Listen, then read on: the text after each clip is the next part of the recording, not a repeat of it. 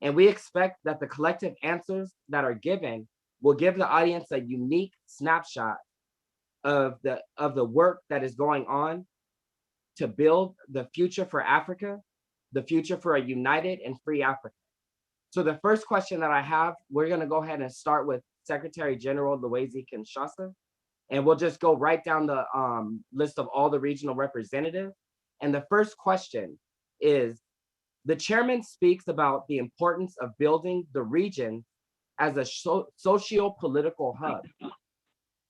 Can you give an example of an activity specific to the region which supports building the African workers' state? And again, we'll start with Secretary General Louise Kinshasa. Uhuru. Yes. Uhuru, Chair Mwambi, and also Chair Masamela. I would like to salute both of you, and I also would like to salute my leadership, Chairman of Chair, for bringing this vision of African internationalism that allows Africans across the world to be involved in a one single revolutionary project. And this LD is just one aspect that represents that. And the question of building regional strategy that takes us to building the African workers' state is just a fundamental question throughout the world that we need to take on. From Europe to Africa and the United States, wherever we are, people are already familiar, and you're going to hear more from our comrades in each location, giving you concrete examples how we taking first, are we winning our people to participate to build dual power, put them into practice, as the chairman will put it. That's really just fundamental, doing for ourselves, building institutions that speak to the needs of the African working class, because the African working class has to be brought to political light in the process of solving the problems of the revolution for the long time, and also solving the problems that we are involved in every day now, so that the people can join the struggle now, by the same time they're tied up to the question of long-term building for revolution. In Europe, we don't have institutions in a sense like buildings and things like that.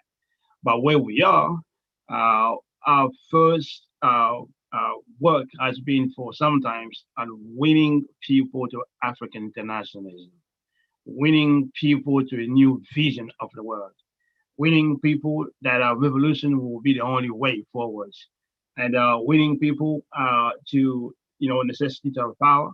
And one of the two we have here is definitely is the Banning Spear newspaper, the oldest Black Power newspaper in the world, and having the bilingual version of it. This is basically the primary tool we have at the moment that unites everybody in Europe and those also in Africa, but particularly in Europe, to be part of the movement, to know the vision of the movement, to make them African internationalists. And this is what comrades we have in Europe take to the street, win basically not just the people, but also build relationship on the ground, so that the people can become a part of this movement to build dual power, a dual and contending power. That's the first place we are. And as you know, Banning Spear also would be planning for its development to be something to sustain itself, also to contribute to the economic development of the Africans where we are, and particularly in Europe.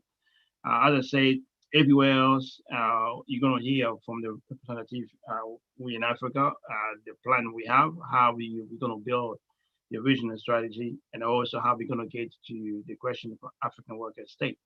I just want to say quickly, there is no way we can build these institutions. There is no way we can organize, win our people to join this revolutionary project if people, if the African workers don't understand the question of the state. Because in final analysis, imperialism would allow us to develop at its expense, since the foundation of fascist capitalism is the colonization of black people. So that will mean that imperialism, the bourgeoisie, has to be defeated. Wherever the bourgeoisie is, in North America, in Europe, wherever they have to be defeated. The bourgeois state has to go, and it has to be replaced by the worker state. And Africans like in Europe, they might find it difficult because the tendency is to see the struggle or some things happening out there in Africa. No, the European bourgeoisie, like in France and England, have to be defeated. The bourgeoisie state has to go. So the presence of Africans outside is just strategic in places like Europe, United States, and other places, because the African workers have to lead the struggle, has to be at the forefront, has to be the vanguard, has to involve in the struggle to make that happen. We also involved here in duplicating the strategy of building mass organizations, because the workers have to get used to managing their own institutions. They have to used to managing, impedum, managing UpDev, managing whatever institution we have. The African working class have to learn how to do it, have to learn how to become its own leadership. And that is, this process is also what we're looking forward to, getting the African workers to be their own leaders, and also protect those institutions. So if you're building for dual power, you have to anticipate also the capability to defend those institutions, which means you have to think how you're going to have workers state. Because for us to be able to deliver our programs fully, for us to be able to move our community, our people to socialism, we will have to have a black power state. The African workers, the same who produce everything in society, wherever we are, will be also the same one, will manage everything, will protect everything, will distribute everything. And that's something that has had to happen. So that's what basically I can say from now, that yes, build for regional strategy, which means build institutions for dual and contending powers, but also mean winning people to the necessity to protect our institution, but most importantly, defeat the bourgeois state wherever we are, so that we can be in a possibility to seize and hold power in the hands of the African working class. So all power to the African working class, and that's basically where we need to go. So I want to thank the organized reality for giving me the opportunity to speak today. Welcome. Uhuru. Thank you so much, Secretary General Lawezi. Next, we have Tafari Mugeri, Uhuru, from Occupied Azania.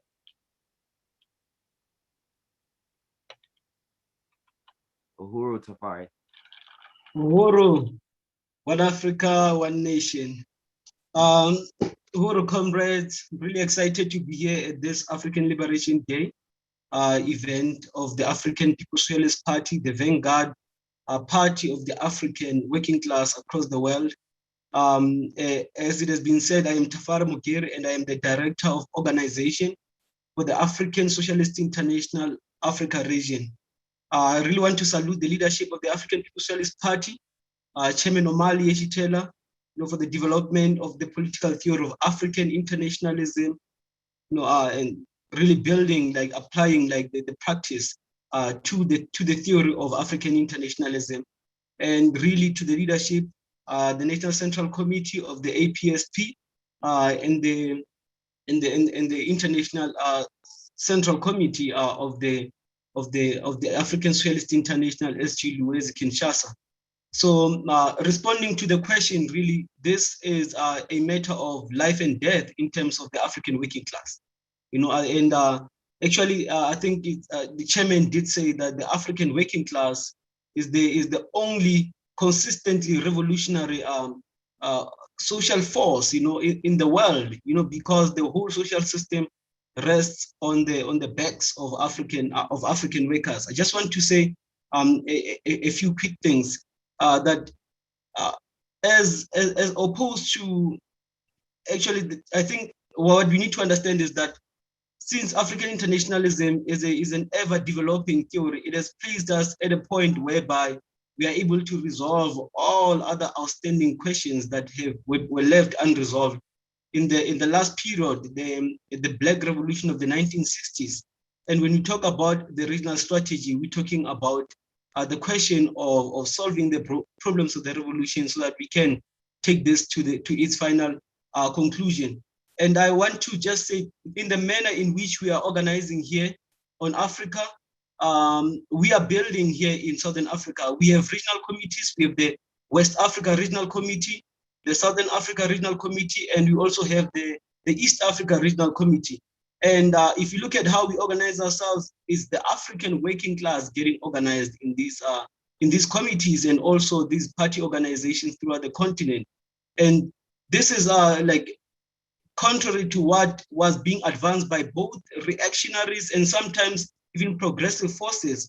Like there's a criticism that has been made in our party's political reports to the fact that Kwame Nkrumah, as much as he was fighting for Africa to unite, he was unable to really define neo-colonialism as a tactic or strategy that really requires the African petty bourgeoisie as the platform, as the foundation for that attack or sabotage of the African liberation movement. So it is our party that gave neo-colonialism a class character. And we're saying this just to say that we are organizing the African working class. This is the party of the African working class. So the regional strategy, us building, uniting the politics with the economics, building economic institutions, like here in occupied Tanzania, we are busy working on a garment factory. That is what SG Lewis was talking about in terms of dual and contending power. We're going to be doing the same in West Africa, and this has to be done throughout the continent. And so I just want to actually just to say, we've been around here in occupied Tanzania. Actually, in 2017, we did organize an ALT.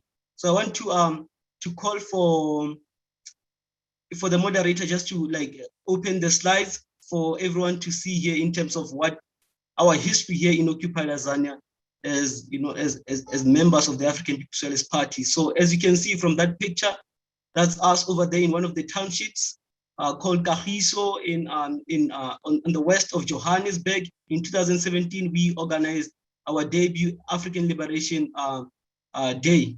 So you can see the RBG there, red, black, and green. Next slide. And that is from 2019, the African National Women's Organization Pre-Convention Conference that was organized by the sisters who are in the African People's Socialist Party. And it was such a remarkable event. And right now we continue to build the African National Women's Organization. And the last slide. So this is from this earlier in February. These are party forces and supporters and members of the Uhuru movement in Sierra Leone, Freetown. Comrade Chairman Molai organized the viewing party, or the screening of the APSP plenary, the second plenary to the 2018 party congress. So this is just I'm just giving you a glimpse of what is being done in terms of applying the regional strategy, organizing throughout the continent as it has been called for by the leadership of this party. So we are building to win. So forward with the African liberation, forward Uhuru.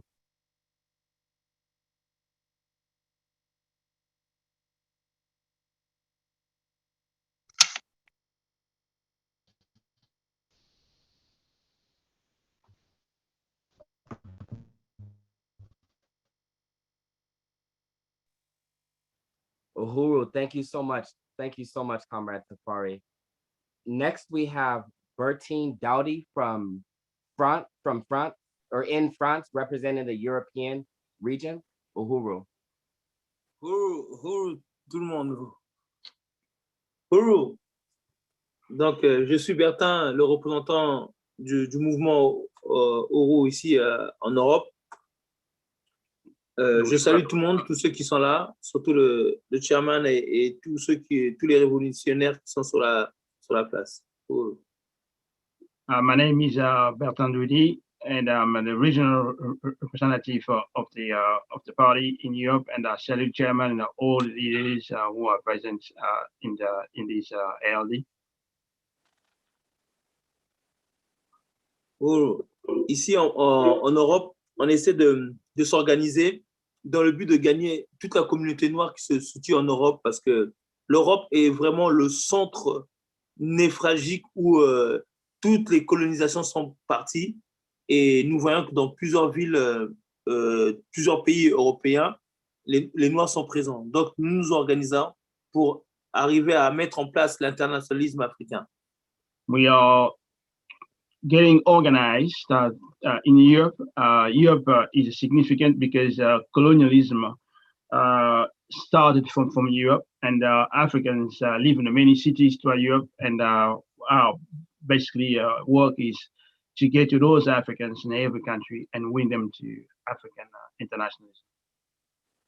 Et la grande stratégie est la propagation de l'idéologie socialiste, l'internationalisme socialiste africain, construire nos propres commerces, donc nos propres économies, créer des organisations concurrentielles à celles qui sont en place ici. Donc, our greatest tool basically is to win those Africans to African internationalism. This way, we will be in a competition with all the colonizers' organizations. La lutte idéologique pour le pouvoir noir est se présenter dans tous les banlieues, tous les lieux là où les Noirs sont, afin de construire des différentes unités. Par le moyen de, bien sûr, la guerre des idées qui est propagée sur les médias sociaux avec le secrétaire général, et je lui dis, l'éducation politique que nous faisons dans différents lieux et le suivi que nous avons avec les nouveaux. Oh. And he's saying that our goal is to take the ideological battle or struggles into the suburbs where the Africans are. We want to take the war of ideas in those places. Vraiment accentuer notre combat sur les réseaux sociaux, parce que actuellement c'est vraiment le lieu où toutes les confrontations, où toutes les idées s'échangent, et surtout le fait qu'aujourd'hui sur la France, ceux qui rentrent dans le mouvement commencent à écrire des articles dans les journaux, et ce sont des articles qui sont écrits par nous-mêmes, ce qui nous permet en fin de compte de pouvoir divulguer en plus les idées et de motiver les nouveaux qui rentrent dans le mouvement. Saying one area where we have to do battle is like the social media, and say likely some of the new recruits we have are good writers, so that gives it's a good source of motivation, because we can basically keep their motivation and take the battles to those places, social media in particular. Yeah. Comme actuellement, la tendance des Africains est de se séparer directement du colonialisme, nous devons profiter, et nous profitons de cette situation-là pour aller dans les différentes manifestations, aller à la rencontre des Africains qui sont dans des lieux qui sont éloignés de la capitale, pour pouvoir les informer de notre idéologie et de nous rejoindre. Parce qu'aujourd'hui, les gens veulent se battre, mais ils n'ont pas d'organisation en face. Et notre organisation a ce but. Like saying that there are a lot of Africans who are willing to fight. Since the Africans are dispersed and they are prepared to leave Paris, to go away from Paris, basically take the African internationalism to those Africans, so that they can be won to the new vision. Et toutes les interventions, par exemple, du chairman qui ont eu sur Mobali Makassi, ont eu un impact très fort, et les gens nous sollicitent maintenant un peu plus. Donc, nous devons profiter de ce système de l'idéologie des médias sociaux, où tout le monde se réfugie pour avoir des informations. Et donc, il faut qu'on soit plus présent dans chaque ville via les réseaux sociaux. Cool. It's saying basically the presentation of the chairman on Mobali Makashi has a greater impact. So that basically creating basically a lot of people getting in touch with us, and which means that the visibility of the organization also has to increase. That's how basically he talked about the work needs to be done on social media, for example. So we need the organization need to be more visible so they can win all these new forces. Et nous devons changer les habitudes de contestation qu'il y a dans les différentes villes où il y a une grande masse de la population africaine. Nous devons changer leurs habitudes de combat parce que c'était que des répressions. Là, nous leur apportons une idéologie et un objectif et surtout une ligne à suivre pour pouvoir se libérer. Oh. And he's saying that one of our goals is basically to change the habit of African people because there are a lot of protests that are taking place with Africans, but our participation definitely is going to make a difference, or it's making a difference because we are bringing a clear revolutionary political line, bringing a clear revolutionary objective. Yeah, that's some of the our contribution on the ground here. Surtout que maintenant, ils sont tout à fait d'accord. La plupart des gens qu'on rencontre sont d'accord par une séparation du pouvoir économique, une séparation de notre sécurité, une séparation même de notre éducation. Donc, quand on présente l'idéologie de l'internationalisme africain, il est très bien accepté. À nous maintenant d'être sur le terrain continuellement, et ça, jour par jour. Saying that we have to be on the ground on a regular basis because more people are accepting African internationalism because before people used to see things differently, you know, security, economical, political, people used to see things separately. But our presence on the ground is helping people to see things as a united, everything is connected. And we need to definitely be more on the ground, to be more consistent, that's what he's saying. Ouais. Nous savons de quoi nous souffrons du colonialisme et pour pouvoir guérir cette maladie-là, le seul vaccin est la révolution. Uru. Saying we know what the disease is colonialism, and the only cure is black power, is a revolution. Yeah. Uru. Yes, well.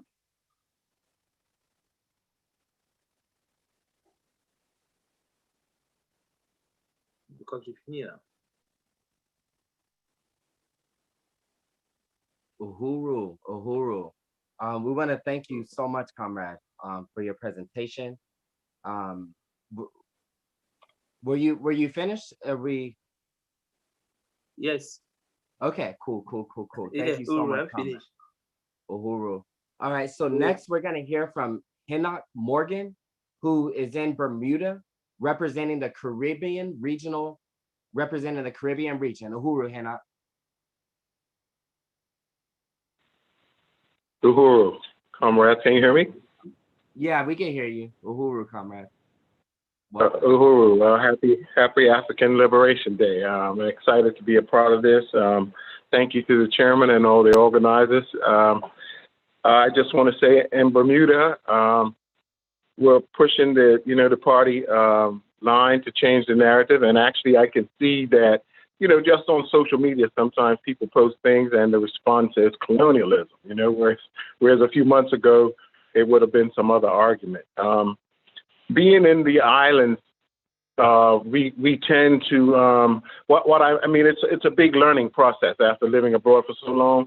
And I think what we have here is a horizon view. Lots of times colonialism, the oppression that we go through day to day, the economic struggles or whatever, they block our view from our worldview. So we tend to not really see things that are going on in the globe. And I say many times that the contradictions of colonialism are obscured and veiled here in Bermuda, but in reality, they are not. We live on a small island, 22 square miles. but the youth demographic, like those just about to graduate high school and those that have left high school, those are where most of the murders take place. These groups are segregated into quote unquote gangs, and we have some of these young men and women are unable, can you imagine this, to travel to other parts of this little island out of fear. So even though there aren't any police murders and drone strikes and other things like that, and we tend to live reasonably close to the oasis of white bliss. So, you have to argue with people about what's going on. It's a constant battle, like to constantly change the narrative and to push the party line. The other issue then has become racism, to convince Africans that we shouldn't be labeled as a quote unquote race of blacks and denied our landmass connection as any other respected ethnic group is. I mean, my latest argument has been to, could you imagine that whites would tell all Asians that they're now yellows, and that in denial of that whether they're Korean or Filipino or Japanese or Chinese, I mean, they wouldn't accept it because they know who we are. So the argument is about our incoherence, and then to access and look at the other things that are going on around the region. The abject poverty that exists in many other Caribbean islands, while the beauty is exploited and great wealth is amassed off of the working class who never really get an opportunity to enjoy the beauty of the place where we live. And in effort to push the party line, I've reached out to One Caribbean News, to Magnetic Media TV, in order to try to get the plight of Guadeloupe and Martinique into the forefront of the English media. This is something that really is deep in my soul. That it's really terrible, and I want to know. We should know how many other African nations in the Caribbean and South America that produce agriculture, bananas or whatever, are using this product or have used this product, or even in Africa. So this is a kind of pet peeve of mine. I've reached out also to consistently to Jamaica. I'm trying to right now. I'm trying to reach a brother John L. That if you're watching this in Grenada, who comes on our O'Malley Taught Me Sunday classes, and so I'm making a serious effort, and I'm happy to say that I was finally I'm able to get the Burning Spear here and the reparations posters, and before the end of the day, I'm not staying for the rest of this. I'll be out. I'll be able to say that the spear is on sale in a few local businesses, and I'm really excited about that. I think that that's going to help to bring more comrades into the party. And again, I'm very grateful. I haven't said it much, but I'm grateful to Kabina and Comrade Aisha for connecting with this organization years ago. We had some initial struggles, and I'm grateful for them because it's a learning curve, and we know that this little foolishness could never happen again. And so, uhuru, comrades, and again, thank you very much. Uhuru. We appreciate you so much, Henok. We appreciate you so much. It's great work that's going on down in the Caribbean. So now we're going to go ahead and bring it here to the U.S. And I'll go ahead and introduce our Northern Regional Representative based in Pennsylvania, Tiffany Murphy. Uhuru, Tiffany. Uhuru, comrade. Thank you. Absolutely. Absolutely. Uhuru, can I be heard? Yeah, you're good. Uhuru. Okay. I would like to salute my direct leadership, Chairman Omali Yeshatela, Deputy Chair Owners and Yeshatela, and the National Central Committee of the APSP for your profound leadership and stance in forwarding this revolutionary trajectory. I also want to appreciate and thank the organizers for the opportunity to speak today. Implementing the regional strategy and how this leads to building an African workers' state. First and foremost, I think the regional strategy is really critical to building organizational capacity. We as regional leaders have a responsibility to engage and win the masses into a serious revolutionary process. And that's a process that includes putting African internationalism via the burning spear into the hands of all Africans, thus engaging in the war of ideas. This also includes building up a cadre stance from forces in our own ranks. Yeah, we have to build steel cadre. That is something that has been called on for some time. So, you know, we have to make sure that we are doing proper diligence in having the political educations, making sure that we are struggling with our comrades. So, you know, they have the cadre stance in order to go out into the go out to the communities and really represent the party in a proper way. Our people are really hungry for analysis and the way forward, and the party is doing that on all fronts. So that's one part. So, but when Nkrumah made his presentation to the neo-colonial OAU in 1963, he had two primary objectives in his messaging, right? So he really struggled to reinforce the idea that that the borders needed to be eliminated that existed in the continent of Africa. And, you know, he also put emphasis on creating an all-African government. And Nkrumah quotes, independence is only the prelude to a new and more involved struggle for the right to conduct our own economic and social affairs and to construct our society according to our aspirations, unhampered by crushing and humiliating neo-colonialist controls and interference. And then the party took it a step further by saying in the seventh Congress political report, by way of the regional strategy, and saying our struggle is not just for neo-colonialism, it's against colonial capitalism. And that struggle needs to be rooted in the colonized territories that we occupy. That is part of the regional strategy. This is the essence of dual and contending power. The victory of our party will come as a consequence in successfully transforming every colonized African community into a conscious, active opponent of colonialism, thus delivering the final death blow to an already dying social system rooted in colonial capitalism.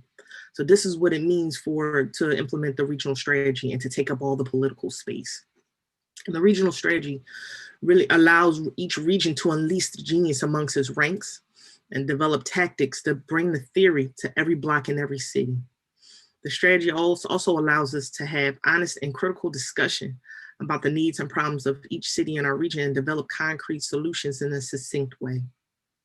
When carried out effectively, it actively helps the masses in seeing the colonial contradictions that exist that constantly plague our communities and play an active role in demystifying the path to revolution and negating this blood-sucking imperialist social system. Uhuru.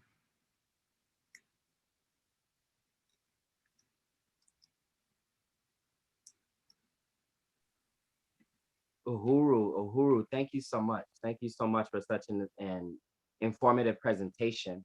We're gonna go ahead and move to the Midwest Regional Representative, Malika Bukeji, who is based in St. Louis, Missouri. Uhuru. Uhuru, comrade. Thank you so much. Just want to start out by saluting the leader of our party and the leader of the Vanguard Party, Chairman Omali Yeshitela, and DC owner Zanae Yeshitela, and just thank everyone for just being able to come into this process and talk about, you know, what the regional strategy means and how important it is to us being able to make this revolution. I represent the Midwest African People's Socialist Party, Midwest region, USA. And as was said, I'm based here in St. Louis. And even though organizing in the Midwest was nothing new, there was August 14, 2014, when there was the murder of Mike Brown. Then there was a certain sound that was emanating from this area here in St. Louis, Missouri. And our leader, Chairman O'Malley Yeshitela, heard that sound. And when he saw the people resisting, then immediately he said that he had to come to this area and put boots on the ground. And, you know, our chairman has the uncanny ability to be able to have the eye and the ear for conditions that are favorable to us doing what we need to do to bring about this revolution. So his coming here in August led to Deputy Chair coming after that, and helping to procure space and begin to build something that could be seen right here in the Midwest region. And so the regional strategy actually gives you the opportunity to see the fact that the political and the economic are one, and you get to see it unfolding right before your eyes. And that's what we have seen here in St. Louis with the building of Aquaba Hall and the building of the Uhuru House. And then after that was done, we're taught within our movement that one thing should lead to another. That's part of the regional strategy. And so after we built those things, then we went about tearing down other buildings and making other constructions and everything like that. Our Uhuru Jico Kitchen, which is going to be a workforce program for inmates coming out of prison. Our fourplex, which is a housing space for people coming home from prison. All of these things went into play, but that after those were built, then we had our campaigns that we just ran. We ran 2 candidates. It was a people's campaign. And then after that campaign, we're right back out here right now getting ready to open up the One Africa, One Nation marketplace, opening up in just about a week. And this is where the people have watched the regional strategy unfold. They've seen the buildings come up. And this coming weekend, working this regional strategy, we're inviting the people in to say, come celebrate. This is a victory for us. This is what we have done. This is ours. And so I can't say how important it is, the regional strategy, and just ensuring that this is critical as we say we're answering this call to build an African worker state. So in the words of my leader, Israel tu, Africa, Africa, Israel tu.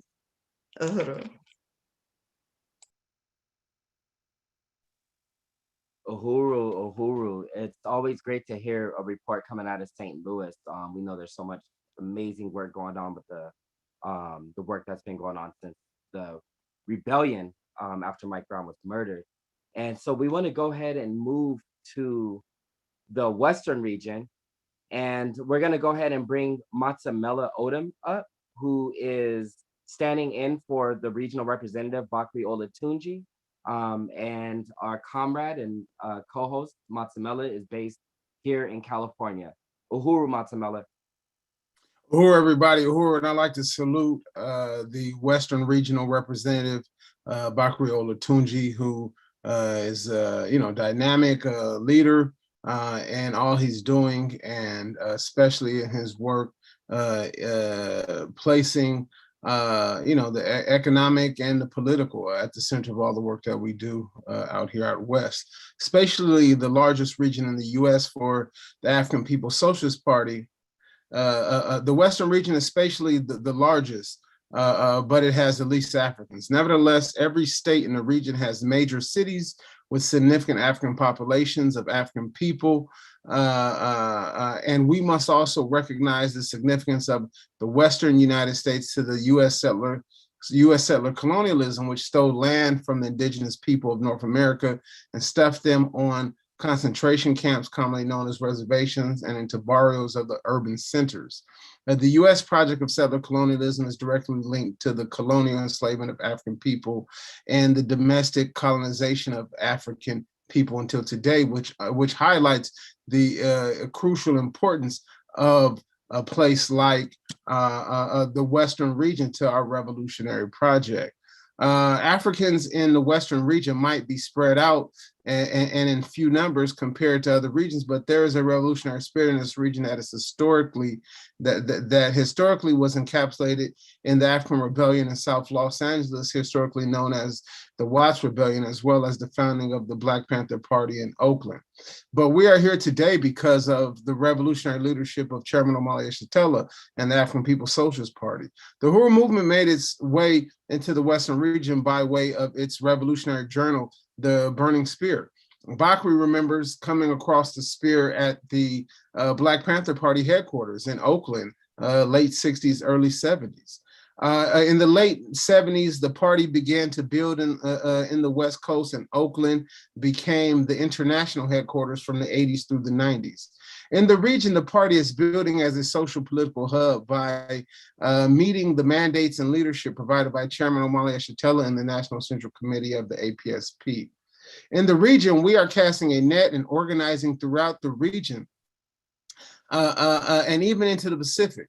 We have members and volunteers of movement organizations such as the International People's Democratic Uhuru Movement, the All African People's Development and Empowerment Project, the African National Women's Organization, Uhuru Foods and Pies, Uhuru Furniture and Collectibles, and other organizations throughout the region in practically every state with the exception of Idaho, Utah, and Montana. And that might still be changing. We have members across colonial borders into Tijuana, Mexico, and Alberta, Canada. In the region, the International People's Democratic Uhuru Movement is supporting the building of the African worker state by the, hold on one second, everybody.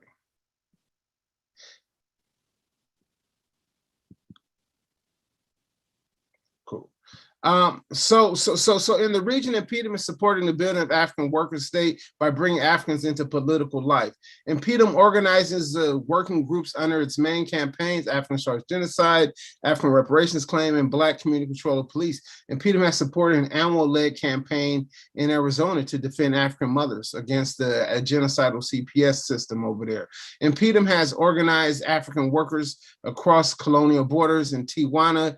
Coming out of the Black Power Summit, and Impedum is building a reparations working group out west, and even in accordance with African Charged Genocide, developing a campaign going into the Pacific, having the 14-point platform translated into Tagalog, the language of the Philippines, and making links with Filipino revolution organizations in the process of recruiting Africans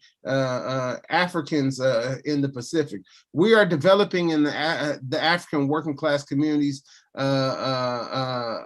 Impedum and APSP LPU in San Diego has opened an office in the heart of African community. Uhuru Foods and Pies, as well as Uhuru Furniture and Collectibles, is the standard for the use of the Uhuru into You process that recruits and organizes the African working class. Our parts of the region are supporting Oakland, the political economic hub. The party units and organizations are working to grow all of the party's mass organizations throughout the region, such as ANWO and ABDEP. From San Diego to Tucson, we can see the local outgrowth of the Black Power Summit resolutions to build the Uhuru Kijiji Child Care Collectives and the mental health working groups. We also have the agitation and propaganda a working group, which has expanded spirit cells in the region, expanded to cells of party publications in the region, and is currently running a political education series, which has already been a great tool for recruitment and organization. Uhuru.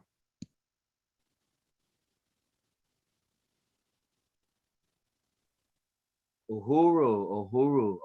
Great report from the Western region. And speaking of burning spear cells, I want to go ahead and bring up one of our top burning spear sellers, who is also the regional representative for the Southern region, Kobina Bantushangu. Kobina, where you at, comrade? Uhuru, comrades, can y'all hear me? Uhuru, we can hear you. Uhuru, and I want to put up the burning spear, as well. Uhuru. You know what I'm saying? But I really like everybody else and all the other regional representatives, I appreciate all the comrades, and I have to salute, my leadership, Chairman Omali Yeshitela, and DC Ona, and the NCC, and I appreciate the leadership that's been given to the whole African nation, and developing African internationalism.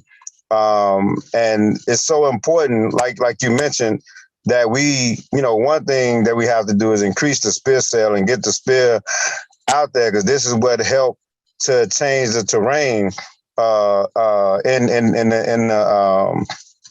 the ground where we at.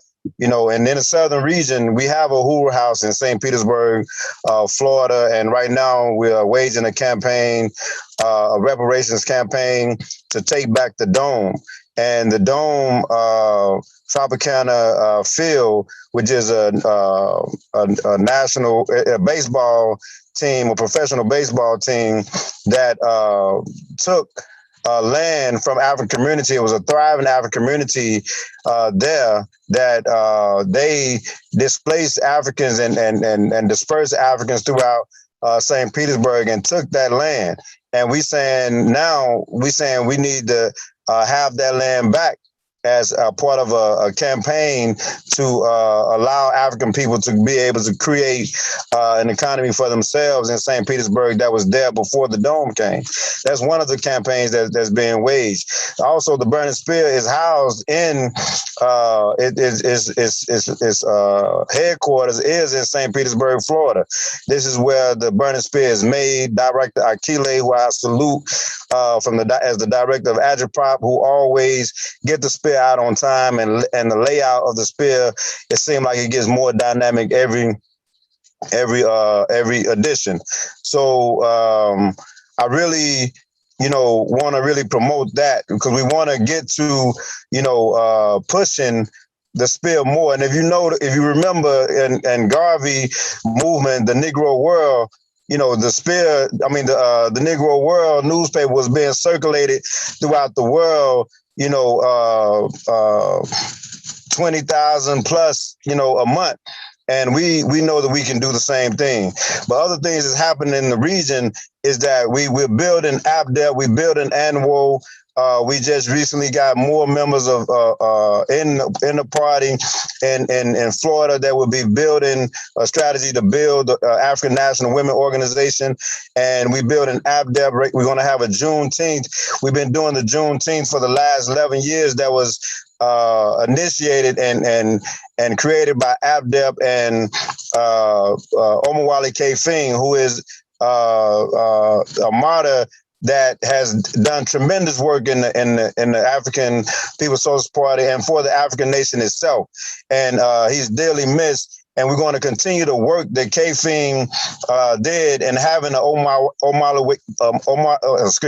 Omowale K-Fing June 19th in Houston, Texas.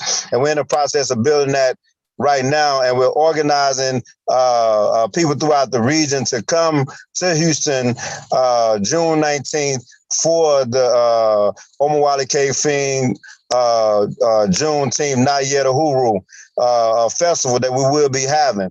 And we have Zenzele Consignment Shop right here in Huntsville, Alabama, where I'm located, where it's the economic institution of ABDEP, and we're building a strong community garden here, not just to say that we can grow food, but this is a real practical program to build self-sufficiency, to build independence. We say we want to govern ourselves, and part of being able to govern ourselves, we have to meet the needs of our nation. You know what I'm saying? And one of those things is being able to feed ourselves and not being dependent on anybody else. And it also addresses food deserts. It also addresses,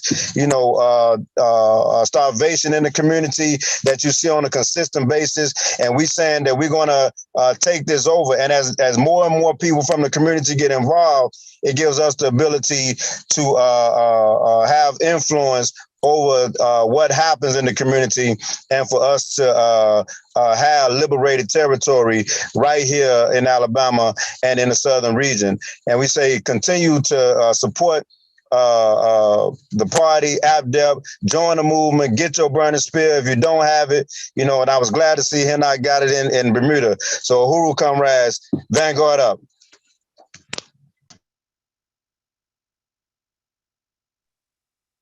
Uhuru. I want to thank everybody for answering that question. And I wanted to go ahead and ask another question. If Yejide, if we're good, I'm gonna go ahead and ask the second question. If not, go ahead and stop me. But we're gonna go back to Secretary General Luwezi Kinshasa. And the second question is slightly different. And what it says is, how does implementing the regional strategy in your region lead to building an African worker state? So let me repeat that again. How does implementing the regional strategy in your region lead to building an African worker state, which is the title of this current African Liberation Day? And so let's go ahead and take it back to Secretary General Luwezi Kinshasa. Uhuru. Yes, so Comrade Mwambi. I will take a quote from the reports to the plenary by Chairman on page 37. It says, the liberated African worker state will only oppress the imperialists and the neo-colonialists who have surrendered Africa's future to them. We call on the entire African working class and all African patriots to rise up against all who will divide the nation and the working class based on the false contradiction of sexual identity, ethnic identity, and regional and religious difference. That's one quote. And another one, it's on page 41. The African worker state can only come into existence by the workers destroying the colonial base of capitalist production, replacing the oppressive state of the colonialist capitalists, and transforming surplus value into social wealth to provide for the well-being of society. This is how the African worker state will provide free healthcare, education, housing, childcare for the toiling masses, through expropriating the stolen resources from the colonialist capitalists, destroying the system of private ownership of social production, and creating a system of social ownership of social production. In a word, socialism, the early stage of communism. The question of state, it's not because we have made a revolution or we have built institutions that the bourgeois state will leave us alone. The bourgeois states and that the black freedom cannot coexist. Black freedom and colonialism cannot coexist, which means that we must anticipate the attack on our institution, our movement, and things like that. So the only way for us to consolidate our freedom, to consolidate all gains we may have made, to consolidate the revolution, is basically to consolidate power, to consolidate the black worker state. And the black worker state, this is a state that needs to be created in the process of making the revolution. It's going to be in Africa, it's going to be in the Caribbean, it's going to be in Europe, it's going to be in America, it's going to be wherever Africans are located. Our operation is international. And so is our revolution. It also has to be international. So the Black Power state is the sum, the addition, the totality of the power of the Black people, wherever we are located. And of course, it will be concentrated in our homeland because that's our homeland. We need to have African worker state there. So all this work to build regional strategy, to win everybody to be involved in building dual and contending power institutions must result in the destruction of bourgeois state, of petit bourgeois neo-colonial state, which are basically extension of the bourgeois state in the colonies. And this is really fundamental. There can't be freedom without Black Power state in the long term. To have freedom, you must have power state. And that, I say again, has to be international, because our oppression is international and we are dispersed. But the cornerstone is definitely, what's the cornerstone, the homeland of Black people is Africa. So we must consolidate a Black power state in the service of the African working class. And the workers will be the workers in arms, the same one producing, the same one distributing, the same one also protecting the nation, the same one also deciding what happens in the Black community. If he doesn't want it to happen in the Black community, it will not happen, because the Black power will talk for that. So that's some of the things that I can say. We have to learn to protect all our institutions. It's all part of it. Making new institutions, protecting them too. And you can't do it if you're not entrenched within the masses. So the masses can always be, providing whatever we need to supply the Black power state. Uhuru, thank you so much.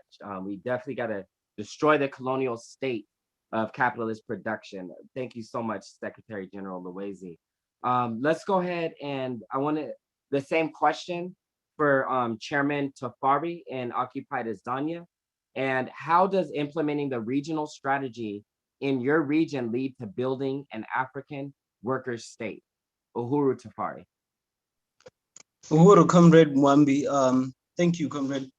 I just want to say, like, firstly, as African internationalists, we are materialists. That we are dialectical materialists, to be precise. We are not idealists. So we choose to see the world as it is. That's how we choose to see things as it is. And the whole social system that we're talking about, that brought us here, that actually expresses itself in terms of the people in Palestine having to confront the settler, a colonial state in the form of the state of Israel, and the NSARS movement and everything, all the struggles we're seeing across the world. This is happening due to the fact that Europeans from Europe, left Europe and attacked Africa primarily, and attacked the world. So African people are colonized. Wherever we are colonized, which means we lack power. The power for us to decide when we're gonna develop Africa, when we're gonna what direction Africa should take in terms of its technological development and so forth. All of that is happening not from the directive of African people, especially the African working class. So what we're doing is we're fighting, and we are clear in terms of what our mission is. We're fighting for state power. We're fighting for the African working class to get power into our own hands. So that's why I even appreciate them, the African People's Socialist Party, being clear in the fact that we are not fighting against colonialism. Our struggle is not against our struggle is not against racism. Our struggle is aimed at fighting against colonialism, because colonialism means that it's the state power, foreign state power, dominating African people, and that's what we want to get rid of. So when we organize, in South Africa, in Swaziland, in Tanzania, Sierra Leone, Ghana, and so forth, this is a real expression of the fact that we're negating the borders, the colonial borders. They must go. That's how we establish the independent, unified socialist state of Africa. Because a lot of people can even talk about socialism in South Africa, and then they want a socialist South Africa, but then there is no socialist South Africa in Africa that is divided. African people, our power was taken away through dividing African people. That's what Chairman Omali was saying in 2019 at the Oxford debate, that the division of Africa is actually part of the manifestation of Africa being dominated. So we have to get rid of the borders, and we don't talk about that in an abstract way. We are practical about it. That's why we are organizing everywhere. So we are fighting for the Black power state, and that's what we are on about until victory is won. Uhuru. So many powerful words in such a short period of time. Thank you so much, comrade. We're gonna go ahead and continue with our comrade in France, Bertine. Dowdy, Uhuru Bertin. And the same question, how does implementing the regional strategy in your region lead to building an African worker state? Uhuru Bertin.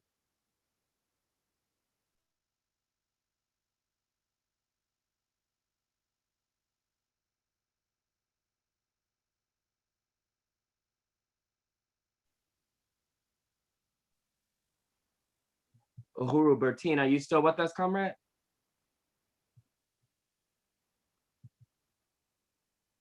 Okay, there you go, Uhuru. J'ai un problème technique là. Mais... Tu as compris la question, Bertin?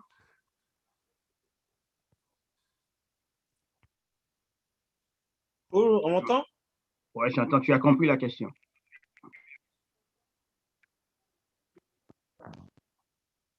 Oui, je le dis. On m'entend là? Ouais, moi je t'entends. Can you hear him? Uhuru, we moi, can je hear t'entends you pas. perfect. Ok. Yeah, okay. Ils t'entendent. Ouais. Tu as compris la question qu'il a posée. Non, je n'ai pas compris. Tu peux juste me répéter la question, s'il te plaît? Et comment est-ce que l'application de la stratégie régionale nous permet donc de construire l'État des travailleurs africains? Comment elle nous permet de construire?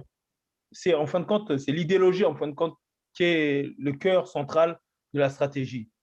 Aujourd'hui, les Africains, ils ont été depuis longtemps ici en combat continuel, mais sans vraiment d'idéologie, en se mettant dans la position de l'oppresseur, en reprenant les idées de l'oppresseur. Et aujourd'hui, nous ramenons une nouvelle idéologie qui les ramène en fin de compte à ce que nous sommes et qui prouve la manière d'être libre et de ne pas faire des compromis.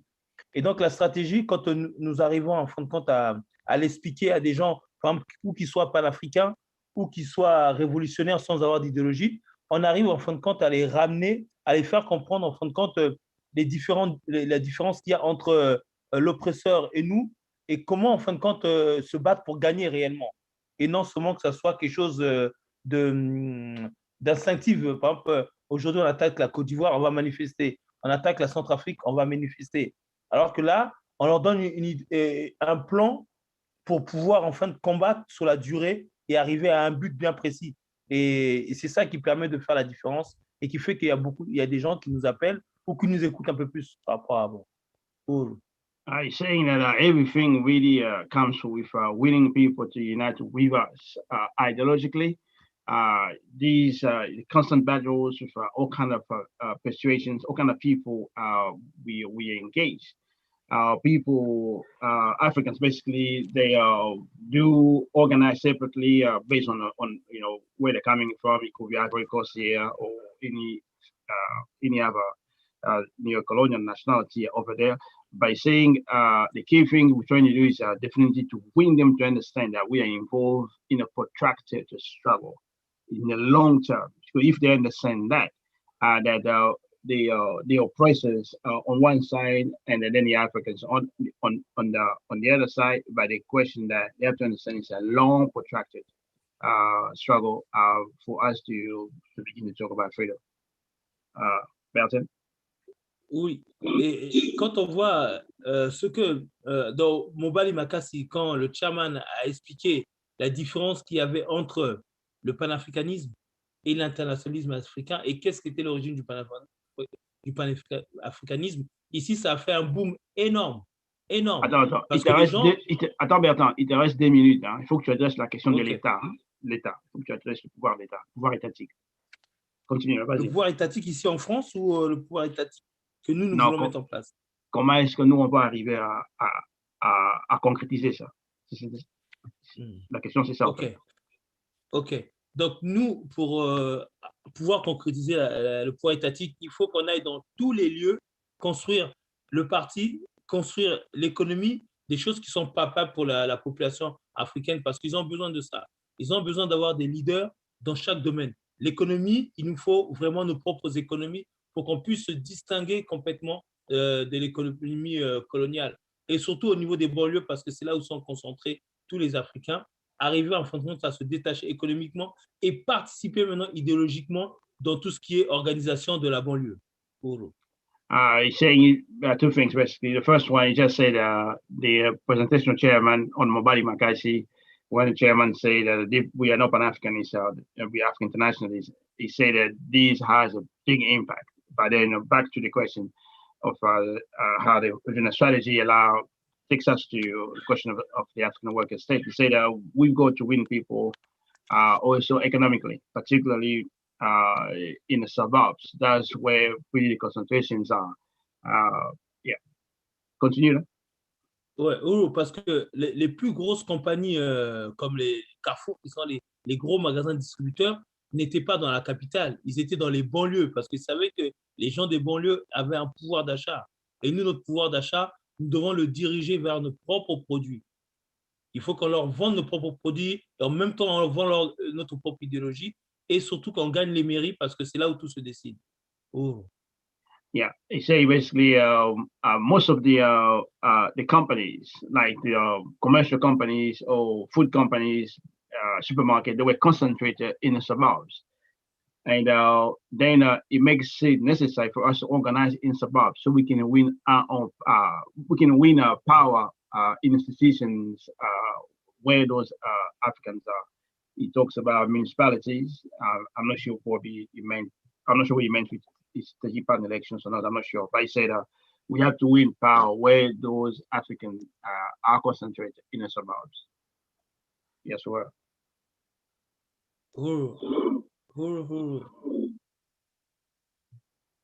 Ouais, c'est bon, c'est la fin. C'est fini. C'est bon. Thank you, Uhuru. Ouais, Bertin, ouais. Uhuru, merci, Bertine, merci. You like that? Uhuru. So we're going to go ahead and take it down to the Caribbean with our comrade Hinnock.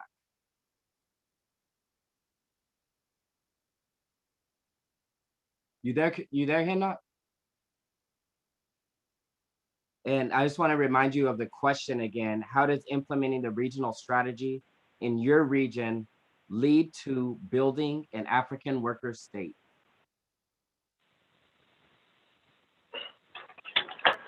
Well,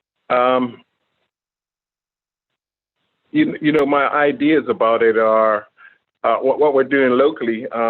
We get a lot of arguments about independence, and I often bring up what that the chairman has taught us. So, I mean, Bermuda's 60,000 people, and if you look at, say, Bahamas, which is independent under neo-colonialist government, and Jamaica and other islands, it really makes no sense. So what we teach them, the narrative that we push, is to unite as under one nation, one Africa, one nation, African internationalism. And what sense does it make for us to be in the middle of the sea, 60,000 people, important just about everything we need, and then there's another island right there in the middle of the sea all around? I mean, each one of us calling ourselves some separate name. I mean, Bermuda is named after Juan de Bermudez, which was a notorious slave trader. So,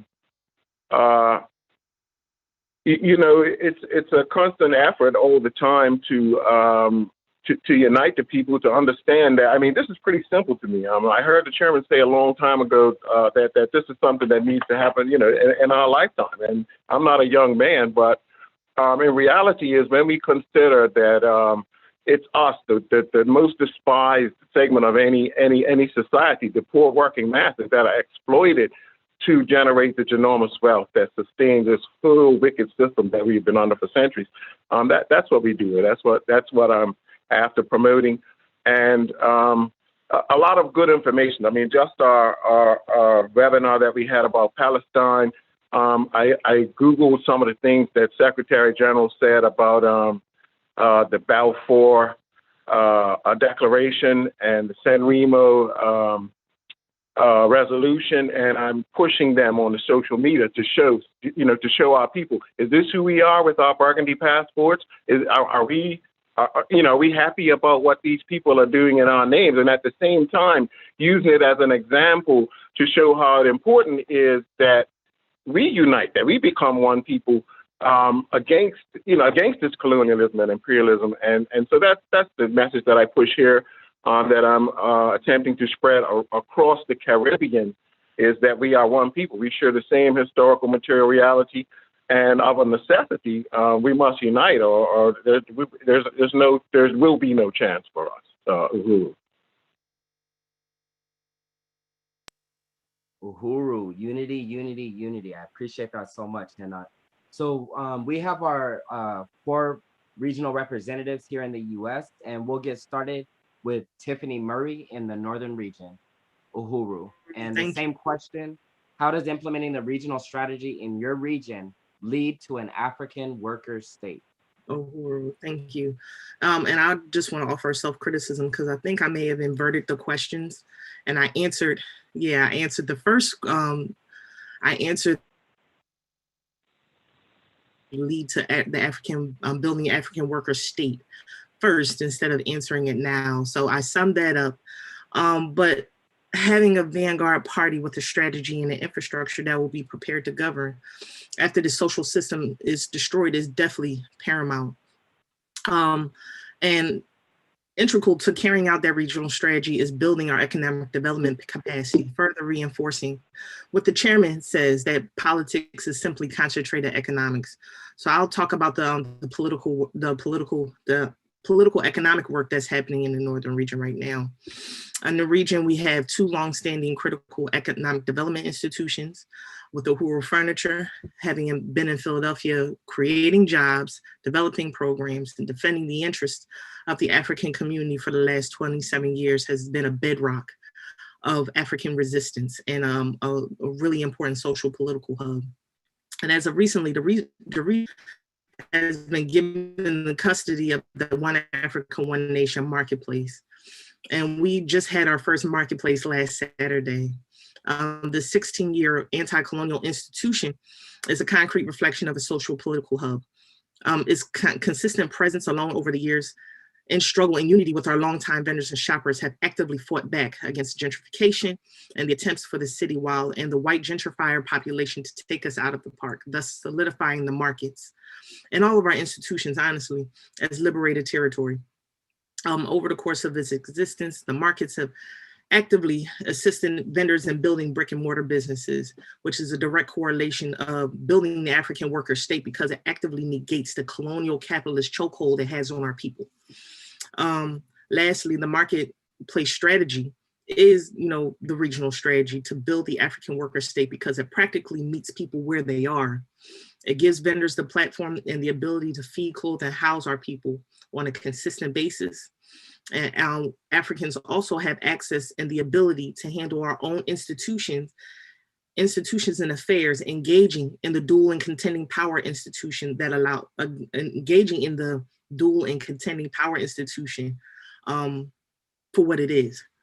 And the people really love the concept of the market itself because it's reminiscent of a traditional African market, which will bring people in, but the political analysis and the physical presence of the party is what's going to keep the people coming back and eventually join the work.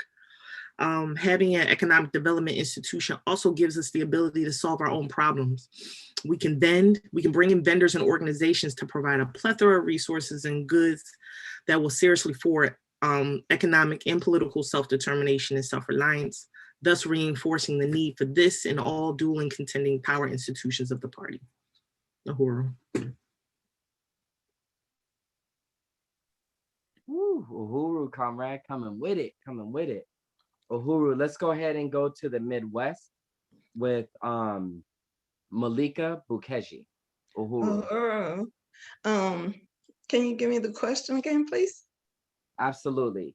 How does implementing the regional strategy in your region lead to building an African worker state? Oh, thank you for that.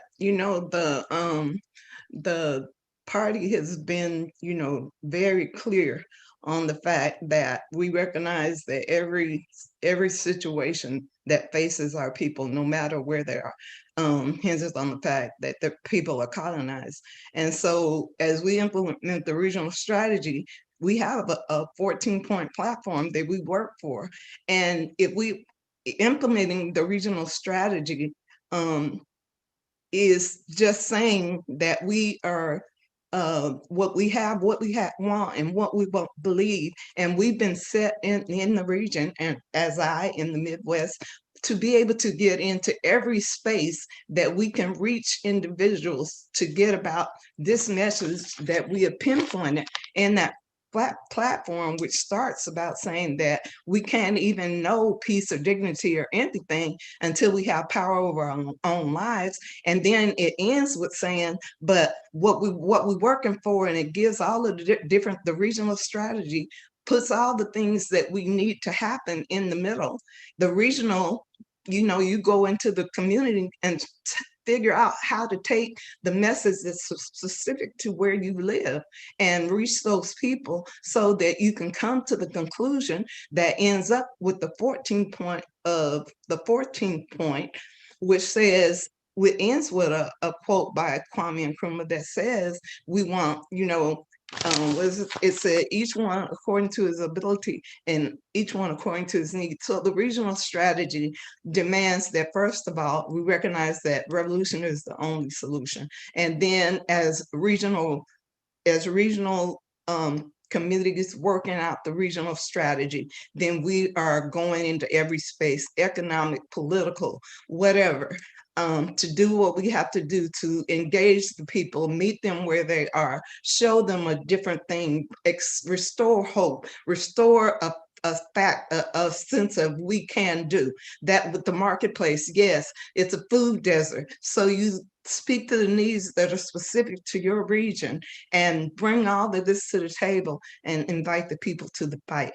That's how we build a worker state. And that is how the region makes that happen. Uhuru.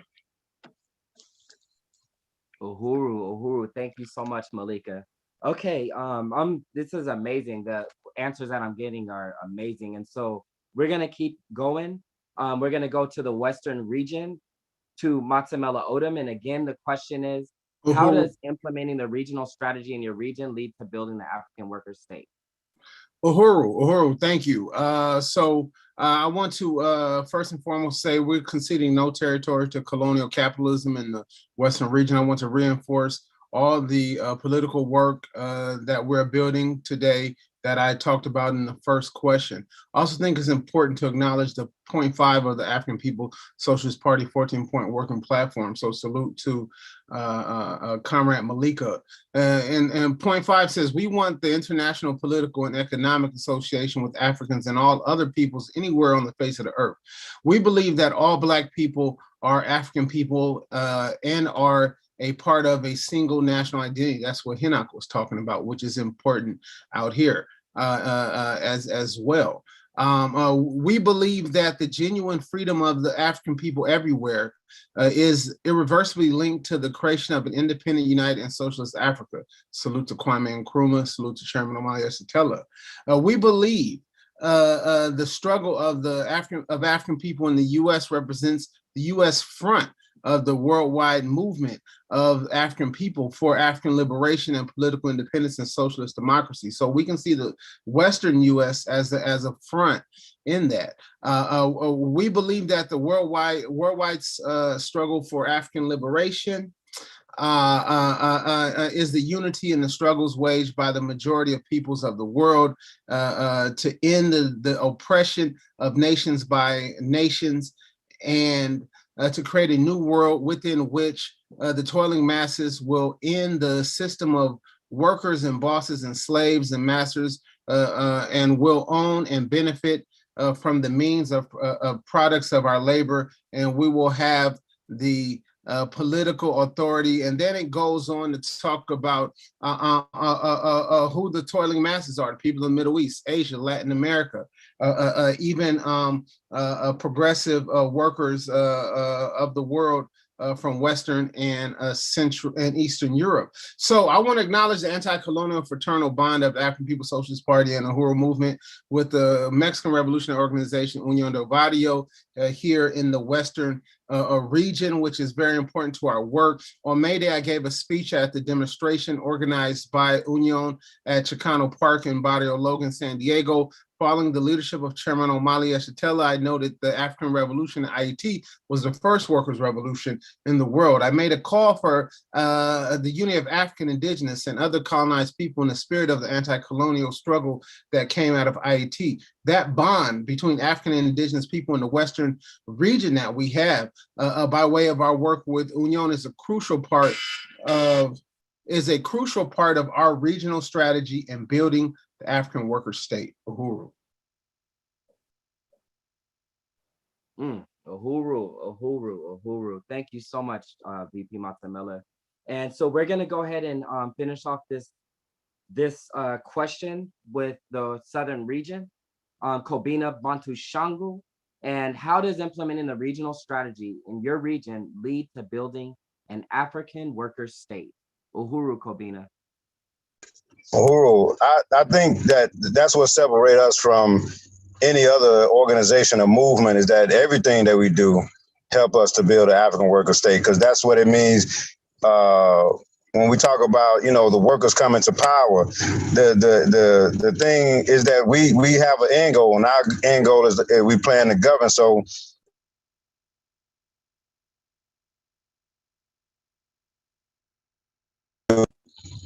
everything that we do is to that end. So when we do a community garden, it's not just to have a community garden, it's to bring the workers to power. It's to create a worker state. It's to liberate that territory. It's to organize the workers to be able to meet our own needs and for us to govern ourselves. And we are materialists. So everything that we do has a plan and is a deliberate step to move us closer to the revolution, and it's bringing workers to power. There's no leap, that people have that say that, we are oppressed and tomorrow we're going to be liberated. We're building independent economy through Zenzele, through the selling the Bernisphere, through the Uhuru House and Uhuru Foods and Pies in St. Petersburg, Florida. Every single thing that we do, every contact that we get is a struggle for us to win the workers to take power and control over shaping and molding our future with our own hands, to organize the people. So every single thing that we do is to bring about that worker state, that workers state. And so we in the African working class community, even when other organizations are not, we are in the African working class community, fighting to take back the dome and winning the people to take power in our own hands. And so this is what we do. Everything that we do, I think, is to move us towards that end. So whether it's the community garden, whether it's black community control over the police, whether it's selling the Bernisphere, whether it's a Uhuru Foods and Pies, every single thing that we do is to bring the workers into power and to create that African worker state. Uhuru.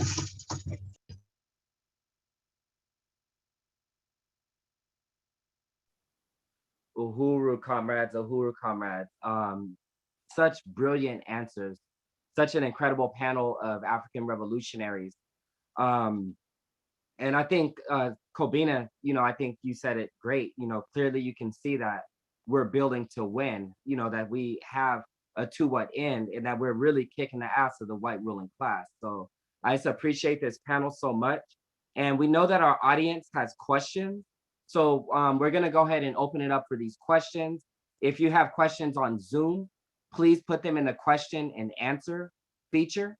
There's a lot going on in the chat, so it's a lot easier to look in the question and answer. And then if you're on Facebook or YouTube channel, we have chat moderators that will make sure that we get to your questions. So let's go ahead and open it up for some questions. Let's see.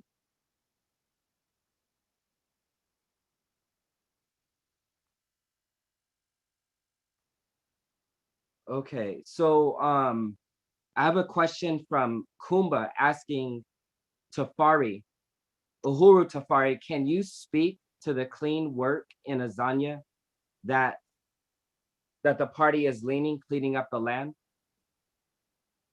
Oh yes, Uhuru, comrade. I'm gonna be brief about this, and I just want to salute comrade SG, Secretary General Asa and of the party over here, because he's the one who's spearheading that project. And I do want to say there's a lot of work that still needs to be done in terms of that, project, because like the trash question, this is like a pandemic in itself, yeah, because actually we are addressing, like, this is just beyond simply collecting trash. We're talking to the whole question of actually negating the colonial power, because we want to make the government redundant in our communities, because all we do is just to vote for them.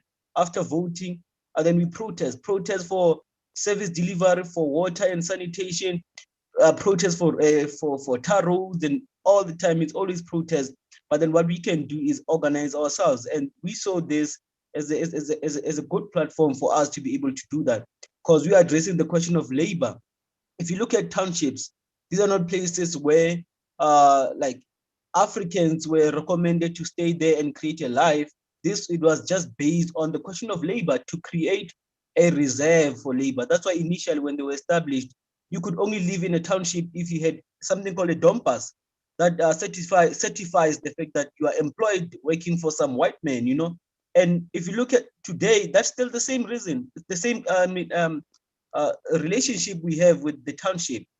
You here, if you're unemployed, you are employed, because if someone dies in the mines, you are the reserve. If someone becomes rebellious and stubborn, whatever, they're gonna be fired, and you're gonna come through. So we, like, for example, one more thing. If you look at the people who are cleaning in white neighborhoods, like I live in Forgeville, just across, the main road is a white community. It's people from here who clean the trash there. But if you drive around here or walk around, you're gonna see it's trash everywhere. African people are sick, so we are addressing the question of labor, health, and self-determination. So there's a lot that still needs to be done, but it's a struggle that needs to be taken on, and this is just part of the whole process. Uhuru.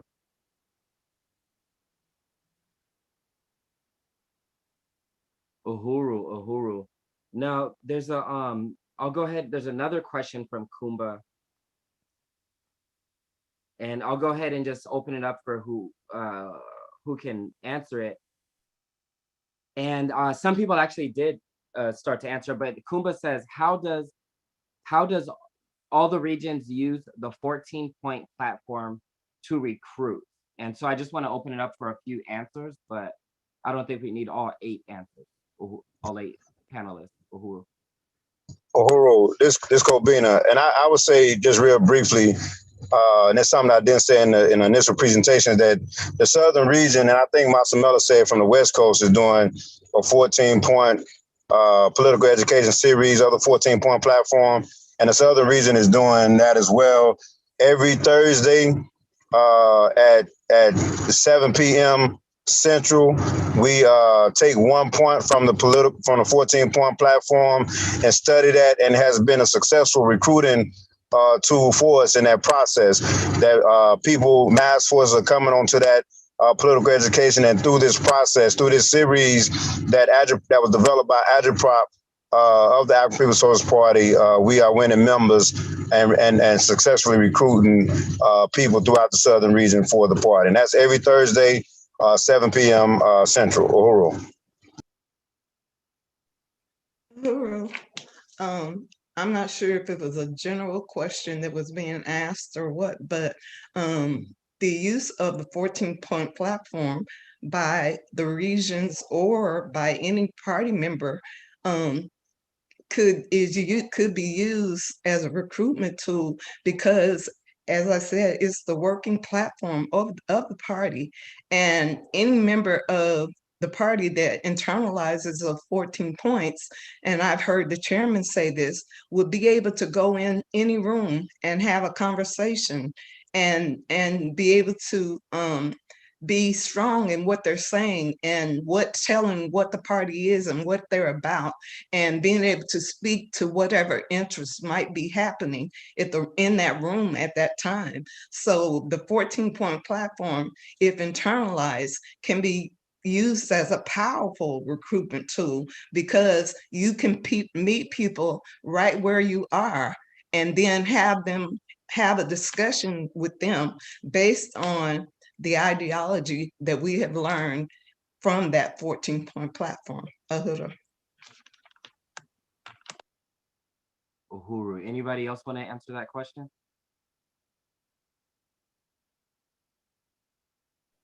Uhuru, yeah, the 14-point platform, is divided into two parts. You got the what we want, which is what we're striving to achieve for African people, for African independence, and what we believe is the ideological underpinning. So behind me, you see about a half a dozen books by Chairman Omar Yeshitela.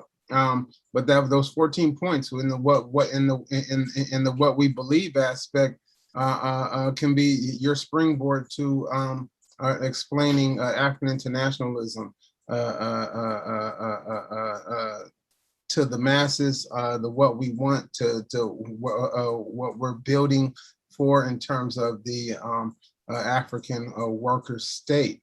There's not a single struggle that's out there that Africans are involving that cannot be answered and summed up through that 14-point platform. So the other thing is, as a recruitment tool, it also holds us accountable to the masses as well. And it's through us embodying, the discipline of the party, the work of the party, that is actually, the best recruitment tool possible.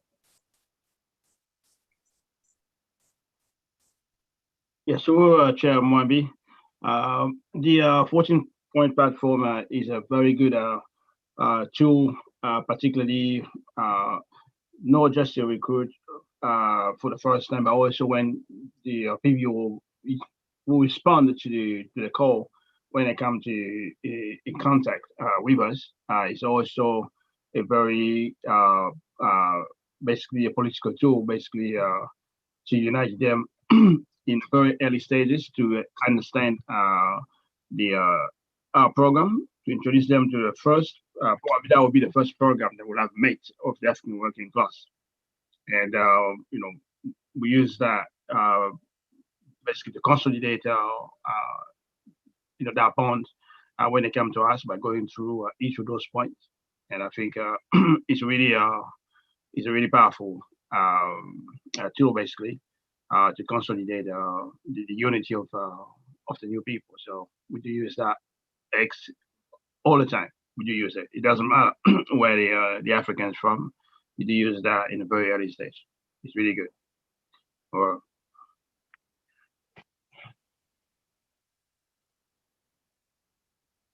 Uhuru.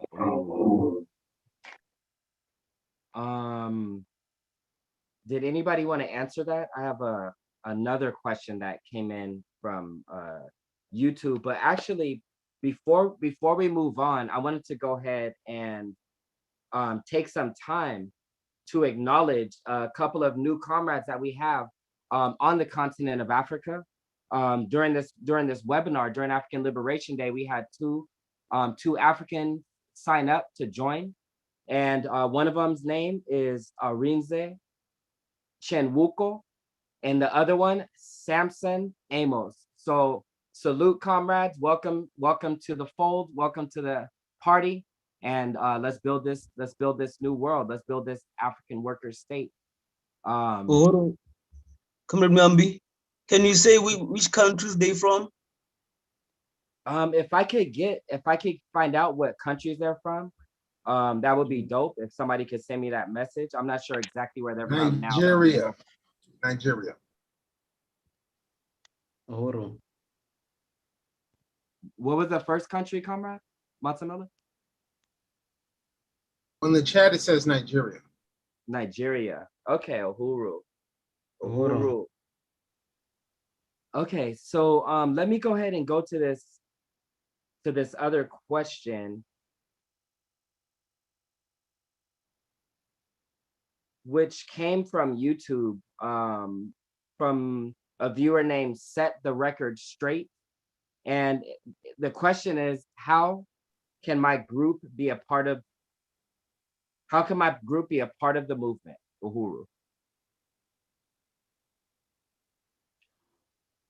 Where they're located, it would be good to know where they are. But one way they can go to apsfuhuru.org to join.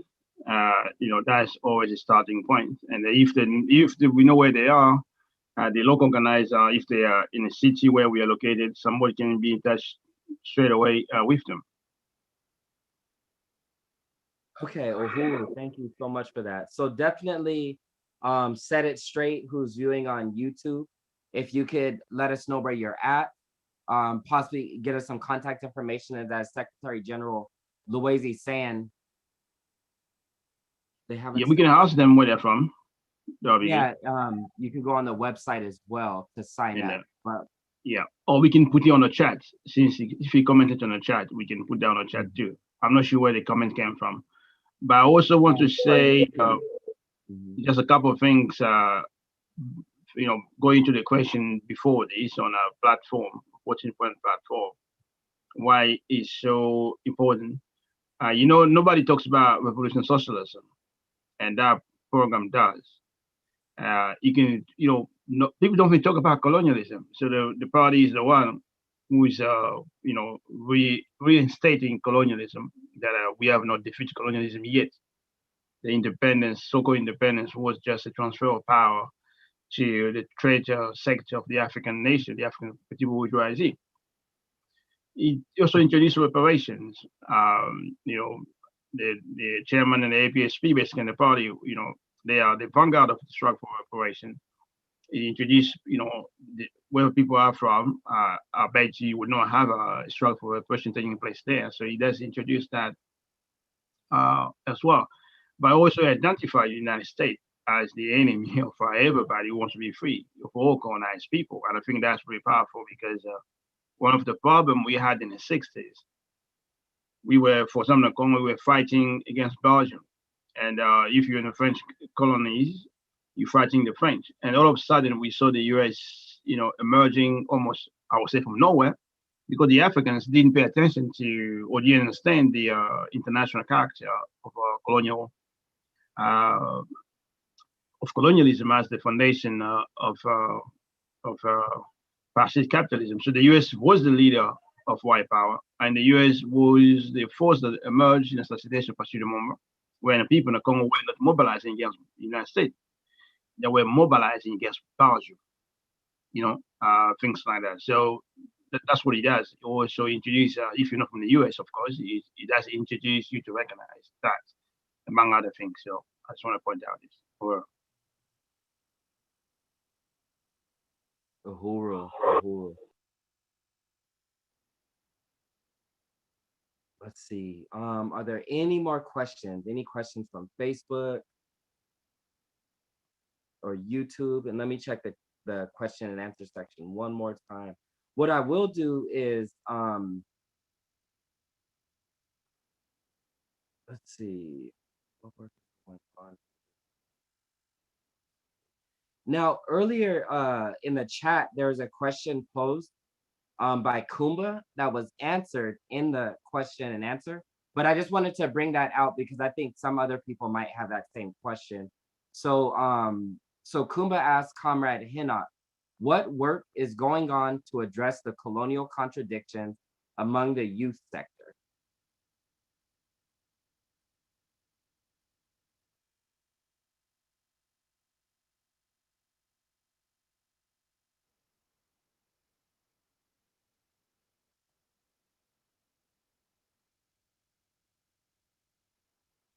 Well, I mean, while Hinnock is doing that, I said, 30 years ago, April 6, 1991, the African People's Socialist Party and Chairman Omali Yeshitela organized the International People's Democratic Uhuru Movement to overturn the and push back the counterinsurgency. What Hinnock outlined was counterinsurgency, the effects of colonialism and neo-colonialism on the lives of African people, even on the beautiful island of Bermuda, as he clearly outlined. So as the comrade knows, we got the International People's Democratic Uhuru Movement, and the way forward is to build the International People's Democratic Uhuru Movement in the Caribbean. Uhuru. But sorry, Henoch.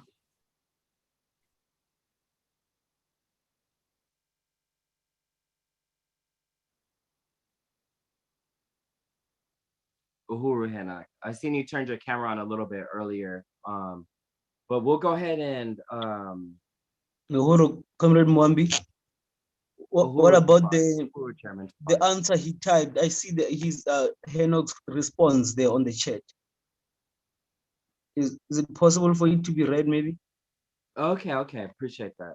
So Henoch replied, unlike America, where abject poverty, living in substandard, crowded conditions can be a major contributor to gangs here, this is almost non-existent.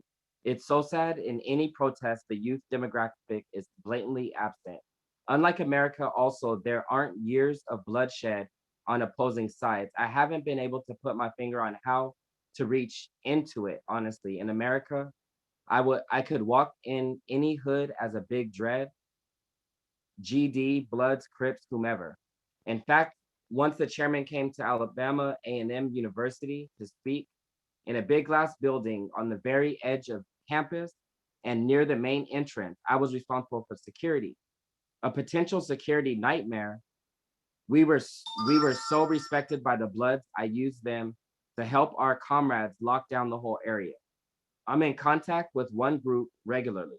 My expectation is that as we build the party in our different organizations, as Matamelo was saying, building in PETA, here on the ground, the message of the red, black, and green gang will begin to resonate, not just in words, but visually. I like that, red, black, and green gang. I appreciate you, Henoch. I think the chairman's teaching will reach them. Lots of people love Farrakhan. He usually gets love in the hood, laugh out loud. He came here and these kids paid him no mind whatsoever. Our message of revolution, African internationalism, is much more broad and an all-consuming. It addresses us with a different sense of world reality. Uhuru. Okay, so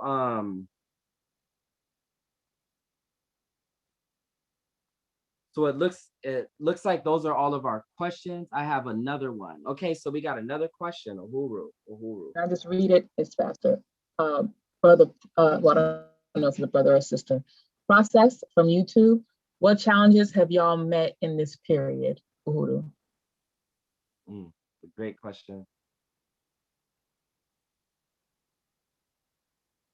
And that's open for everybody. What challenges have we met in this period? Uhuru, comrade. Yeah, I'd like to respond to that as well as the question that was posed to Comrade Henoch as well, because I know this is everywhere in terms of, I think it was speaking also in terms of horizontal violence, but horizontal violence in terms of members of the African working class, killing one another, the gangs and so forth. All of this thing, I think it speaks really to the question of resources. Our communities are robbed of resources. So it's actually a competition of resources. Also in terms of, like here in the townships, you have a lot of young people that have, everyone wants to have a gang that they can be able to get attention through, that they can be able to acquire certain things through. I even read one article whereby they were talking about refugee camps. Some refugee camps have been there for decades. And on the refugee camps, you have gangs. You have people like belonging in squads, because it's actually a question of resources. So if you can fight for African resources, for Black power, then we're going to resolve the whole question. So I think that's one of the challenges we faced, the question of having to raise the ideological question. Because people are on Facebook and they meet all sorts of, philosophies. You have this person, Black, this, and Pan-African is that, and so forth. So we always constantly have to challenge all these, irrelevant ideologies that affect our people. So that's just one struggle that we have to wage. And I think the chairman did say that in terms of African people, like right now, the African working class, we've been deprived of sort of 1 or 2 generations, of lack of like political leadership, revolutionary political leadership since the counterinsurgency. And we are having to have people being trained from scratch in terms of being, organizing for revolution, being professional revolutionaries, like carrying the brand, like carrying the masses on our backs. So this is something, an ongoing struggle, but it will be won. Uhuru. Yes, this is a very good question because the essence is the same. What are the challenges? It's colonial challenges to begin with, and the colonial challenges come in many ways. Police brutality, unemployment, lack of economic development in our communities, war, imperialist wars, depending where you are, immigration warfare, all manifestations of colonialism. These are the challenges. Or whatever challenge we have, they have to be colonial challenges. And the other aspect of that is opportunism. Opportunism, the fact that we have been living under neo-colonialism for 6 decades, for 60 years, since the defeat of the Black Revolution, what was imposed on us is neo-colonialism.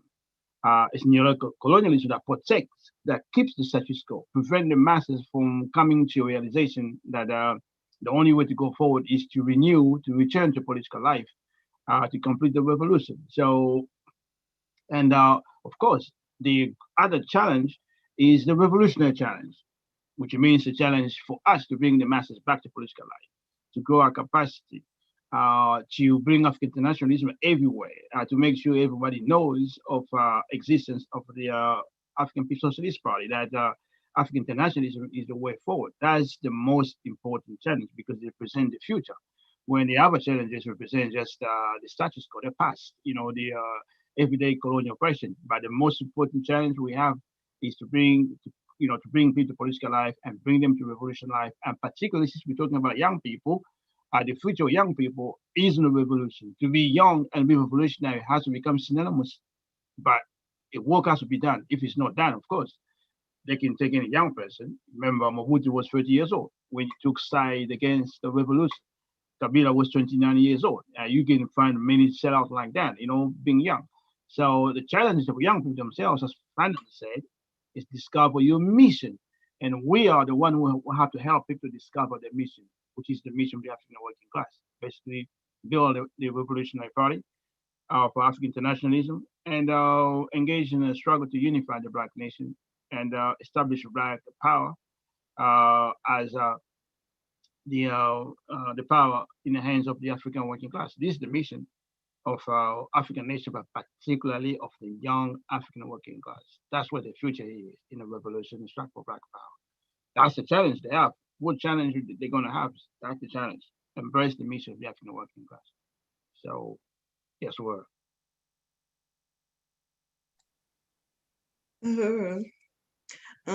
I really want to appreciate the way that that individual asked that question. What challenges have you faced in this period? Because you can say that as an organization or you can say it as an individual.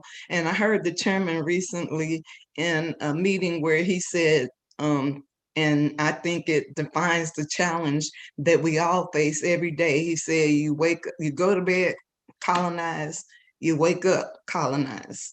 And what makes us part of the vanguard, what makes it so important for us to take the 14 points and take the regional strategy out in the world is because we recognize the difference in us is we recognize that challenges can be overcome and overturned, contradictions. And as we take this into the world and we begin to spread that message of hope to people, then they begin to realize that a challenge doesn't have to be your reality. That don't have to be where you stay. It can be just that, a challenge. And so I really appreciate that question. I really appreciate that we know that revolution is the only solution, and this is why we have to implement this strategy. This is why we have to teach the 14 points. Uhuru.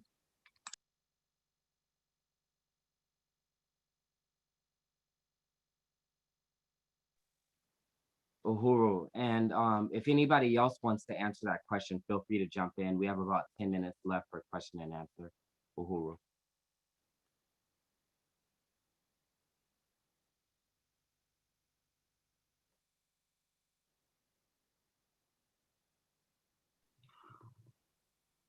Sorry, Chair 1B, I didn't get your question. You asking any question to us, or what did you say? Well, we could move on. I think you answered the question. Just the last person asked, what challenges are being faced in this period? Okay, we answered that one, isn't it? Yeah, you answered that. Malika did. If anybody else wants to answer it, that's fine. But if not, we're gonna go ahead and move the program forward. Anybody? One more question, Comrade. I put it in the chat. More of a comment, but he wanted to raise it to the Western region. Okay, Uhuru. Okay.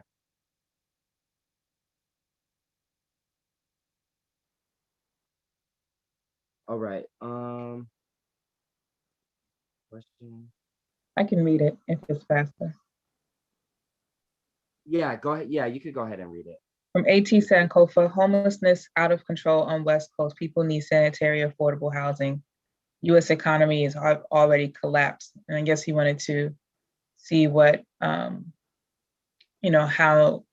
address the whole U.S. economy collapsing, but also the whole question of, rampant homelessness in the Western region. Uhuru. Did you want to answer that, Matsamama? Did you want to speak to that at all, comrade?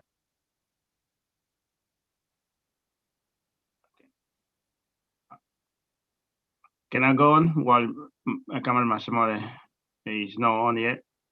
Yes. Yeah, we want to say we've been saying all along, at least this is what Chairman has been saying all along, is that we have to take advantage of the crisis of imperialism, and our job is to deepen the crisis, not to rescue imperialism, but to deepen it, and to deepen the crisis of imperialism is basically to join this struggle, because when we say in historical terms, the United States imperialism or the United States-led white imperialism is in decline, the permanent decline, but it's not dead yet.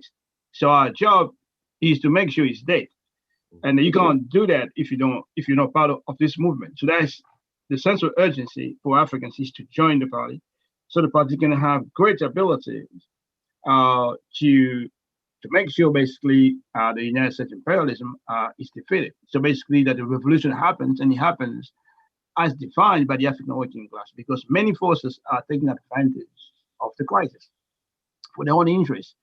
We are not the only one who are conscious that United States imperialism is in crisis. There are many forces out there, they're aware of it, so they're moving their own agenda. And so the only way to make sure our agenda is the agenda that is basically a center stage, is to make the revolution center stage. But you can't make the revolution center stage if you don't build a party. So I appreciate the one who posted this about the call we're making to everybody. Join, so you can give the party the capacity. We can grow capacity in the West, in the West Coast, so we can fully implement the strategy of the party in the West Coast too. That's the way you make sure that it has collapsed, but it's been replaced by a revolutionary solution that we're putting on the ground that will take us to a new place, a better place for African people and for humanity. That's basically what I can say now this word. Yes, Uhuru, everybody, Uhuru. And I want to thank that comrade for that question about homelessness on the West Coast. I think that really, as S.G. Luwezi was talking about, underscores the importance of the regional strategy of building a dual and contending power by way of our political and our economic institutions. So we think about our economic institutions, but we also think about the importance of growing campaigns such as the African charged genocide campaign and other mass campaigns of the International People's Democratic Uhuru movement. So for the comrade, I would invite the comrade to go to apspuhuru.org. Also go to inpdum.org and unite with the African People's Socialist Party and the Uhuru movement so that we can build the campaigns and the working groups around those issues. Uhuru. Uhuru, Uhuru. Okay, yeah, I want to thank all the panelists. I think this was an amazing way to open up this African Liberation Day. We got a lot of amazing information, a lot of understanding of what's going on around the world, from Africa, Europe, the Caribbean, all the way throughout the US. And so again, I want to thank every panelist. I think a lot of what we learned is that we got to unite. We got to destroy colonialism. The programs, the campaigns, the institutions that are being built are not just being built for something temporary, but to build the African workers' state. So I want to appreciate all of our regional leadership. And what we're gonna do next is we have a really, really, really great treat. And this is coming out of the Southern region from one of the party's economic institutions, Zenzele Consignment, which is the economic development project funding the work of the All African People's Development and Empowerment Project, the development arm, the development arm of our movement. So we want to welcome to the program Comrade Kundai Bajike Kai. The floor is yours, Comrade Uhuru. Uhuru, thanks, comrade. So, and we're Zenzele Consignment is honored to be a part of African Liberation Day 2021, and we're also honored to be one of over 50 economic projects of the Uhuru movement. So, shout out to Chairman Omali Yeshitela and Deputy Chair Onizane Yeshitela, as well as our store manager, Director Aisha Fields, who you'll hear from tomorrow. And so, Zenzele Consignment is the economic development project of ABDEP. And we're going to show you guys a few of our items. We're an African consignment boutique. So we sell all things African inspired, as well as revolutionary apparel, literature, home goods, jewelry, natural body care, hair care. So we're going to go ahead and get started. So if you guys, we're going to start with some of these necklaces. We have this copper Africa necklace. This copper Africa necklace is $40 with the flat pink stone, the flat fuchsia stone.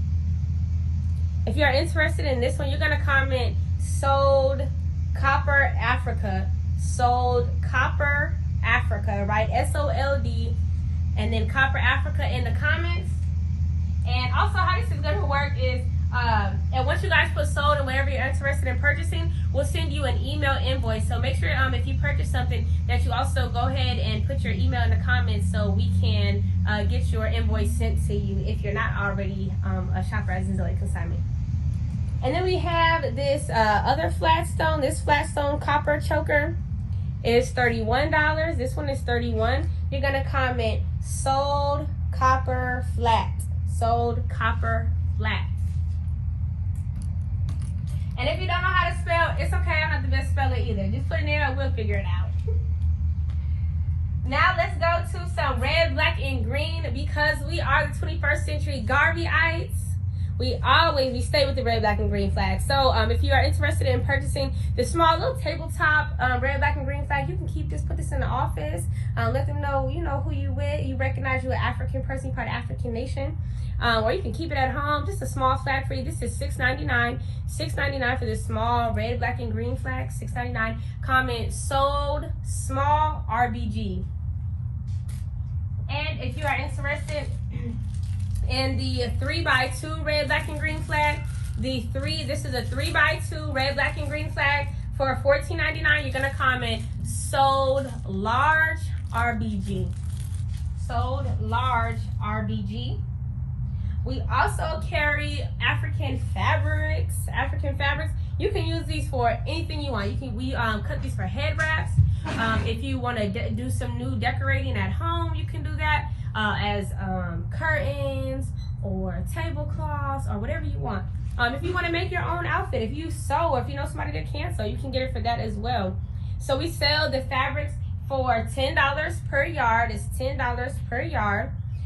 This one is Kente print style number 1. So if you're interested in purchasing this Kente print, you're gonna comment sold Kente 1. Sold Kente 1.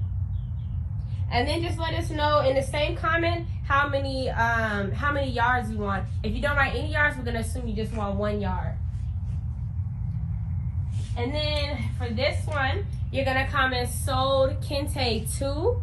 Sold Kente 2. This one is a lot brighter, more yellows in this one. Sold Kente 2. Also $10 per yard. Let us know how many yards you want, otherwise we'll assume you want 1. You can comment sold pink for the fuchsia and teal on card prints. Sold pink.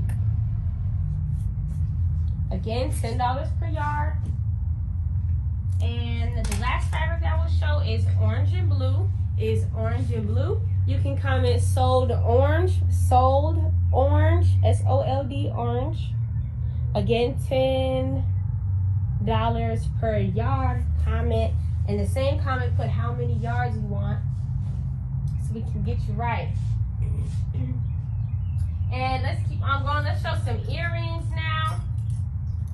So our earrings, these are the silver Africa shaped earrings, silver Africa earrings. They are $16.99, $16.99.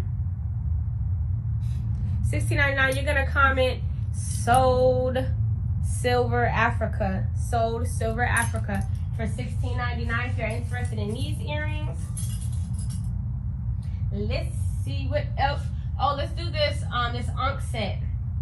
These silver Ankh earrings with the Ankh necklace is $26.99. $26.99 for this set. Get so close.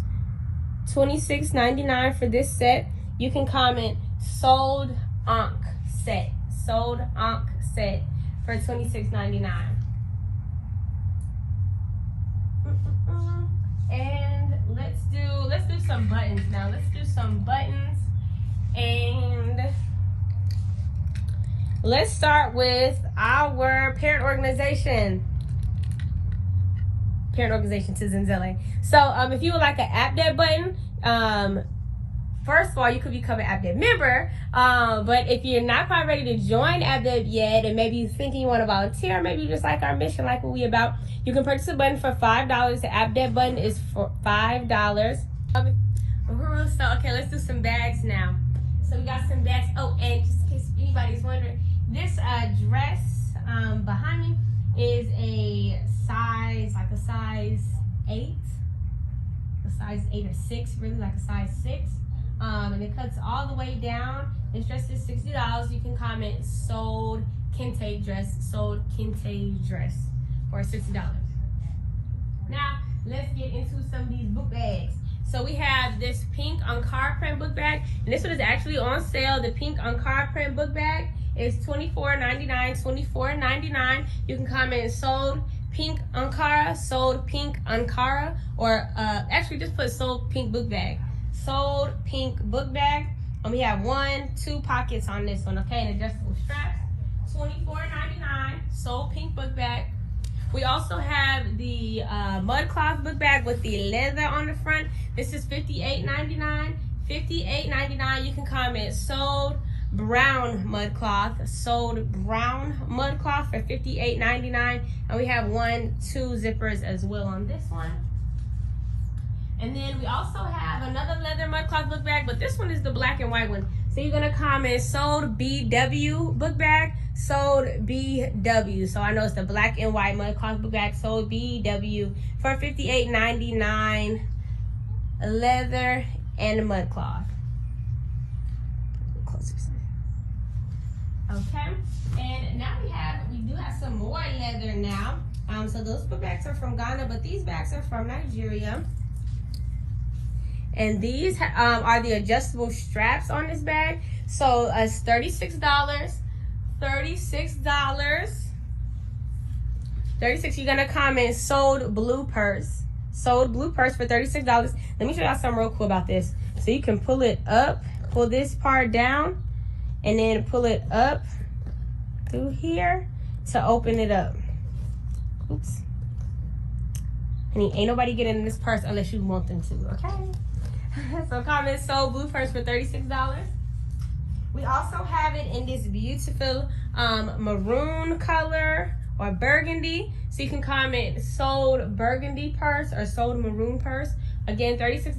Now see this one, again, adjustable straps. This one is opened up all the way. So this is how long it can go up to.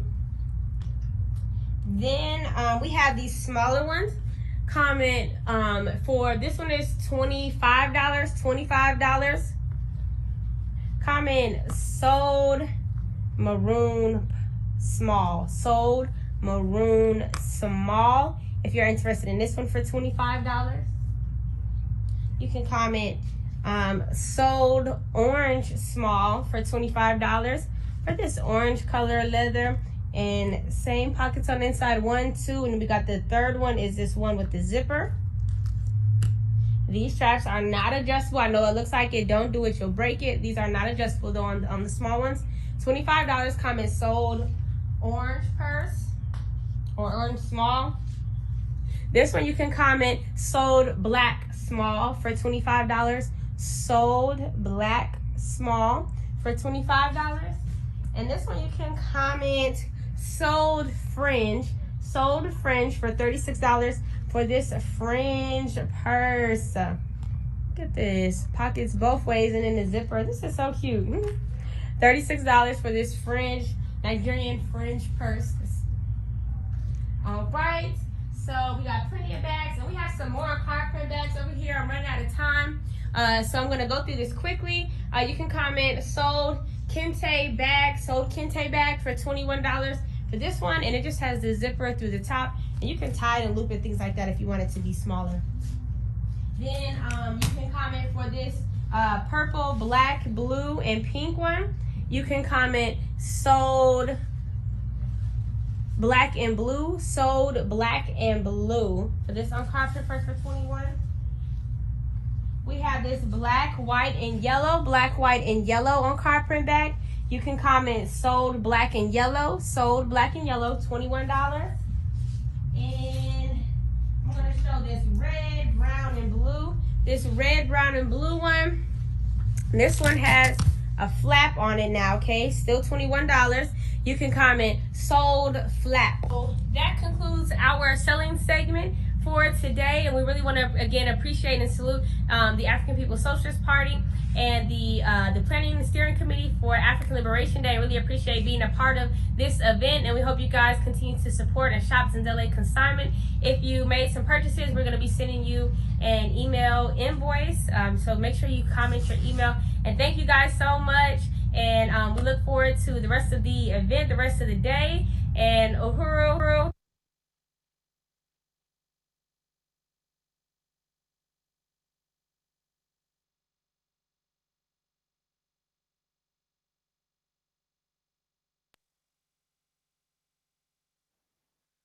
Uhuru.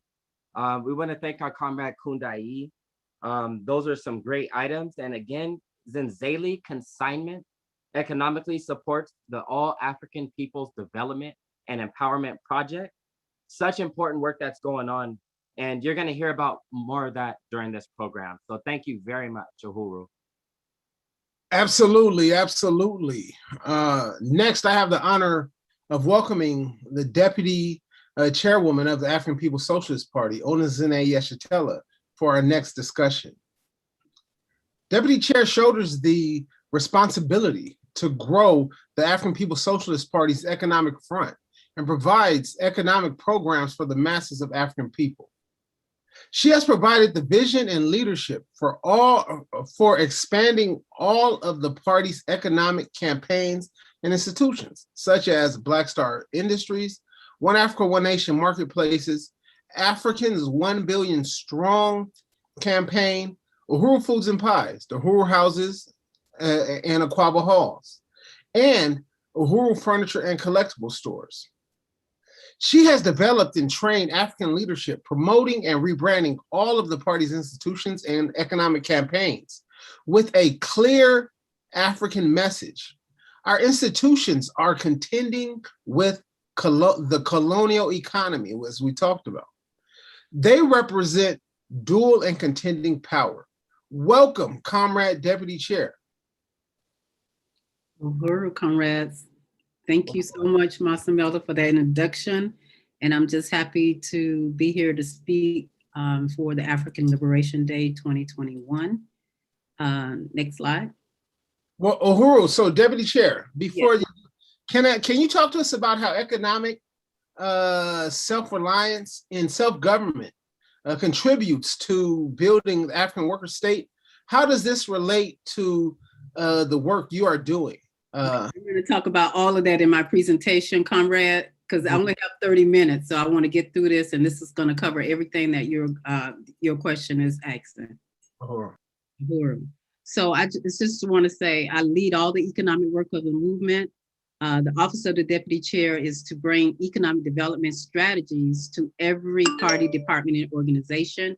This department responsibility is to negate the colonial economy and replace it with our own. This act of creating our own independent anti-colonial economy deprives the parasite of the host that is necessary for its existence. Next slide. So the title of this presentation is We're Preparing to Govern Political and Economic Power in the Hands of the African Working Class. So first, I really want to recognize Chairman Omali Yeshitela as a member of the National Central Committee of the African People's Socialist Party. I want to recognize the chairman who for over 50 years have dedicated his life to overturning this social system so Africa and African people can be free in his lifetime and whose leadership continued to stand the test of time. I also want to recognize the APSP National Central Committee of the African People's Socialist Party as well. And I really want to salute Comrade President Ijide Oramila, who is the president of the African National Women's Organization, and also the interim Northern Region Representative Tiffany Murphy for leading this brilliant African Liberation Day.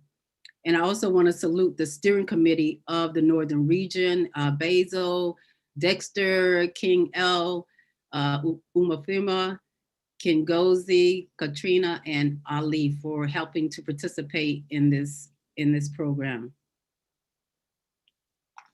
So the title of this presentation is one that has been at the forefront of the African People's Socialist Party for a very long time. When I came into the work in 1995, the party and the chairman was constantly emphasizing that the party is preparing to govern. We are not just protesting. We are always answering the question, to what end?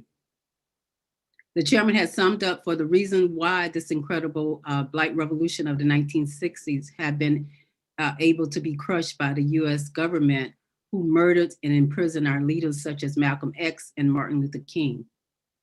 Our chairman analyzed why it was those conditions of African people today are really worse than they were before the Black Power movement and what we needed to do. He showed us scientifically that the only way that African people can end poverty, police violence, and mass incarceration in the system built on slavery and genocide is to have power over our lives and to make sure no one can attack or hurt us again.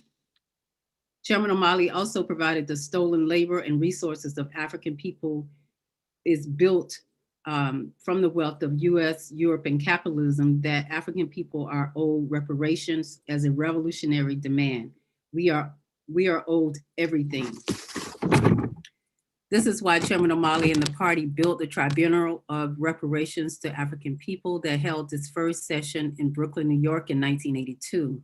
This was the first time that African working class indicted the US government for genocide using international law as an oppressed nation of people. This was an example of the power to govern. It was during this period that the party defined the terms for principled solidarity from white people and formed the African People's Solidarity Committee, an organization of white people who worked directly under the leadership of the party in the struggle against our colonial oppression as we defined it. The launching of APSC was not without struggle. It took years for APSC to unite with the party's call for white people to build support for the Black revolution inside the white community, where the oppression and exploitation of the world is centralized as a strategic component of our struggle to overturn white power. Today, Uhuru Solidarity Movement takes to the streets throughout the year, challenging the white community to take a principled stand in solidarity with the African self-determination. So when I came into the party, I was assigned to the position of the chairman's chief of staff. My task was to operationalize the chairman's vision of the party to power to government.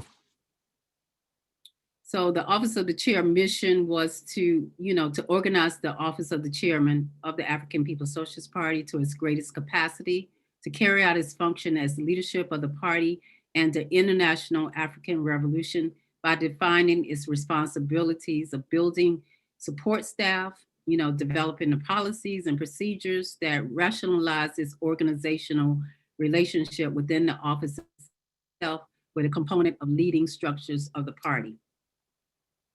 We must build the center, which is the office of the chair. We must be the de facto headquarters for the revolutionary process, leading to liberation and unification of African and African people worldwide through its actions, programs, campaigns, and policies. It must position itself as leadership of the provisionary government of the African peoples as represented by the constitutional structure of the African Socialist International.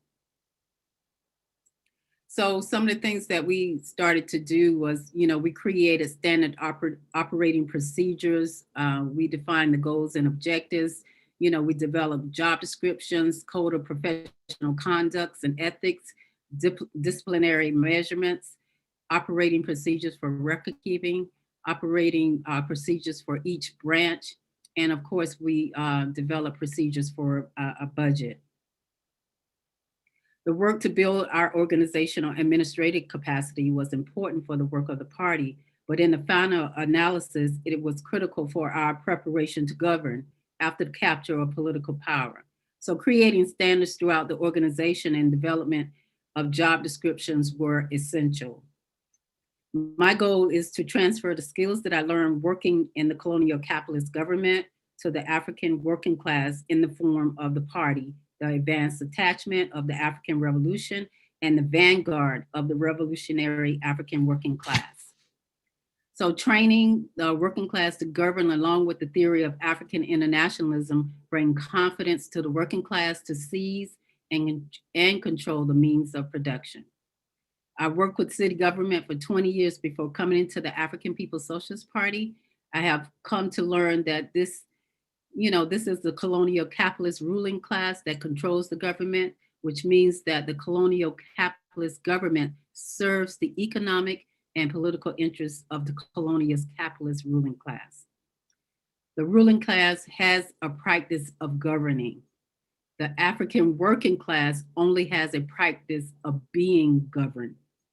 Genuine anti-colonial revolutionary struggle must have putting the working class in power as its objective. That is what our party is all about. That is why every political objective we set for ourselves is designed to negate the rule of the colonial colonizer and replace it with our own. The fact that Haiti and the Cuban Revolution set themselves the same goal is why they are hated today by the international capitalist colonial ruling class. This is why Malcolm X continues to be hated and why our party is seen as such a threat by the colonial capitalist system. The power to govern must mean that the colonized working workers must learn the techniques, the skills, and organization of governing with confidence, which transfer more and more power to the working class through the African People's Socialist Party and negate the colonial system by negating its capacity to govern our people who are being decolonized by the party's work. We are actually learning to govern through the process of governing. Our various committees and campaigns for dual power institutionalized the process of working class governing while making the anti-colonial revolution. We are not about waiting until the revolution is completed to learn to govern. We are exercising self-government as part of the process of making the revolution for total liberation and unification of Africa, Africans, and our resources globally. The Congresses of the African People's Socialist Parties is in place where we come together to plan and liberate future for our people under the leadership of the African working class that has given so much for our struggle historically, but has received so little in return. So the Congresses of the African People's Socialist Party is in place where we come, So I just want to go through our first Congress was held in 1991, A New Beginning, the road to Black freedom and socialism was held actually in Oakland, California, the founding of the party in 1972. Was held in 1987. This time till it's one, power in our own hands. This Congress was held in St. Petersburg, Florida. Our third party Congress was held in 1990 in St. Petersburg, Florida. East Weletu, Africa. Africa is our land. The fourth Congress of the party was held in 1997. The hour of African redemption begins now. Forward to the final offensive was held in St. Petersburg, Florida. Our fifth party Congress was held in 2010. One People, One Party, One Destiny was held in Washington, DC. Our sixth party Congress was held in 2013 in Uneasy Equilibrium. African Workers of the World Unite was held in St. Petersburg, Florida. Our seventh party Congress, Vanguard, the Advanced Detachment of the African Revolution, was held in St. Louis, Missouri. These skills and techniques have given us the capacity to build governance, which includes the African People's Constitution, which lays the foundation. The administration does not make policy. Policies is made by the Congress, by the membership, and developed by the chairman and the National Central Committee. What the administration does is take the policy decisions that come from our Congresses and the party leadership and carry them out in implementation. Preamble speaks to the history of our party and the organization. We consolidated legal name as the African People's Socialist Party USA as our relationship to the ASI. We have to have organization of professional revolutions. We have to have a party of professional revolutionaries with the added responsibility to prepare and to govern. This is a task that has been taken by my office. This is the work my office has taken on with some noted success, especially in the US. The Office of the Deputy Chair carry out professionalizing the work of the party by creating policies, procedures, and building an organizational infrastructure for the entire movement, which consists of introduction of plans of actions that concretely define how the department and organization will build itself, office, and lay out the mission, vision, goals, and objectives, the scope of work, timelines, deadlines, budgets, and the structure of the committee of who would be responsible for carrying the POA out forward. Writing the resolutions that led to rewriting of the African People's organizational manuals that outline the critical policies and procedures of the party. This manual covers basic principles of the party's democratic centralism, party discipline, political education, and party organizational structure, the Congress, the APSC standard of party life, and much more. How to join the African People's Socialist Party, the application process, the probationary membership, the sponsorship, evaluations, code of conduct, and miscellaneous items such as borrowing of equipment, appearance, personal hygiene, emergency contact information, any type of transfer, resignations, and security are just a few of the things that is discussed within this manual. Of course, establishing our office hours were also very critical to power to govern. Creating systems that allow everyone to step up in the absence of termination of a member to carry out any job or responsibility. We also created human resource manuals for our nonprofit organizations and institutions. We establishing administrative regulations for the National Central Committee meetings and for our APSP awards and recognition programs, such as the Biko Lamumo Comrade of the Quarter Award, which includes the Marcus Garvey Comrade of the Year Award. And its first award was actually presented to, as you can see here at the time, her name was Aisha Fleary, now known as Ijide Owerilla. Omali Ishitela Award of Achievement, which is the highest award that anyone can achieve. Under the Office of the Deputy Chair, I also created the APSP 6-month sponsorship program for new party members for the National Office of Recruitment and Membership.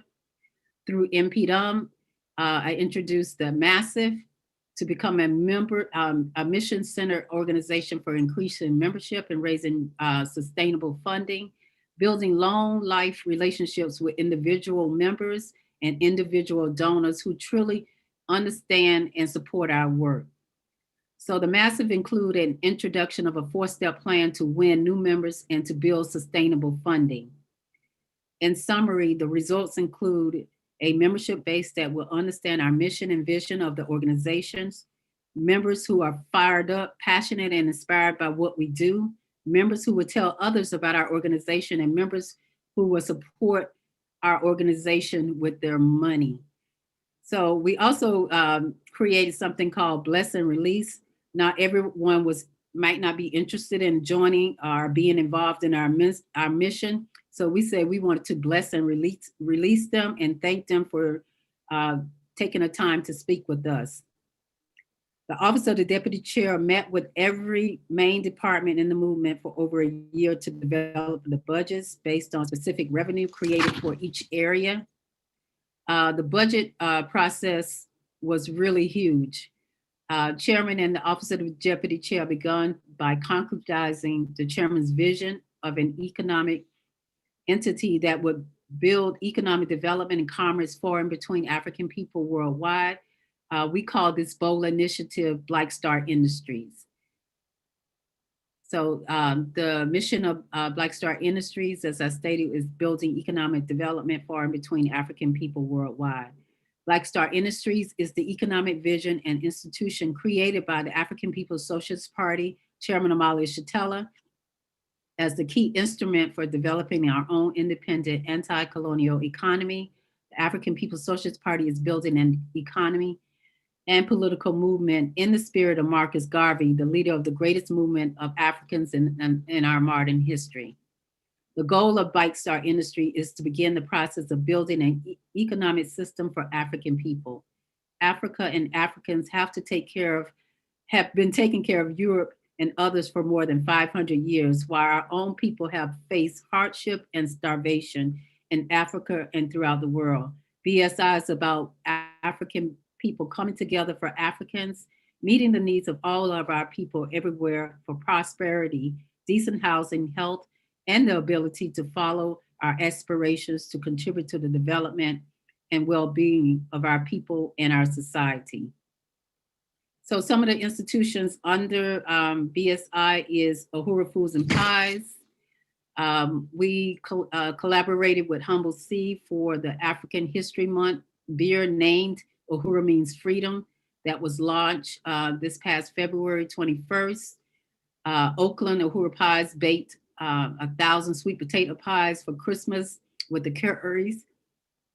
This was an event sponsored by a popular NBA player named Stephen Curry and his family, and they were on site to give food away to families in Oakland. As Uhuru Pies grows, we will plan to produce 1,000 pies or more on many days in St. Louis at our new where it would be located. And here's a slide of NBA player Stephen Curry and our Vice Chair Bakri Olatunji with the Uhuru Foods and Pies. And Stephen Curry right here is holding one of our sweet potato pies. This was an incredible way to end our 2020, it gave us a glimpse of the production process that we will see at Ideological in St. Louis. The chairman has always had the vision for the party and the African working class to control the means of productions. In 1979, he visited a co-op food warehouse in Oregon and declared, someday we will have our own. This day has come. The Burning Spear newspaper and the Burning Spear publication online radio is also on the BSI, as well as the One Africa, One Nation marketplaces that Comrade Tiffany talked about earlier. We also have the Uhuru Planet of Prayer, led by APSC, that's on the BSI. We have two new entities on the BSI, which is Decolonize Hair and Body, led by the African National Women's Organization. We also have Uzi, a Thread of Freedom, led by the International People's Democratic Uhuru Movement. We are building dual and contending power. This is a strategy that was created by Chairman Omali Yeshitela in 1977. Chairman Omali explained that the party strategically established the aim of creating dual and contending state power controlled by the African working class. It is not just a power side by side with capitalism, it is in contention with capitalism.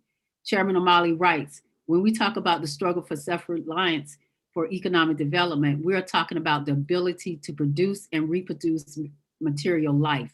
We must begin to build our own power. The chairman led it out of the vanguard at the Seven-Party Congress. The crisis of the social system of the oppressors is forcing the oppressor into an economic retreat. And the only reason this crisis is not clear to everyone is the fact that they are being propped up with the people's money, with the money of Africans and the colonized people of the world throughout. What they are calling stimulus, which is nothing but legal theft. As a part of the party's strategy to build in St. Louis, I was sent there to consolidate an Uhuru house. So I came to St. Louis in June, I think it was June 16th in 2017, with the understanding that I would be there for only a week to close on a building that we identified from my office. And that would become the St. Louis Uhuru House in Aquaba Hall. Within a few days, I determined that I had to stay after seeing the number of boarded up, empty and abandoned houses. I immediately investigated the different programs and property acquisition through St. Louis, Missouri. The major focus would be in the 21st Ward, the community where the Uhuru House is located, because we wanted to have a concentrated presence of the party in one location. And although the Office of the Deputy Chair goal for 2017 was to build what we have and to make what we have productive, we could not pass up the opportunity to make the chairman's vision a reality as he defined it in the political report, putting revolution back on the agenda again, APSP plenary in January 2017. This is when and where Black Power Blueprint was birthed. The National Central Committee was built, and we have more and more people joining this committee each and every week. So I'm just gonna run through quickly some of the slides. This is the Uhuru House in St. Louis. This was before we purchased it.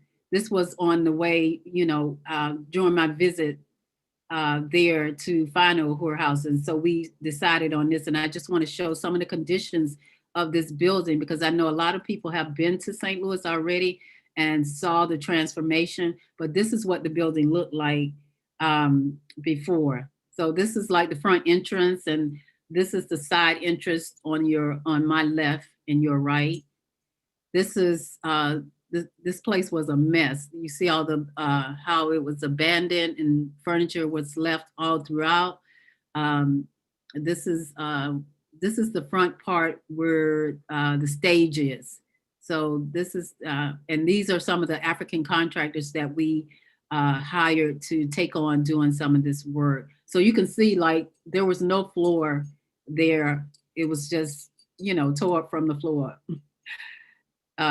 Yeah, this is where they had the bathrooms located, and this was a bar that was located within that center. This is upstairs in one of the offices of APDF. This is on the 3rd floor. As you can see, the conditions of this building was horrific.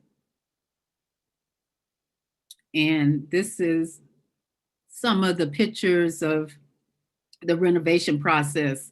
You can see that we're beginning to build the walls and we have lighting now. I want to say that we had no heat during the wintertime. We had no air during the summertime. None of that was on. We had no use of bathrooms or anything during this period of renovation of this project. Yeah, so this is the outside when we, the renovation process.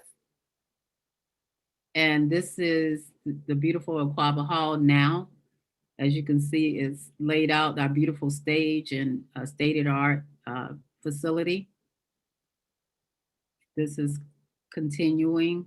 I mean, it's just a beautiful space now. This is one of the vendors. I mean, one of the people who had their wedding there. And this is upstairs on the 3rd floor. Renovation was still happening. And just recently, we just put up our new awning and our electronic sign on the building. And this is some of the work that's still happening today. So right across the street from the Uhuru House, there were 2 vacant buildings that we demolished. And we hired African contractors again. All the work that you see happening has been by African contractors. So this is Andre and Trish, and this is the building coming down. Coming down. And these are some of the people in the community that was really fascinated about all the work that we were doing in North St. Louis. And this is still the building coming down. What they do is they collect the bricks and they sell the bricks as part of compensation for their work.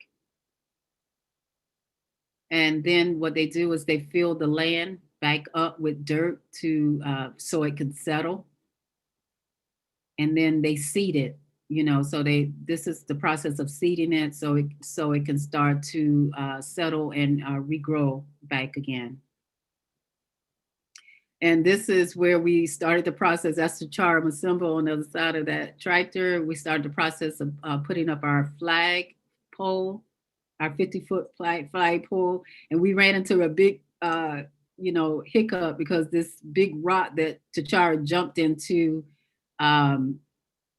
and to get out so we can make this happen. So go next slide. So yeah, this is the flag being flown, the red, black, and green, and we had a big celebration there. And this is the blueprint of what we wanted the outdoor vineyard to look like. Next slide. And this is the process of after we demo those 2 commercial buildings, this is the process of building that architectural plan that you just saw. We hired African contractors to do that. We started the One Africa, One Nation marketplace and the Gary Brooks Community Garden. You can see that we got comrades there loading up the fence, installing the fence. Next slide. And this is the start of building our community garden. Next slide. And we planted all kinds of collard greens, early girl tomatoes, all kinds of things. President Colombayi is out there working as well. Yeah, so you can see the whole vision of the outdoor venue is alive and well. We'll be holding our first farmers market here and some tulips that we planted, all kinds of flowers that are blooming right now in St. Louis. Keep going. Keep going. Keep going. Okay, so the garden team was formed and functioned through the spring and the fall and put the garden into bed for the winter. We want to really salute Mr. Gary, who survived the COVID virus and we have completed the spring planting. In spring, we'll apply for another Brightside grant for more plants and to get donated trees from Relief. And we're looking for an African muralist to paint a mural on the side of Mr. Gary House depicting planting and harvesting and bringing food to the market. We will add African designs on the stage front and on the other side of the path. We purchased another building on College Avenue. You can see Chachara Masimba, the director of the Black Power Blueprint, signing that contract. On January 29th, APDF completed the process to secure this LRA property next door to the fourplex. Although we had more than a year to demolish it, the bricks were coming down, so we decided to move that process up. So we started the first round, and the second round of May, we completed that project. Next slide. So here is like more process of demoing that particular area as well. We hired the same company to do that. Next slide. We decided that we wanted to build a community basketball court. We're still looking for funding for that right now, but I want to just play this video really quick. I know my time is up, President Ijide. I want to play this video, and just if you could give me a few more minutes to complete this, I think it's important. So, Comrade, can you play the basketball video? Right here in St. Louis, the conditions of the North Side is horrific.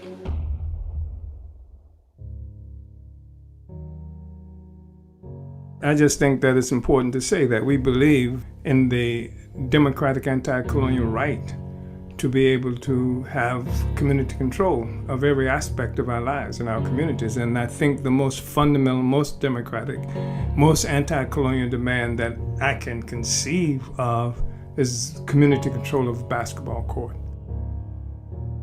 The basketball court is so important. Number one, because the community has no recreation. So along with this lack of grocery stores and economic activity, there is no kind of cultural activity and programs for children to participate in. We need a basketball court. We need to have things in our community. Black people need to be empowered of their own life. We want Black community control of a basketball court, a simple democratic anti-colonial demand.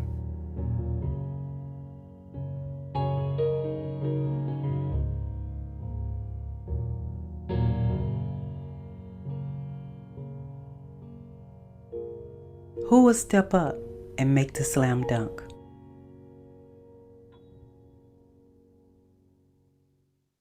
Uhuru, comrade. So I'm out of time, and you know, I still have a lot to say, but I will respect the time of this program and just say that our political line is reflected in our economic work, and our economic work is tied to the defeat of colonialism and neo-colonialism.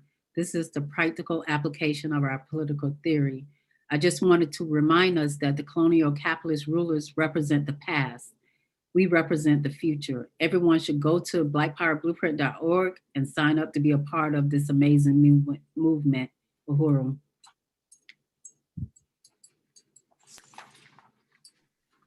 Uhuru, wow. Thank you for that so much, DC. And what an incredible presentation. This is exactly what African Workers' Power looks like, everyone. We're now going to open it up for questions for Deputy Chair. You know, Deputy Chair, while we're actually opening up for those questions, if there's a couple more things that you want to say while we give our people some time to open up for the questions. If you're on Zoom, please use the Q&A feature. If you're on YouTube and Facebook, just post your questions in the chat and our moderators will take your questions for you, and they will be answered here. So is there anything else you want to add? I have a lot to add that I didn't talk about. You know, we also consolidated a fourplex in St. Louis where we're going to be housing African men and women coming out of prison. And that particular housing is going to be named after Comrade Mafunde Lake. And there are 4 apartments there, and they're going to be named after political prisoners that are, some are dead and some are alive. So, we just really building. We also purchased another piece of property in St. Louis, where we're going to be building a women's clinic, where we're going to be having women come in and, join the health team, and really building for yoni steaming, where young women and young can come and learn about health. And we'll have a Women's and Mother's Day. And we'll also be doing training so they can be able to get their certificate in yoni steaming as well as doula services. So we want these young women to become certified. I know that young women look at CNA classes as a means of, a career, but we really want to give them a path of really building independent business for themselves, that they can really see themselves coming back to the community, because we want them to come back and, train others. We want them to pay it forward as well when we do any of our institutions that you see today. Another thing that I didn't talk about was the whole question of Africa. What we're building in Africa is our garment factory. I think Director Tafari touched on it a little bit. So we're in the process of building that in Africa. So, I mean, there's a lot of stuff happening in the economic work that we didn't get a chance to talk about, but I just really want to appreciate being asked to be on this panel and to speak to everyone around the power to govern. Uhuru. Uhuru. So any other questions out there? Please go ahead and post them. Yeah, I could have did my presentation. Had a lot of good stuff on there. Shoot. What else are we missing then? Let's go into it. Well, just the whole question of feeding and clothing and housing our community is something that, has been at the forefront of our economic work for a very long time, that Chairman Omali Yeshitela is, discussing with us, and, and building our own capacity even within the regions. As you saw that every department and organization must have their own capacity to sustain their organization. So like ANWO, the African National Women's Organization, they have developed their own economic development products and in decolonized hair and body. You have Uzi, who has custom clothing line that also has built their own capacity for the International People's Democratic Uhuru movement. We have Uhuru Planet, which is led by the African People Solidarity Committee. They're raising resources to build this institution so they can develop to get their own solidarity center. This just everything that we do is creating dual and contending power to negate the colonial power of the colonizer. So, we're about building economic development worldwide. Mm-hmm. DC, because I had a question for you. Building dual and contending power, negating the power of colonial capitalism over our lives is crucial, because we know that, colonial capitalism has really stolen our ability to produce life and labor for ourselves. And so much of the labor that we see African people involved in is labor that they put love into, but it's really central to the alienation and really just the sucking of any joy out of it. That's why I think that the work that you're leading in terms of, say, for example, beauty care with decolonize, or Uzi, or the Hurujiko kitchen, right? Because we know for a fact that the African world has fed the colonial world for the last 600 years, right? I mean, we know, I don't get too vivid, but we know the conditions that Europe was in coming out of the Dark Ages and what the leeching onto Africa has done for European and white North American society. So can you just speak towards maybe some of that, the significance of the work that you're leading and really enabling us Africans to produce life and labor for ourselves? You know, I really think about the workforce project that you're doing. It's really such a revolutionary project. Well, yeah, I mean, just look, we have 2 furniture stores, one located in Oakland, California, and one located in Philadelphia. I think it's 33 years and 27 years respectively that we've been in existence and providing jobs, not just creating you know, resources for ourselves, but we want to create resources for the African working class in our communities. So being able to hire people in our own community to carry out this work and really understand what it means, you know, when we're talking even when you hear somebody say buy Black, you know, we say buy Black power, you know, because all of our institutions are buy Black power centered, because it's not one of our institutions are owned by one individual. Our institutions are owned by the people. And we want to, you know, so if something happened to me or I decide to leave or whatever, you know, somebody's going to step up and make this happen. You know, it's not owned by the chairman personally, it's not owned by me personally, it's owned by the African working class and the community in which it represents. So yeah, even when I think about, thinking about spin-off businesses, because with this pandemic, what happened was that all of our institutions were closed. We had to close all of our institutions during COVID-19. So now we're back open and we're, striving more than ever because we had a base of people who believed in what we were doing. And we called every one of our donors, our supporters, to find out how they were doing during this process. And they really stepped up. And when we opened our doors back, they were there to support us because we support them. So, this whole question of, dual and contending power is something that is really happening in the economic work in all of our institutions. Uhuru, so there's one question that says, I'm from the Democratic Republic of the Congo, but watching from Ireland. My question is, what are the strategic plans to extend the movement to Africa? So, and I know that there's so much amazing work under your leadership that's happening on the continent. Yeah, right now, what we're gonna, in 2023, we're gonna be having our 8-party Congress in occupied Azania, known to a lot of people as South Africa. And right now, as I stated, that we're building, our regional capacity there in South Africa, in Sierra Leone, and in Ghana.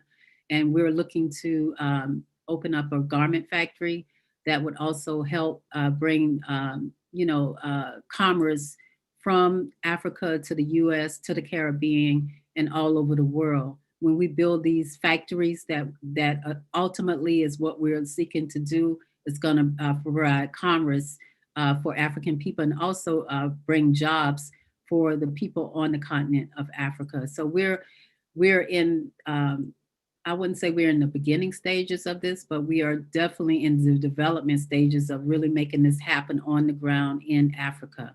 So like I said, if you want to be a part of the economic work, go to blackpowerblueprint.org and put your information in, and we will contact you as soon as possible. Uhuru, yeah, thanks for that, because it really does reverse the way through which even Africans outside of the continent engage in the garment industry or the distribution of clothing and other sorts of wares throughout the continent. So, by the leadership really using that as a tool for African independence, African self-determination. Some of the other things that we're doing also, Masamela, is that we started our own microloan program, which is going to eventually turn into our own bank.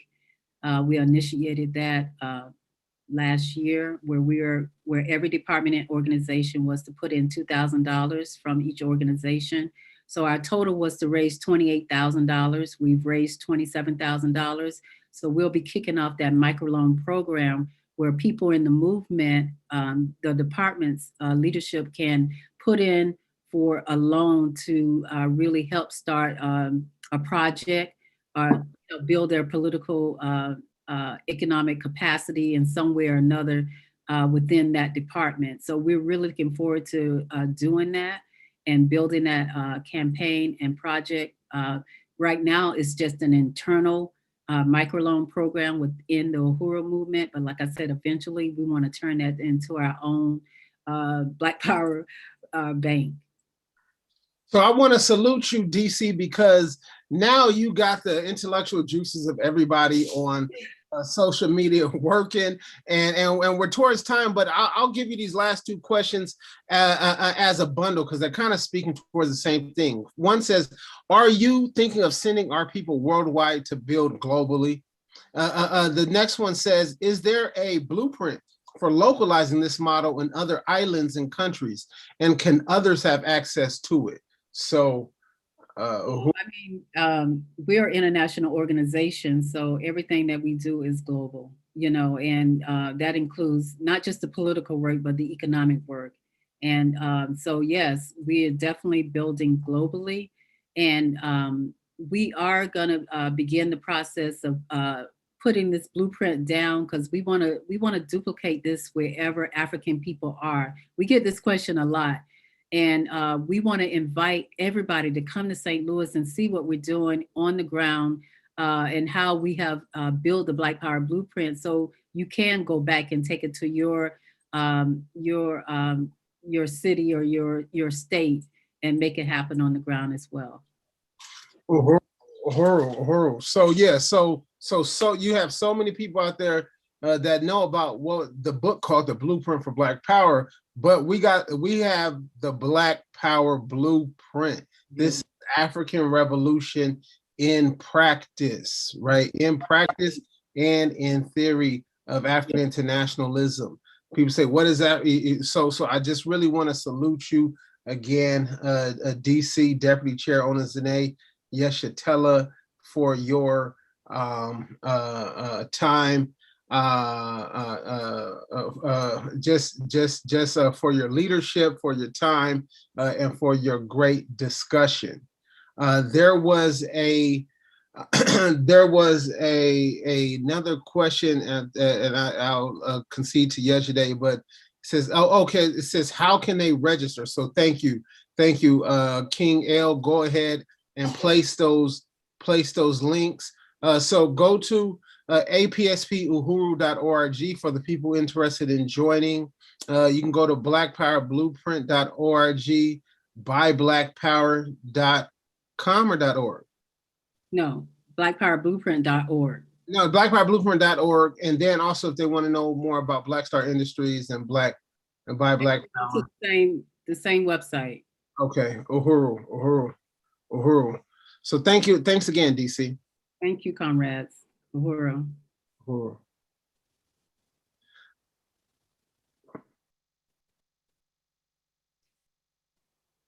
So now I would like to pass it to Comrade Mwambi Tangu, who will be moderating the next panel, which is African women's role in building the African workers' state. So Comrade Mwambi. Uhuru, such a powerful presentation by Deputy Chair Onizine, as always. Really looking forward. Yeah, that bank is amazing. I just love that whole process, the Uhuru Wabinki. So thank you so much, Deputy Chair. And next, it is my honor to introduce our comrade Yejide Orunmila, who is the president of the African National Women's Organization. As president, Yejide is responsible for the international growth of ANWO by creating initiatives that respond to the economic and social conditions that remove African women from revolutionary life.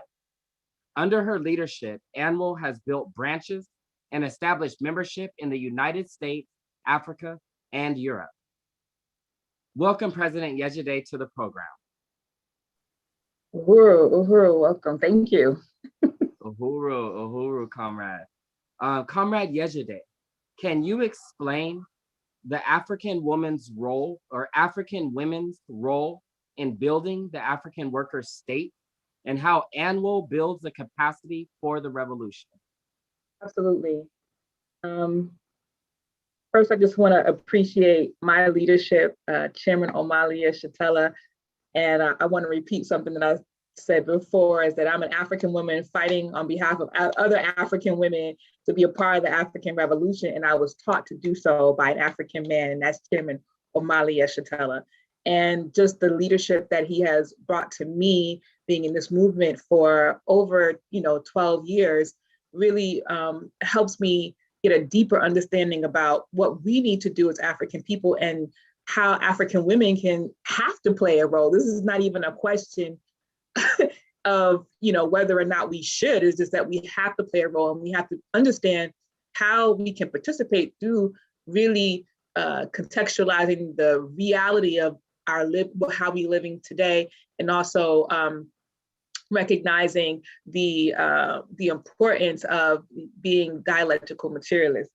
And before I do that, I saw that I was in the previous presentation, and I have my Marcus Garvey Comrade of the Year award still that I got in 2010. And this hangs on my wall. So I just want to share this with people that this movement is about building leadership. And when I got this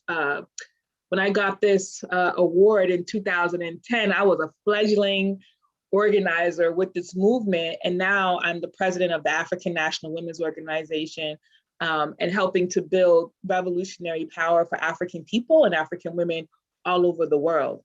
And first, I just want to say that African women constitute, if we just think about the population of women where you live in your city, or where you live in your country, or where you live in your state, African women are and most oftentimes the majority of the population.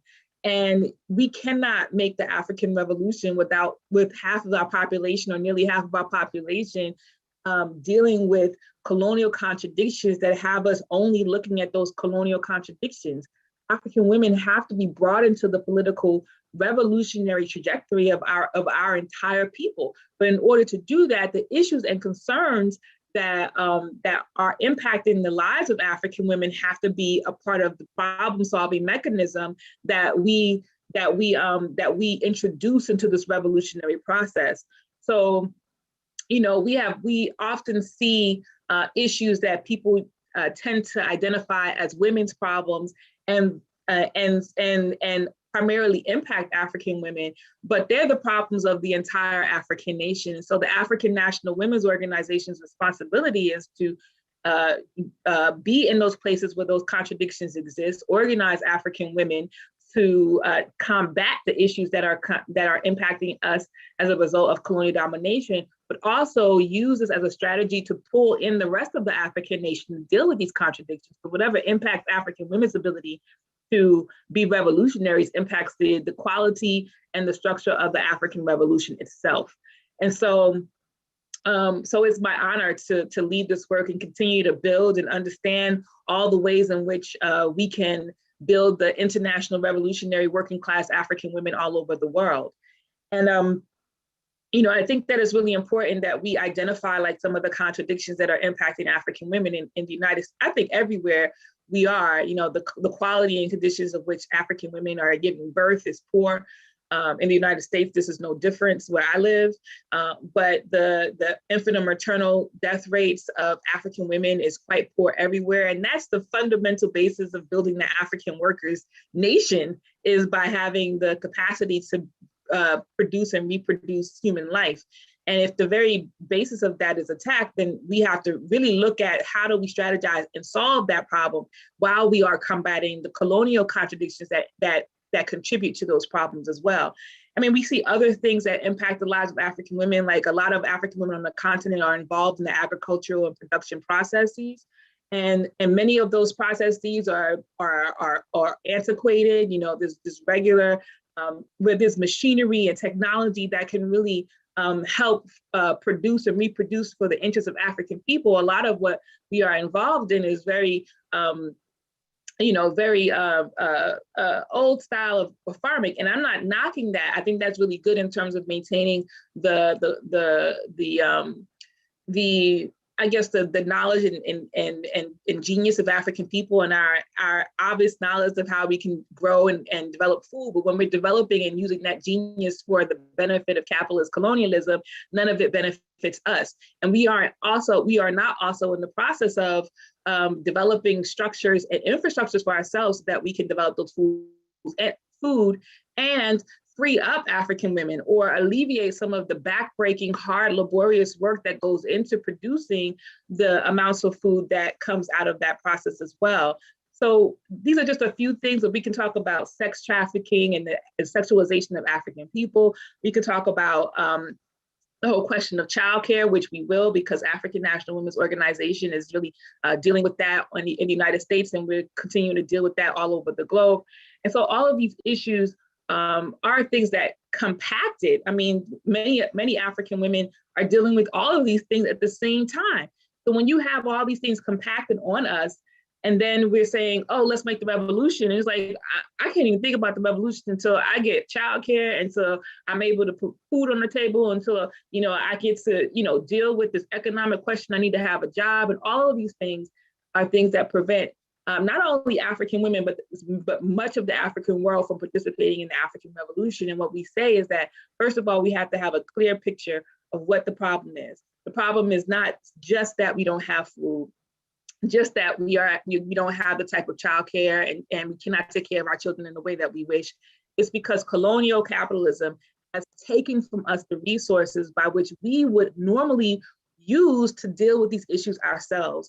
And so when we are talking about challenging or organizing or creating institutions that will combat all the contradictions that I just mentioned, we have to do so within the framework of fighting and destroying capitalist colonialism wherever we are. And it's the same wherever we are. Capitalist colonialism has not gone away. It is there. It may take different forms, but it's there, and it limits it destroys our ability to be self-determined. It destroys our ability for African women to be in the place where we can be to really grow and govern and think about just the entire African nation. And so we are here with the African People's Socialist Party and the African National Women's Organization to really hone in on those issues that impact African women, because there's a lot of times we're suffering isolation, or we have the broader question, the broader so-called movement of feminists who take these situations and say, this is the reason why men are better. This is the reason why we have to have feminism to address these issues. No, we need to have African internationalism, particularly when it comes to African women, because this is the thing that centers African women's perspective. This is the thing that centers the African working class struggle to throw off and cast off colonialism, whereas feminism does not do that at all. Feminism works within the petty bourgeoisie, the middle class African population, to try to resolve contradictions underneath colonialism. And capitalist and African internationalism is like, no, we need to destroy capitalist colonialism. In the meantime, we are going to be building African women to be revolutionaries so that we understand and can contextualize the problems that are happening with us, so that we can destroy capital colonialism as we are fighting against all of the things that are impacting the way that African women are being attacked. And so, and when we talk about this question of feminism, I think it's really important to say that it's not, I mean, y'all know feminism because on the continent of Africa is there, in Europe, in the Caribbean, and it's much more than just woman power or trying to align with other women from all over the world and all these things. But that it obscures the whole question of the class based the class of working class African women as opposed to the petty bourgeoisie African women. It obscures the colonial question, where white women benefit from the oppression and exploitation of African women just as much as white men do. And so these 2 points do not align. Like, there is no such thing there's no such thing as women in general, but that there's a colonial question that dominates African women's lives, that do not dominate the oppressor nation white women's lives. and that we have to address. And on these points, we do not agree.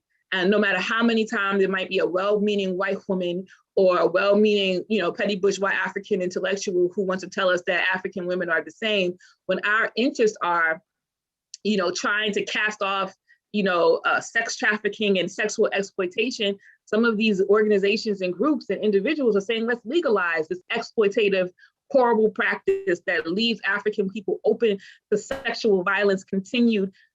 And we say in our movement that let's just destroy capitalism, because once we destroy capitalism and start creating the world in which we want to live, there will be no need, or there will be no opportunities for us to even think about doing these types of, these types of things, because we will have mode of production would be all toward building the African worker state, and African women would be critical to making that happen. If we look at past movements around, if we look at past attempts to, organize around the whole socialist idea and bring and eradicate colonialism in particular places in Africa and United States and the Caribbean, we see that some of movements like the ones in Burkina Faso led by Thomas Sankara was really specific about organizing African women. Also the same in Guinea-Bissau and Cape Verde led by Amilcar Cabral, specific about making sure that intentional about going into the countryside and organizing African women so that they can be a part of this process as opposed to just assistance to this process, and making sure that we had integral roles in nursing, doctors, leadership roles within the communities, things like that, and instead of institutions and structures. And that's what happens when we think about and also organize as African women within the revolution, is that we create the structures in which we consider the lives of African people, of African women in particular, and make sure that we are not excluded at all from this whole process and what was created. We also want to, even with the revolution in Grenada, in the Caribbean, there was a lot, it's always exciting, to see what people start to do once they immediately cast off colonialism, because you start to see these elements of the society that had not had power before start to create power and start to try to solve these issues. And Grenada was no different. We saw that with the Sandinista movement in Nicaragua, that a majority of the people who were involved in the fight, even if they couldn't contextualize or verbalize their material interest in it, felt like they had to be a part of this fight because they knew that what was happening to them at that point was not good, and that that the world would open up for them after they've been a part of the struggle to cast off colonial oppressor. And the same is still here today. And so when we are involved in this process of building the African Revolution, I mean, it goes without saying that African women as a part of the African nation have to be a part of it, have to step up, have to go into it, understanding that our role is not just as African women, but as African revolutionaries. And our problems are the problems of the African Revolution that the revolution has to solve, but also that we also have to solve as a part of the revolution to overthrow capitalist colonialism. And these things are really critical to the development of the minds, not only of African women, but of the entire African population, and that the struggle has to happen and begin wherever we are. So as the president of the African, I'm not sure where I am on time, but as the president of the African National Women's Organization, I'm responsible for, along with my comrades in the leadership of the African National Women's Organization, Saeed Kamba, who is the membership and recruitment director, and Comrade Umani for Earth, who's over the Uhuru DG Childcare Collective, and the many other comrades who are involved in the work locally and regionally, that our job is to build branches, to organize around the issues that impact African women locally where we are, but also to include the nationals' work to build up the capacity of our people.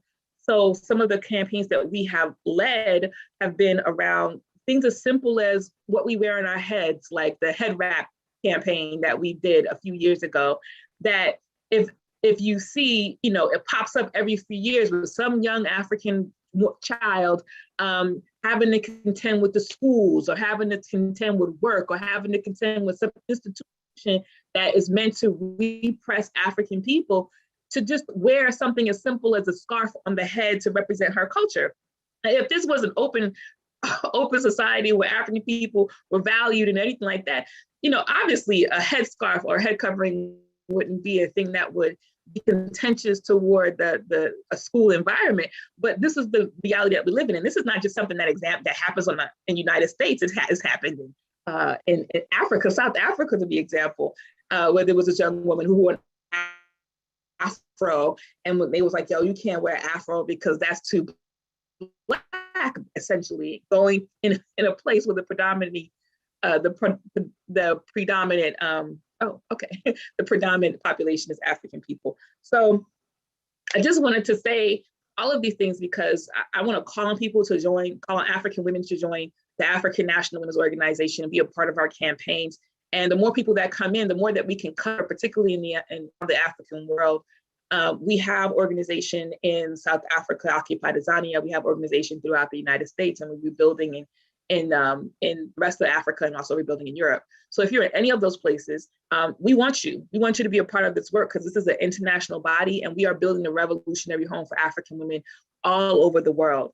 And we want your input and your genius, and we want you to be a part of this process where we are participating in building the African worker state and destroying capitalist colonialism. Okay.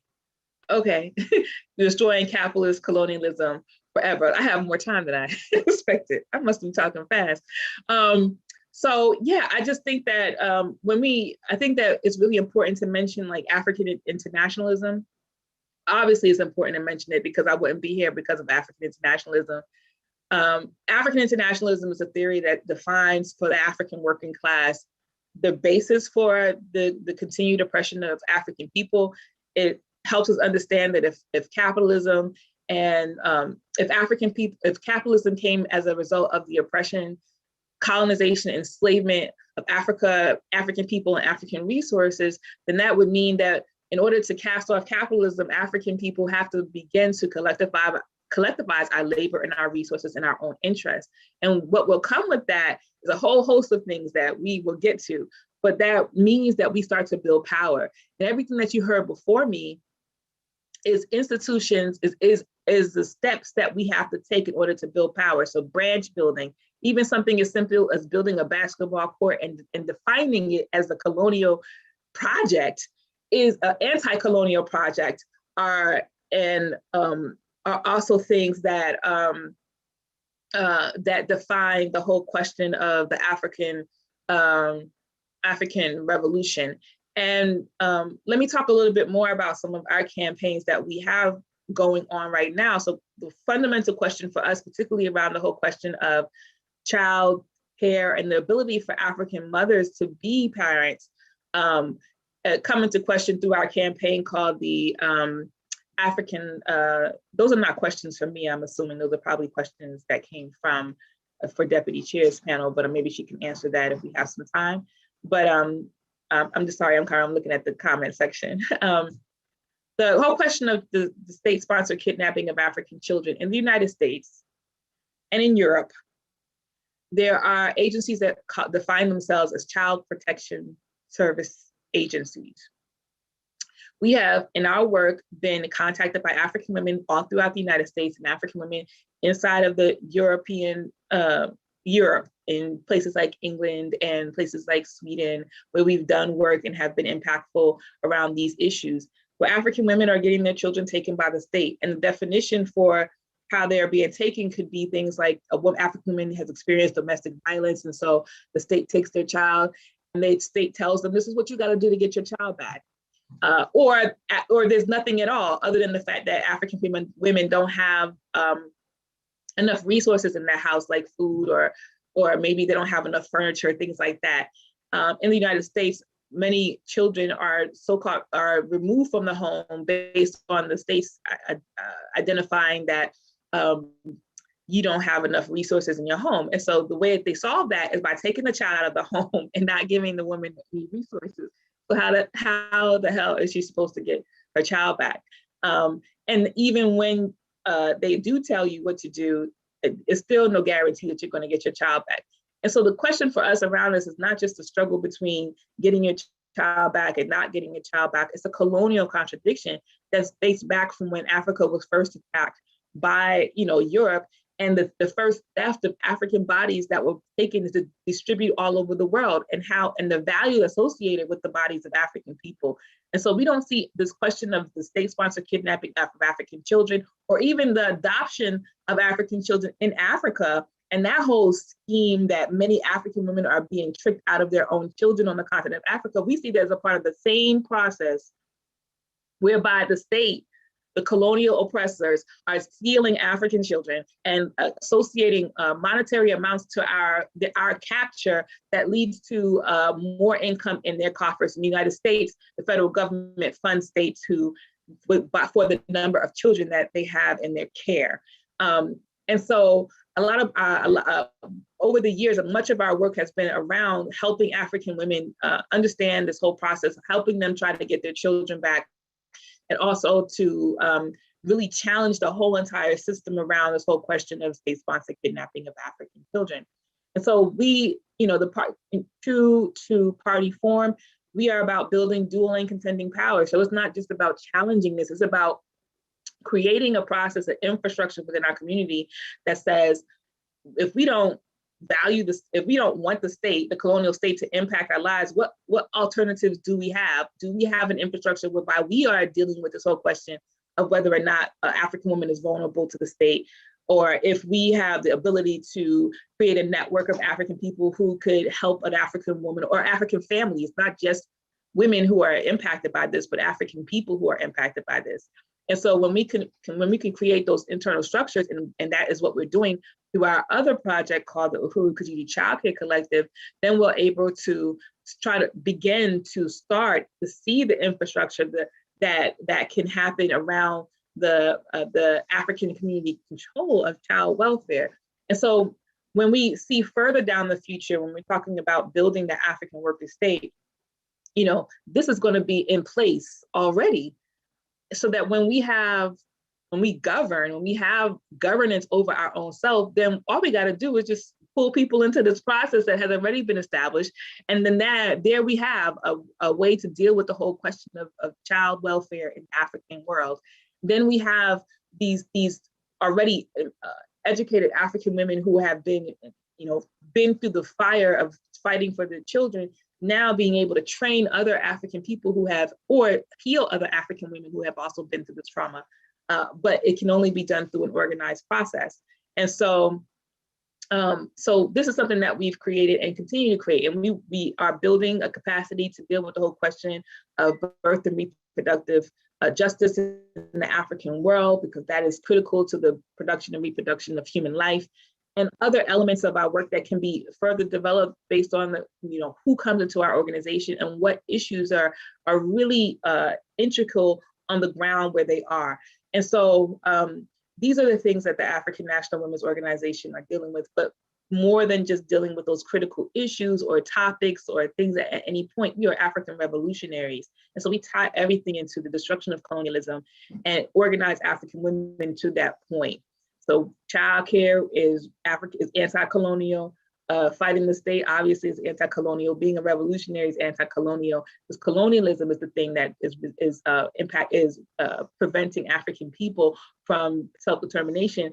And colonialism is not something that we make up in our mind. It is an actual thing that is reinforced through policy, through guns, through violence, through all the things that are happening in the world right now. So,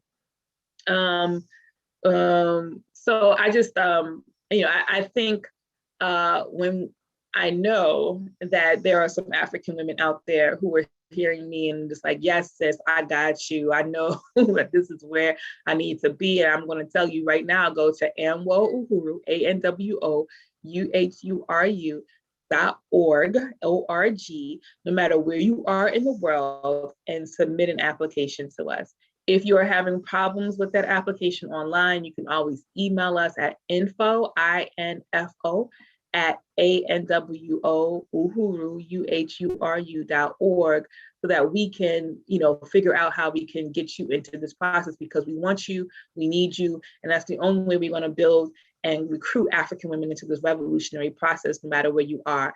And I just want to say that as you know, it's a passion for me to want to get everywhere. This is the quest of African women, African People's Socialist Party, is to build revolutionary international African working class everywhere on the planet, because I'm the child of Africans who were born in the Caribbean, and I have, I want to get there too. I want y'all in the Caribbean to be a part of this process. I want Africans in Africa to be a part of this process, African women in the process of in Europe be a part of this process, and build the capacity of the African working class women to challenge the colonial state or neo-colonial state, and to build that revolutionary working class where we are, and to challenge the issues and build around the issues that are impacting the lives of African people.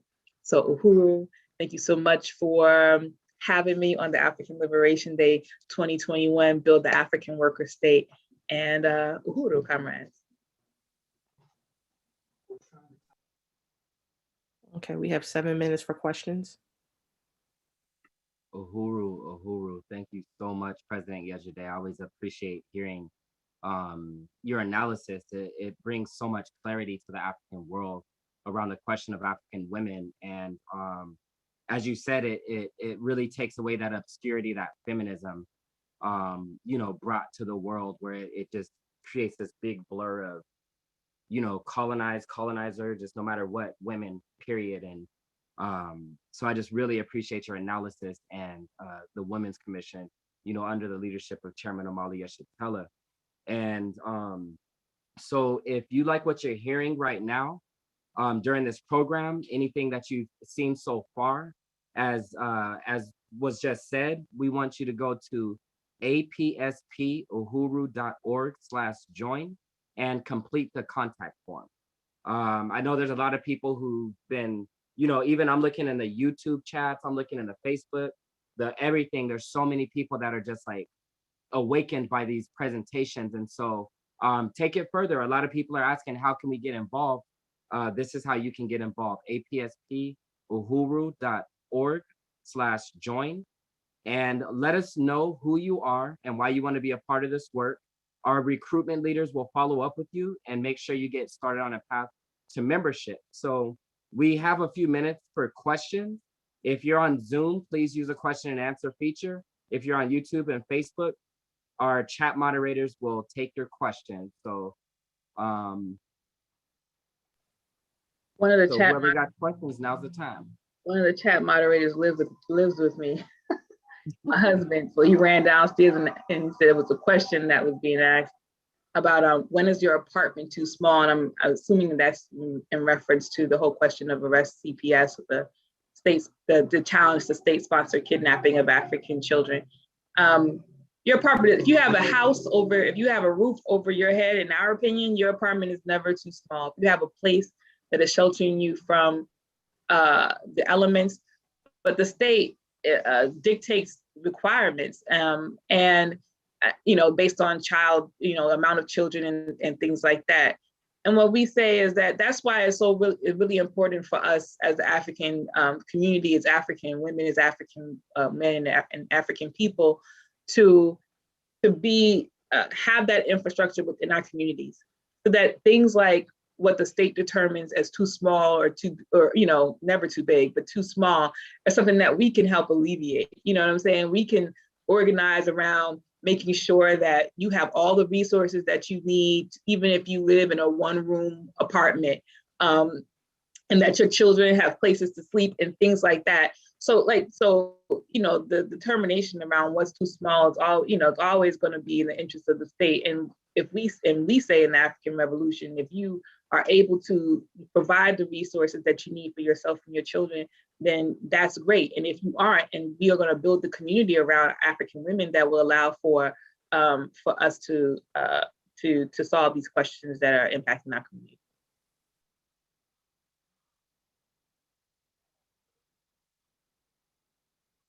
Uhuru, now there's some comments that were coming in on YouTube. I was trying to see if there's any questions. There's a person by the name of the Last Spirit who was very, very engaged. Let's see. Okay, I think as you said earlier, those were during Deputy Chair's presentation. So if there's any questions, YouTube, Facebook, or Zoom, go ahead and put your questions in now. As those come in, I just want to keep reinforcing for African women who may be watching this program. The ways that you can participate in this work is by joining the organization, joining the revolution. I don't think it's acceptable anymore for us to stand on the sidelines and dictate what should be done. I think that it's up to us to be the ones who do it. It's up to us to claim that space in the African Revolution, no matter how young or how old we are. And we can only contribute toward the building of the African Revolution itself. By going to ANWOUHURU, ANWOUHURU.org/join, or I would say going to the parties and joining the party at APSPUhuru.org/join, because we always want party comrades to be in the organization in ANWO Uhuru.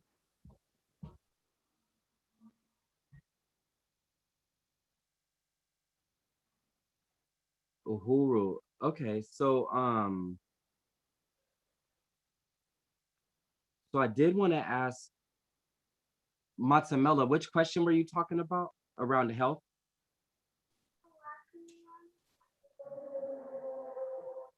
The question asked, Uhuru SD posted, can you please explain a little bit more about the yoni stemming process training? Thanks, Lisa Davis. Also, talk a little bit more about the health clinic. Yeah, that's from Deputy Chair's presentation. Okay. Okay,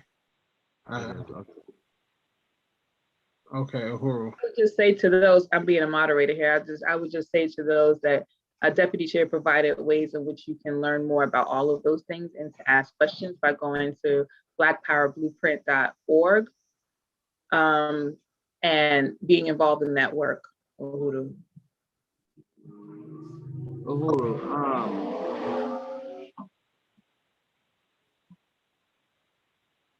Uhuru, I did want to ask if you could kind of elaborate a little bit on, you had mentioned Thomas Sankara and Amilcar Cabral and some of the work that they were doing, where you said that they were really focused on building and organizing African women. So I just wanted to see if you could elaborate a little bit on that. I mean, I think, man, I don't want to go too deep into but like, so I know for Amilcar Cabral and the struggle in Guinea-Bissau and Cape Verde, it was all about really identifying, a lot of African women have been in rural situations and have been in traditional roles that were tied to village life. And when the revolution came, being in those traditional roles didn't quite work for the revolution, for freeing African people from the grasp of Portuguese colonialism. And so, a lot of work had to be done within those communities so that the communities can be educated on why African women need to be a part of the revolution. A lot of work had to be done to restructure those communities through persuasion and education to make sure that African women had leadership roles and to defend the revolution. And when I say a lot of work, it's primarily education, primarily political education. Nothing was done, as far as I know, by force.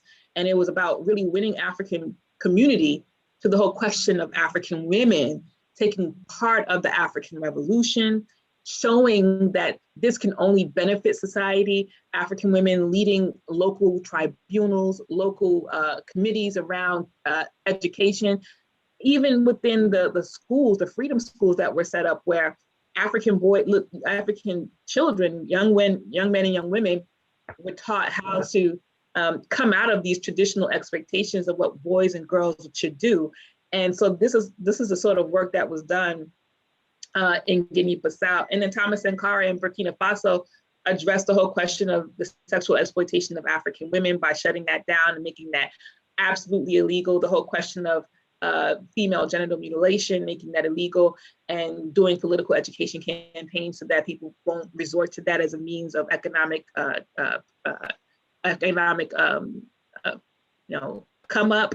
So these are some of the things that have been done in these movements around, the question of African women. I do see some questions that are coming into the chat, and I just want to make sure I can get to them before we don't have any more time. Not the chat, the Q&A. Make sure we don't have any more time. I'll just say what they are. Women for Earth Younger, can you provide some info regarding the upcoming cadre school? So yeah, African National Women's Organization is about political education. And so one of the things that we are doing to help train African women is we are having a cadre school, cadre development school for African women who want to learn what it means to be an African internationalist, African women revolutionary, and come into a process whereby you're filling out an application. You're going to go through a 6-week, 6-session process every weekend. Every Saturday, 8 to 10 Eastern and AM Eastern, to learn about what it means to be African revolutionary, what it means to be in the African National Women's Organization, and what it can mean for you to be a part of the African People's Socialist Party and to be a constant revolutionary. And that's going to happen between May 29th and July 17th. So there's some weekends that we skip, but that's because we are constantly working. And so some of these times conflict with others. But 6 weeks, 6 sessions, cadre school. Anonymous. I'll go ahead and ask that next question. It says, what is your stance on decriminalization? Many African women are locked into the underground economy in that capacity and can't leave that work yet. I'm assuming that means, the whole question, I've heard that primarily used around the issue of so-called sex work and the call for, and if it's something deeper than that, just let me know. But the call for us to legalize prostitution so that people won't be African women, people who are involved in that trade won't be criminalized, sent to jail. And in theory, we're not opposed to something that would alleviate the states coming down on African people. In reality, though, the question of this particular issue of state, sexual violence, sexual exploitation being legalized by the capitalist state is completely problematic. I think in our work, what we have attempted to do is organize African sex workers to African internationalism and to create a process whereby we can protect ourselves in that trade, right? But also to build our capacity economically and revolutionarily so that people won't be engaged in that sort of work. And I'm sure that there are other sorts of work too that are being criminalized. Like I know that there are some people who, in some states, United States, it's illegal to be a street vendor and all these other types of things. And the same goes for that. It's like we have to be able to create our own economy, and our economy can't be tied to exploitative, oppressive practices. And that's what the party is central to. That's what Deputy Chair just showed us, that we have the ability to create a dual, anti-capitalist economy, build the African working class, but we tie that to our political work. And so while I think in theory it's fine to decriminalize these things that the state identifies as criminal activity, I think what's more important is what we do as the African working class to overturn the capitalist exploitative system and to build African workers who will build our own and be prepared to govern. Uhuru time. Uhuru.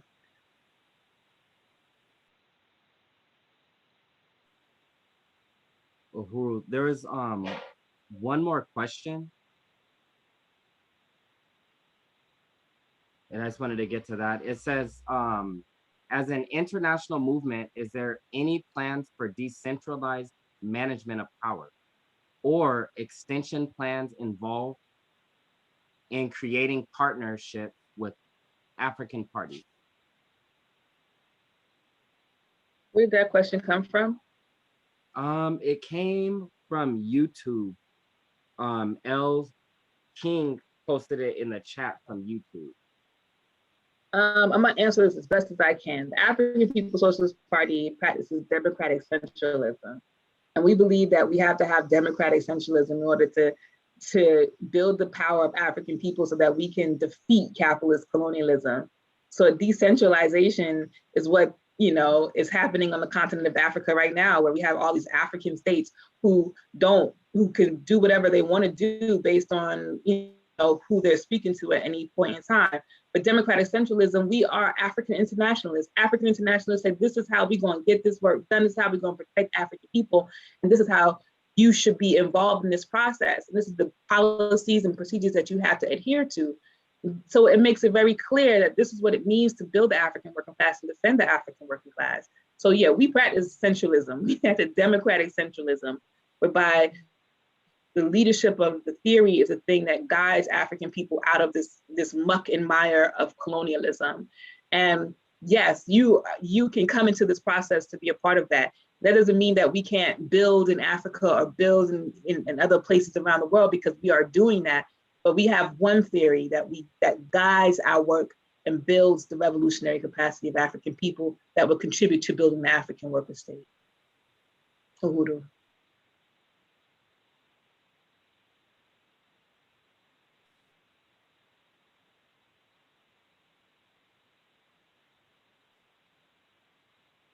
All right, Uhuru. Okay, I don't see any other questions. Does anybody see any other questions? You see any? We're over time. Okay, cool. So, so thank you, President Yejide. That was an amazing presentation. Thank you, everybody, for participating in this segment. And Vanguard up. All right, everybody. Remember that video we played at the beginning of the program?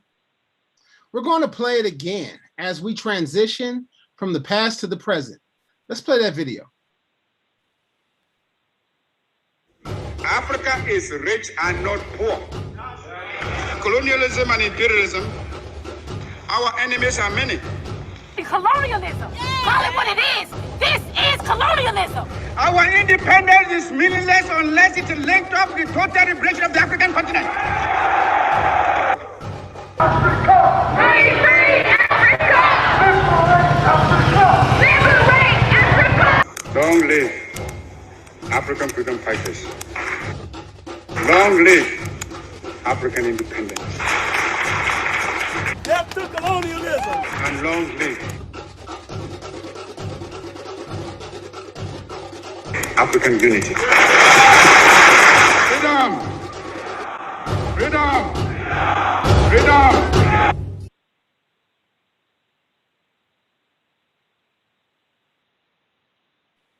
Uhuru, wow, what a great video. Now, it is my great honor to introduce to you the founder of the African People's Socialist Party and leader of the International Uhuru Movement, our chairman, Omali Yeshitela. From the day he tore down the racist mural from City Hall in St. Petersburg, Florida in 1966, Chairman Omali Yeshitela has never stopped fighting for liberation for African people everywhere. In the heat of revolutionary struggle and during years in prison for his political work, Chairman Omali developed the theory of African internationalism that understands the world through African eyes, through the eyes of the African working class. The chairman has authored numerous articles, pamphlets, and books, and has led countless campaigns in the name of the African working class. Today, Chairman Omali Yeshitela, as the leader of the African Socialist International, speaks to his growing base around the world and leads the worldwide movement for the liberation of Africa and African people everywhere. Welcome, Chairman Uhuru. Uhuru Africa. First of all, I would like to express my appreciation to those of you who have hosted this African Liberation Day in the name of the African People's Socialist Party, to the northern region of the party within the United States, to you, Comrade Masamela, to Comrade Yejide, to Comrade Tiffany, to the host of you, and of course to Comrade Mwambi Tangu, who did finally learn what the agenda time frames look like. I want to express the statement about just the significance of what it is that we're doing today. And the fact that we have characterized this African Liberation Day under the leadership of the African People's Socialist Party as one to build the African worker state. And in the beginning, I would like to just say a little bit about the origin of African Liberation Day itself, because it should be recognized that African Liberation Day was an attempt by the imperialist powers and neo-colonial forces on the continent of Africa to hijack the African Revolution. It was Kwame Nkrumah who had really done such an incredible work, inheriting much of his vision from Marcus Garvey as how he articulated it, and he spent his life trying to build and unite Africa. And this was something that Nkrumah was working on subsequent to and even before and subsequent to the independence of Ghana. You saw footage of Kwame Nkrumah speaking from a platform in Ghana. All the imperialist powers did everything they could to block Nkrumah's efforts to unite Africa and to unite the African Revolution. And what they did was, after Nkrumah had initiated meetings in Accra in Ghana in 1958 to try and get in front of this, they contributed to the development of this meeting that happened in Addis Ababa, Ethiopia in May of 1963. And this meeting would become the founding event of the Organization of African Unity. And Nkrumah spoke there. And on May 23rd, he made an incredible, May 24th, I should say, incredible presentation that I invite all of you to Google. And at this presentation, he made it clear that that meeting of about 35 so-called independent African states had to leave having destroyed the borders of Africa and created one solid, united African state. Or at minimum, an organization of African states without those borders that had its own military, its own economy, etc. And this was such a threat to the imperialist powers that they did everything, this idea that Nkrumah had promoted, and they paid off, bought off different forces. And Nkrumah said to not do that would result in the growth and domination of neo-colonialism. And colonialism, as many people understand it, is direct white power standing over every aspect of our lives. But at the point where the struggle has heated up, and it becomes difficult or complicated for a colonizer to dominate a people in its own face. That is to say, because colonialism is foreign and alien domination of a people. When that becomes difficult, the people have become more conscious and become more determined to end this relationship, then indirect rule, or what Nkrumah characterized as neo-colonialism, becomes necessary. And so that neo-colonialism or indirect rule is something that was perfected by a man whose name was Frederick Lugard from England, who was sent to this territory that's now called Nigeria by the British, with the objective of consolidating these territories into one single administrative entity. And this is where we had the advent of nigger area created by Frederick Lugard and his mistress wife, Flora Shaw. And he is the one who perfected this concept of ruling indirectly. We call it white power in blackface in most instances. And so, but it's still colonialism. We still don't have power. And Nkrumah warned about how this flag independence, how this so-called independence, where the European colonizer would make a big fanfare of sitting down at a table and writing up a constitution with the colonized, that leader that they had chosen, that would make a big fanfare of having this great Independence Day celebration where at midnight, they would have the sailing of the ship of the colonizer off toward the horizon, and at the creation of a new flag that's supposed to represent freedom, while the colonizer still owned and controlled the economy of Africa. And through controlling the economy, control all of Africa. That's neo-colonialism. And so in 1963, in May, 1963, and Nkrumah stood up on May 24th and declared that the only thing that should come out of that event in Addis Ababa, Ethiopia, was a united Africa. And that if you do not do this, he said, he talked about neo-colonialism having a stranglehold on Africa, how it would result in fights and wars between African people itself, and the ongoing expropriation of all the value of Africa by the colonizer. And of course, we had forces like Senghor out of Senegal and others who were in that room who refused to unite with Nkrumah. And the outcome was a neo-colonial entity that was created for the whole continent of Africa, that was controlled by white power, the white ruling class, and that still recognized Nkrumah was to be such a threat that by 1966, he was overthrown by the United States government, again using indirect rule. In 1972, he was eventually murdered because they knew that Nkrumah, that people eventually would listen to Nkrumah, because neo-colonialism was a dead-end street. So Africans have no power. And so that's why what we are talking about today is talking about to build the African worker state. Because when we talk about the African worker state, you are now talking about the issue of class struggle that Nkrumah didn't quite understand until after he was overthrown, leading him to write what was a pretty good book around class struggle in Africa. But class struggle does exist. And this is something that has been clouded by many people, especially neo-colonial forces who do not, and petty bourgeois forces in Africa who do not need for us to recognize the origin of our contradiction. So this African Liberation Day is really important to us because the objective is to complete the mission that had been established by Nkrumah as an objective when he spoke in 1963 in Addis Ababa, Ethiopia. I want to say that we are a revolutionary party. And this is the first time in history that the African working class has had its own party. And this is a crucial statement. I'm not saying that there were not some organizations that characterized themselves to be revolutionaries in some particular country in Africa or another.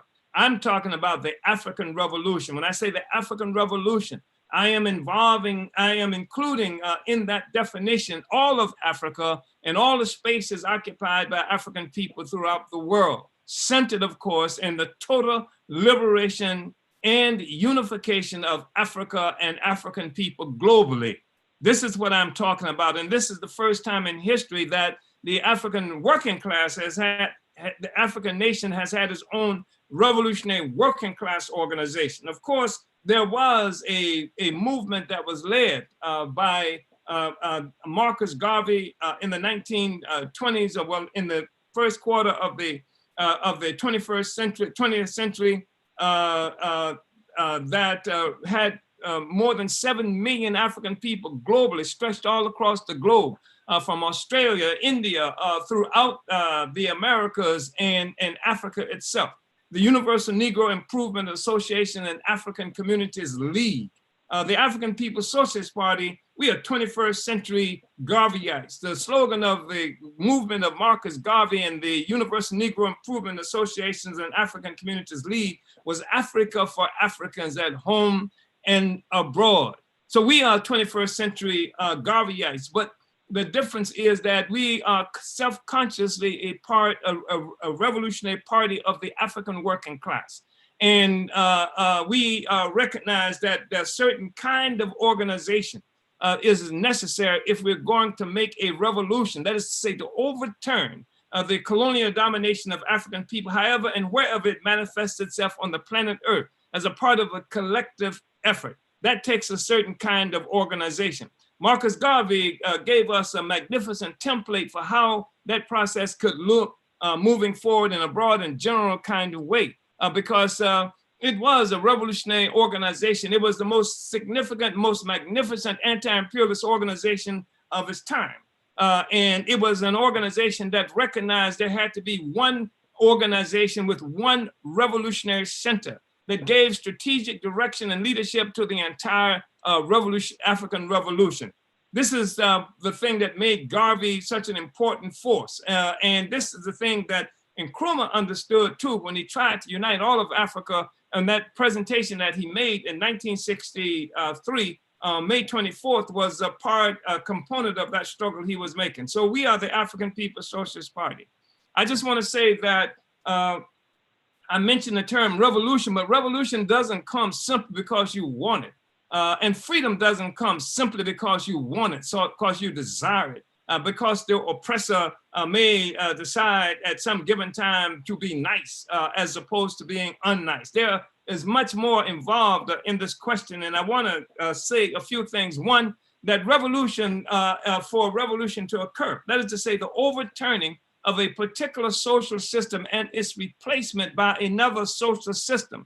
This is what we are talking about when we talk about revolution. For that to occur, there are several things that are necessary. One, the crisis is necessary. Nobody wants to or needs to overturn a social system without crisis. There's something wrong with it. So crisis is something that permeates the entire system. And that's the thing that we see happening in the world globally.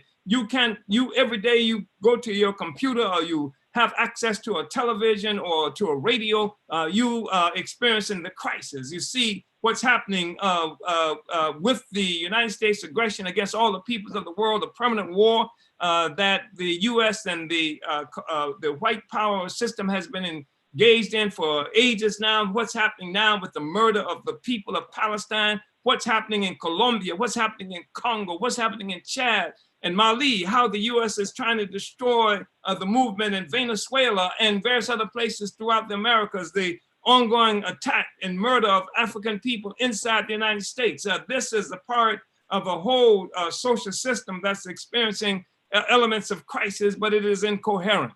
And what has to happen, of course, is that this revolutionary leadership has to be given to this entire project. And the African People's Socialist Party is the party of the African working class. Again, for the first time in history, it has its own revolutionary party with its own revolutionary objectives. And part of what makes it a revolutionary period is crisis. And the other thing that has to be present in order to successfully make a revolution is the inability of the ruling class to rule in the same old way. We see evidence of that everywhere. What has to be present also is the willingness of the people to go to fight and to struggle regardless of what may be the predictable outcome that goes against them. There has to be that. There has to be also a revolutionary party that's guided by revolutionary theory. Theory is fundamental. It is theory that keeps us locked into the long view. It is theory that tells us to what end we are fighting. It is theory that helps to protect us from neo-colonial solutions. And neo-colonialism is one of the highest expressions of opportunism that you can find. And what is opportunism? Opportunism is sacrificing the long-term interests of the people, of the class, for the benefit that can be achieved short-term. Sometimes through things called reform, sometimes through things called independence, if it's a neo-colonial kind of independence. It was what happened in Addis Ababa, Ethiopia on May 25th, 1963. That was opportunism. And so in order to prevent opportunism from reigning supreme, in order to prevent neo-colonialism from being an acceptable outcome of the struggles of the people, then it must be guided, that struggle must be guided by revolutionary theory that projects the long term for us, that tethers our movement to the ultimate aim of winning power, winning freedom, winning liberation for our people. You can't just have freedom. In order to have this freedom, first of all, again, it takes theory. And our theory is African internationalism. And this is really important for us to understand that, because this theory of African internationalism helps us to understand that the capitalist world, the whole world economy that dominates the globe today is an economy that was born initially through the attack on Africa. 1415, when Portugal made that assault on Africa that began the capture and sale of Black people around the world, that resulted in by 1884 and 85, Europeans gathered at a table in Berlin, Germany, to carve up Africa as to be exploited. And we have a situation where the African population has been dispersed throughout the world, everywhere, not only from Africa, but even within Africa, separated from each other by these borders. We reject the whole concept of that the people use and the thinking representatives of white power, even if they call themselves socialists. We reject this whole concept that there was something significantly different that happened with African people on the continent of Africa and African people who were dispersed throughout the world. They like to refer to what happens to Africans in the United States and how Africans in the Bermuda and the Caribbean and Africans in other places as a form of slavery. And they like to say that that distinguishes Africans in the United States from Africans on the continent. We say it's all colonialism. And what we're looking at when we talk about the Africans in the United States and what some people refer to as some kind of diaspora is colonial slavery. Tell me the profound difference in what happened to Africans in the United States than what happened to Africans in Congo, where Leopold and the Belgians cut off the hands of so many African people in a very short period of time, murdered at least 15 million African people right there alone in Congo, or from 12 to 15 million African people right there in Congo.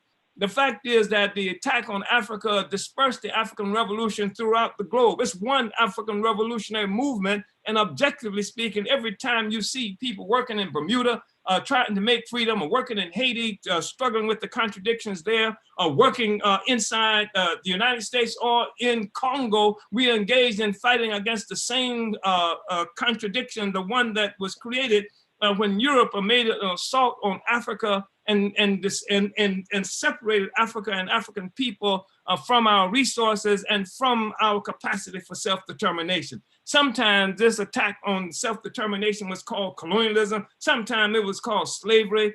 Sometimes it was called segregation and apartheid and all of that. When every instance, it was self-determination that had been taken away from Africa and African people. So I think it's really important for us to understand that. Secondly, it's important to understand that this thing that they call colonialism was not just an incident or was not just a policy.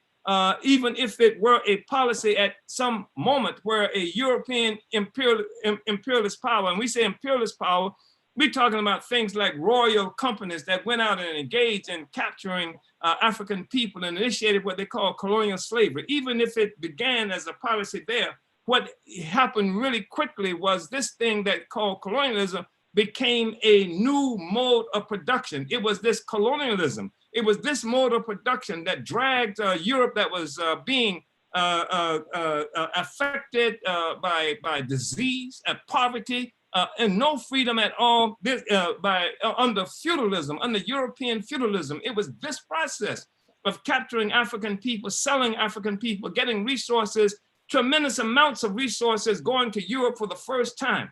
It was the capital that came before capitalism, that the selling of Black people. It was what Karl Marx called the transforming of Africa into a warren for the commercial hunting of Black skins. He said this was the origin, this was the beginning of capitalism. He said that this was the starting point. He said that this act of selling Black people, this primitive accumulation as he called it, was the equivalent in political economy of original sin in theology. This is where it all started.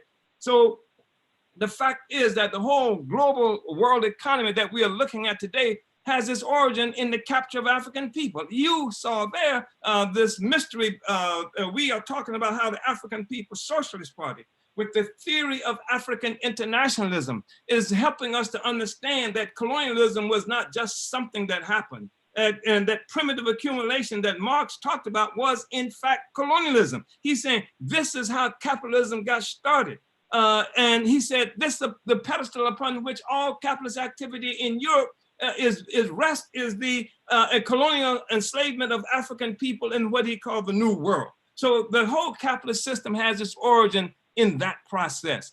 And unlike what Marx assumed, that this thing he called primitive accumulation was something that was critical and significant only as it related to the development of Europe and European capital. What we are saying is colonialism was an assault on Africa that created a whole different new world economy, that created a whole new mode of production that was the bridge between European feudalism and what we now know as capitalism. It was a mode of production. So the struggle of African people was central to the advent of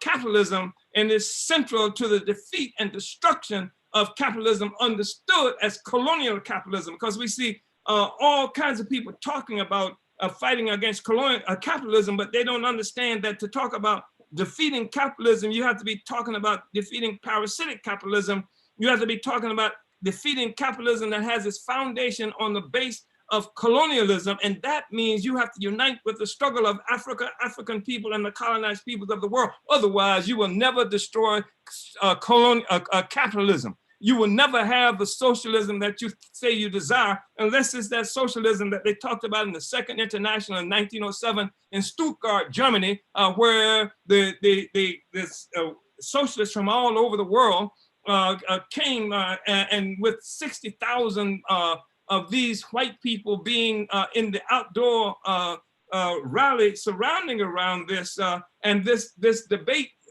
emerged with a resolution being victorious, calling for a socialist colonialism, saying, no, we can't end colonialism because colonialism is what brings us all this wealth, all this value, etc. And colonialism allows us an opportunity to send the surplus population from Europe to Africa and other places. Therefore, we, as opposed to ending colonialism, we have to create a socialist colonialism. And so the point is, brothers and sisters, that Africa is central to the working out of a colonial economy that's been a worldwide economy. It's colonial capitalism. It is parasitic capitalism. It is capitalism that rests upon the foundation of exploitation, oppression of the peoples around the world. It is capitalism that's experiencing tremendous amounts of stress as peoples around the world are now fighting to take back our freedoms, whether that's in places like Venezuela, whether that's in places like Iran, Iraq, whether it's in Afghanistan, whether it's in Palestine, whether it's in St. Louis, Missouri, whether it is in Congo and other places around the world. Objectively speaking, what the struggle is about is the destruction of the colonial capitalist social system, and that's how we have to fight it. So it's not good enough for us to just to be thinking about how we're going to do this and do that. That's not tied to this objective of overturning the social system. The party has to lead everything, so that we don't have work and activities that's involved that's called itself for reform, where reformism is what we are tied to, which is opportunism, as opposed to reform that might lead us to a higher place in the struggle of and the destruction of the social system itself. We say that the party has to lead everything. There's the question of the oppression of African women. And how do we take that on? Do we create a feminist organization? No, we create a revolutionary organization that brings African women in the struggle against colonialism, in the struggle against the social system that has its foundation and rests upon our oppression. How do you engage in this system? Can you just have masses of people who are going to make the revolution? Masses can make the revolution, but the revolution has to have leadership. Where is the leadership? The leadership is in the African People's Socialist Party. It is in the advanced sector of the revolution. It is in the party of the working class, and that's the African People's Socialist Party itself. And carrying this out, what do? We bring the masses in. We bring the masses in through African National Women's Organization. We bring the masses in through the International People's Democratic Uhuru movement that's fighting on all fronts. That's where the masses are being affected by the consequences.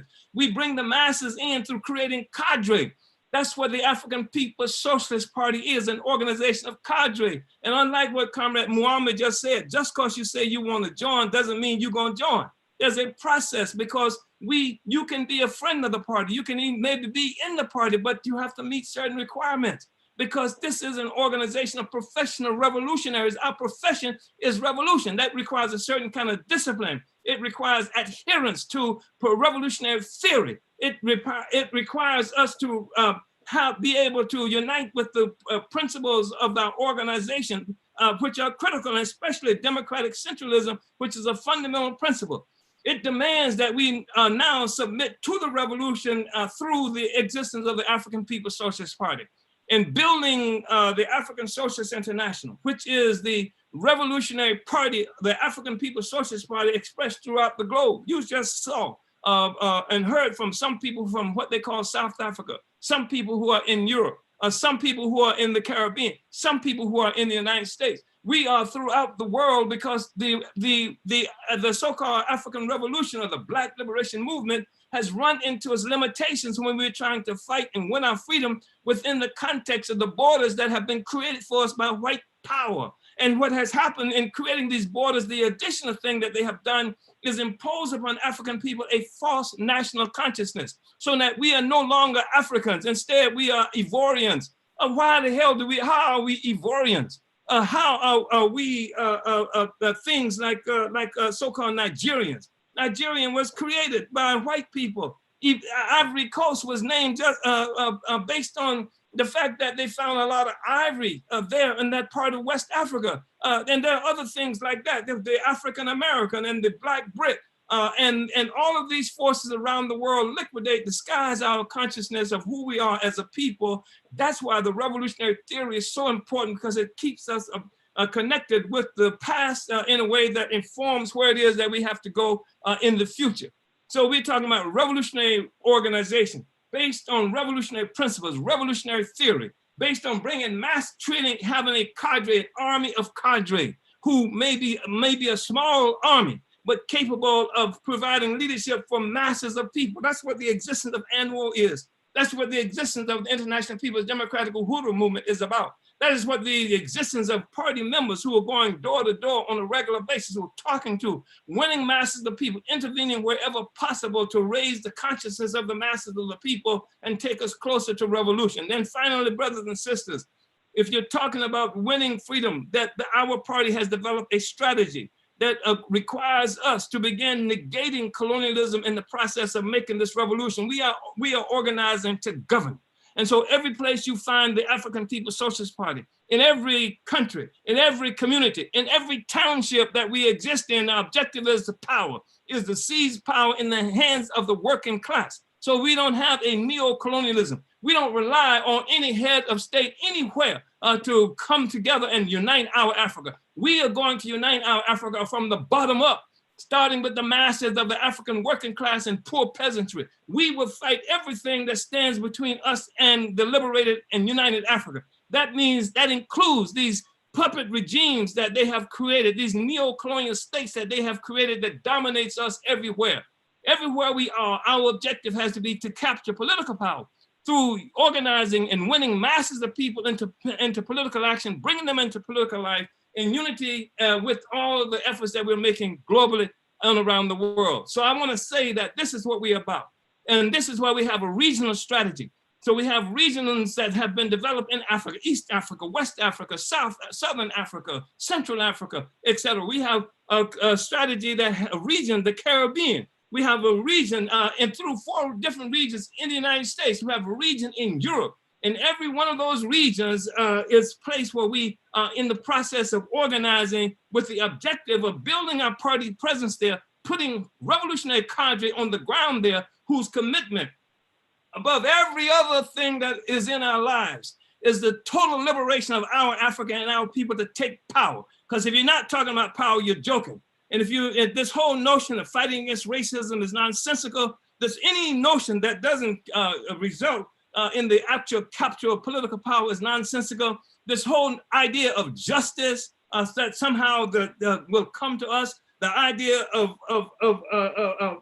somehow freedom coming to us without that justice being in our own possession, if it's not destruction of colonialism and capturing political power and the destruction of capitalism, colonial capitalism, because it's rotten through and through, and we are not going to have no any future as long as we rely on the existence of the current social system that's people refer to as capitalism, we refer to as colonial capitalism. It's got to go. Every aspect of it has to go. And it has to be replaced with revolutionary socialist organization. I just want to say this. We solve every problem. We lead everything. We create workers, or we create organizations under our leadership among the colonizers. This has never been done in the history of revolutionary struggle anywhere on the planet Earth. One of the things that kept the party alive, even as the Black Revolution of the 60s was being assaulted, and Lumumba being killed, and Nkrumah being overthrown, members of the revolutionary organization, Malcolm King being wiped out, etc. But our party, when all of this was coming on, we opened up a whole new front of struggle. And this new front of struggle that we opened up was in the colonizer, among the colonizers themselves. We have an African People Solidarity Committee, for example, that has organized a presence for the Black Revolution. This is our party's organization. This is the party's Solidarity Front that is in more than 130 some odd cities inside the United States, more than 8 countries around the world, so that the African Revolution is not going to ever be encircled and isolated in the same way it has been done in the past. The African Revolution is extending itself throughout the world. We fight for reparations, just like it was primitive accumulation that Marx talked about of capital that developed capitalism. We understand a strategic aspect of our work is the primitive accumulation of socialized capital through the reparations demand that we make. And we taking the whole question of reparations not to be able to exist inside the colonial system, but the reparations that take our resources for independent economic development that will help to negate the existence of capitalism itself, and to win victory for African people under the leadership of the African working class in solidarity with the oppressed peoples of the world. We say, ease, we lay to Africa. Africa is our land, one Africa, one nation, no compromise, no surrender, uhuru.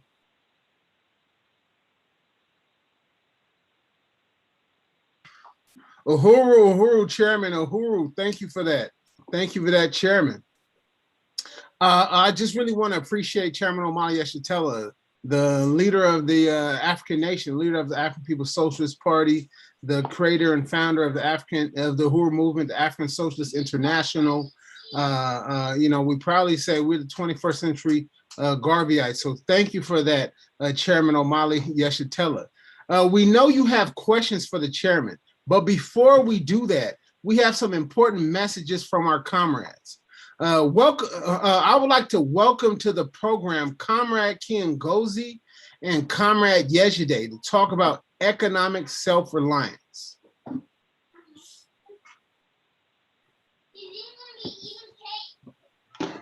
Uhuru, everyone. I'd like to salute my direct leadership, Chairman Omali Yeshitela, for his profound vision in African internationalism, and Deputy Chair Onizine Yeshitela for running the economic work, which I've been a part of for some time. It's clear that we must find a solution to our problems, and that this can only be found in African unity. Divided, we are weak. United, we could be one of the greatest forces for good in the world. That's a quote by Kwame Nkrumah. All African people, whether they live in North America or South America, the Caribbean, or any other part of the world where African people belong to the African nation. Let me say that again, I messed it up. All African people, whether they live in North or South America, Caribbean, or any other part of the world, are African and belong to the African nation. Another quote by Kwame Nkrumah. African internationalism. The African People's Socialist Party has developed a political theory that understands the world through the eyes of the African working class and explains the place and future of African people in it. This is a theory of African internationalism that's put out by Chairman Omali Yeshitela. And point 5 of the 14-point platform of the African People's Socialist Party, which lays out what we want and what we believe, states we want the right to international political economic association with Africans and all other people anywhere on the face of the planet Earth, the African People's Socialist Party. These quotes by Nkrumah, The Explanation of African Internationalism by Chairman Omali Yeshitela, and the 5th point of the 14-point platform of the African People's Socialist Party were relevant in their inception and they're relevant now, which tells you that we've been in this struggle for a while and the fight continues. The chairman says that you go to sleep oppressed and you wake up oppressed. So that means you should go to sleep preparing to fight and waking up ready to fight. 2022, we are planning to have ALD in person with dynamic speakers from throughout the world. Today, we're here to raise $3,000 for ALD 2022. For those that have participated and for those that have witnessed, know a lot of work and resources go into this event. So could our moderators please put the link for donations in the chat on all platforms? And if you're going to donate, put your donations in the chat as well. That is, if you want to be recognized. So saying that, does anybody have $3,000 that they can donate right now? Somebody out there got $3,000. Somebody got it. Somebody's willing. And if you are willing to give $3,000, just simply give what you can, because no donation is too small, none are too large. So do we have 2 people with $1,500? I don't know. I'm trying to look at all the platforms to see where we see what's coming in. Somebody out there is saying, yeah, I do. So I'm gonna try to hunt you down on the YouTube, on the Facebook. And if we got a $1,500 donation, then we can do $1,500 donations, and we can just rock this out right now. No, I don't see nothing. No, I don't see nothing in Zoom either. Don't be quiet, y'all. So now would be a good time to play that song, Money, Money, Money. But okay, do we have 3 people with $1,000?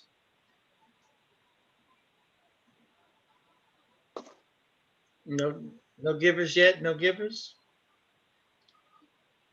I've been on YouTube all day talking with this group of Africans who are into this program. I see y'all, and I know that you all want to participate and want to donate, and some of you may have already donated because we've gotten some donations throughout the day. But I'm calling on my YouTube fam, the ones I've been moderating today, put your little pennies or your dollars or your coins in that donation link. Marcus Garvey built Black Star Industries with small donations from all over the world. And so even though we're asking for $3,000, just contribute what you can. So do we have 4 people with $750? We looking for that? Oh, I don't see any moderators saying anything. There's no movement, but we're gonna get it. We know that we've gotten it before, and we're gonna make sure that we can call you into this process. Okay, ways to donate is alduhuru.org/donate. This link will take you to a landing page, and you can choose monthly donations or one-time donations. We also have an auction, and all proceeds go towards our fundraising goal. They go to auction32auctions.com /ALD 2021, and you can view some of the items that we have on there. We have shea butters, we have body butters, body colonnades, Chinese artwork, Egyptian artwork, scented candles. If you're in the Newark, New Jersey area, we have a session, a lock tightening session or a lock session. There's also, if you're having back pain, a virtual session for managing back pain or alleviating back pain. We got some donations coming in. Okay. I just want to recognize, can you recognize the ones that are coming through on Zoom, and I can do some of the ones that I know that we got the money for already? Okay, I'll read off the donations that we've already had. We have Chimarenga Waller, $25. African People's Solidarity Committee, $100. We have Comrade Basel, $25. Midwest region, $100. The Western region, $100 as well. See, they matched each other. Ooh, yesterday, Orimilla, $50. How about that? Well, thank you, comrade. Yeah. And I'm going to donate $25 myself. I just want to appreciate, yeah, keep them coming in. I see, okay, I'm trying to write them down as they come.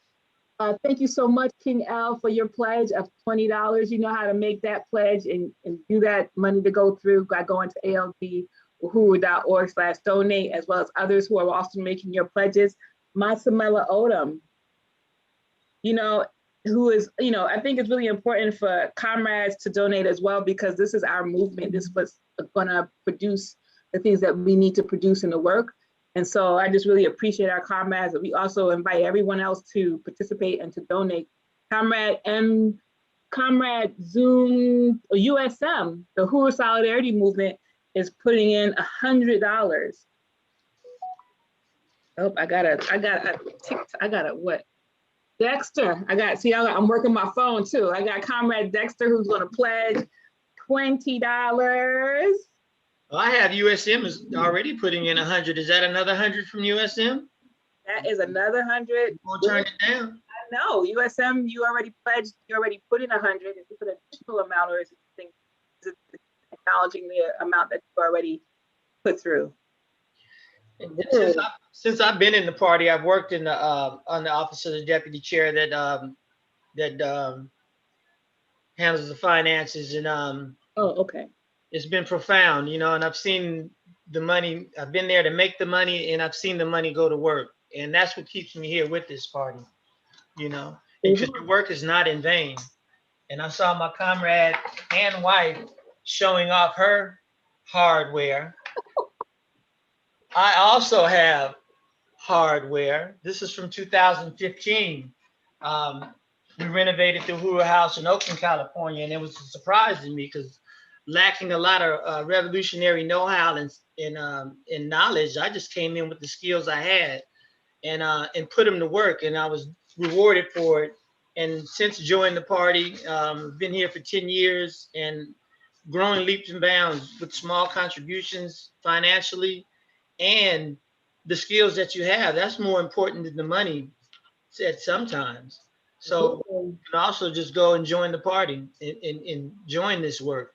But right now we're trying to get this $3,000. So yeah, Dana was gonna tell y'all all about membership, and we want to get y'all to make your donations and come through. So I'm looking at some of the donations that are coming through our payment processor, and we have a donation from an X Williams for $25. Beautiful. We also have a donation from Leah Fifield. Thank you, Comrade Leah, for $100. Is anybody looking on Facebook? Let me look on Facebook and see. And the USM comrades clarified, we had a different donation from the APSC, the African People Solidarity Committee, and that their $100 donation is something different. That's in addition to the Solidarity Movement is contributing $100 more through the USM Mass Organization. Thank you so much, comrades. We have another $50 that came in from Lisa Watson. Thank you so much, comrade. We have a $50 on Facebook from Neyosu Inyunde. Okay. Comrade. Now we're hoping that for our comrade moderators, please make sure that the links are being posted there so folks will know exactly where to go to complete their donations. But that's great. We also have, I don't know if I mentioned this, I might have because I'm going through a whole bunch of stuff, but MQ donated $20. Comrade MQ. Thank you so much. And Umanifa Earth made a donation earlier today for $50. Thank you, Umanifa. Wonderful. And then, that's start us off for today. Let's go back. And please go to the auction website and look at some of these beautiful pieces that we have for auction. We have jewelry, necklace made in Ghana, handmade in Ghana from Zinzale Consignment. Uhuru, Sister Valerie Moore made a donation to us of $25. This was a couple days ago, but we want to definitely recognize Sister Valerie Moore for making a $25 donation to the African Liberation Day process. Let me see if I see anybody on the tube. Okay, we got some coming in. Okay, Comrade Aisha Fields, Dr. Aisha Fields, leader of the All African People's Development and Empowerment Project, is making a donation of $10. Girl, I'm gonna have to count all this up, y'all, because coming in fast and furious. Tally it up and have an update later. Okay, how much more time do we have in this segment for the fundraising call? I think we like going through it. I want to make sure we capture all the money, but I'm the timekeeper. $50 from Malika. Who covered Malika? $50. When did we $25 from, I can't see who this is. I can see. From Dr. X. I think that might have been, is that X Williams? Nope. It might be. Bertie Duty, okay. $20. Tafari, $15. Oh yeah, that was X Williams with the $50. Okay. To clarify, let me look back on Facebook to see if we have anything. Tafari, okay. Yes. Come on, Facebook, represent. Keep on coming in. I think we're probably almost out of time, Carmen. So I just don't want us. I want you all to know that throughout this program, we have been posting the donate link, and so you can always continue to donate and contribute to our work. And we're going to have a fantastic in-person ALD next year. We want y'all to come to DC, where it's going to be down on the ground. And we're going to make sure that you have an amazing time while fighting the kicking the ass of the ruling class with our African Liberation Day program. And this also contributes toward the work of our northern region of the African People's Socialist Party, the work that we have to build the marketplaces and to organize the party throughout the northern region, which is a part of building the regional strategy. So, Uhuru, thank you so much, comrades. Back to you, Matsamela.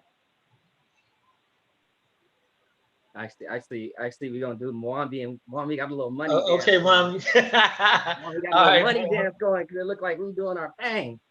But next, we want to bring up our amazing comrade, who's gonna talk to us about membership, and we already got her on the screen. Jainaba Lumumba, talk to us, comrade. Uhuru. Happy African Liberation Day. You know, we say happy African Liberation Day because, you know, we, as revolutionaries, we're optimistic about the future. Revolutionary is an amazing thing that every African, every indigenous person, every colonized person needs to embrace. So you heard the great presentation by the most powerful, the most insightful revolutionary philosopher of the 21st century, Chairman Omali Yeshitela from the African People's Socialist Party.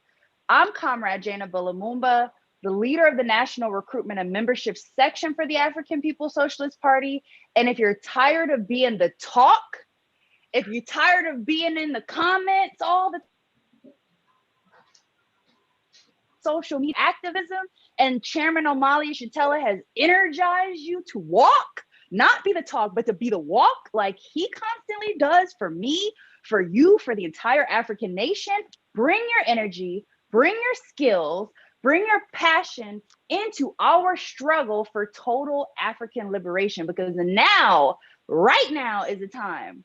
Go to apspuhuru.org, and we're going to have our moderators type that into the chat, and Facebook, The moderator is going to type apspuhuru.org into YouTube. They're going to let you know exactly where to go if you're already registered on this webinar, apspuhuru.org. You got a colonial job? No problem. Join the African People's Socialist Party at apspuhuru.org, and we're going to take those skills from your 9-to-5 that they're extracting from you all the time at your own expense, and we're going to put those skills to use for the African Revolution so that we can actually be organized. You don't even like that job anyway. If you're an entrepreneur, join the African People's Socialist Party. Follow the leadership of DC Chair Ona Zane Ishitela. She's going to elevate your business from a self-centered venture that's really only keeping you afloat in a capitalist economy. And we're going to transform you in your business. You're going to be a part of an African-led, African-supported, international economy that's going to drive and forward the revolution. Someone is going to teach you. We are going to lead you. We're going to demand the best from you. We're going to build you. Go to the apspuhuru.org website so you can give your action, give your business, give yourself a purpose. The revolution of the 1960s was defeated by the US government, but it's clear that it's not over yet. So how do you change this? How do you change the relationship that you have? You change that by joining the African People's Socialist Party. You're going to start by going to apspuhuru.org. You're going to become a part of an organized revolutionary front. And then you're going to have the opportunity to see the completion of the revolution that was started in the 1960s. It actually started after they snatched the very first African from the coast of Africa. So the African People's Socialist Party, we're calling on you. You're revolutionary. Yes.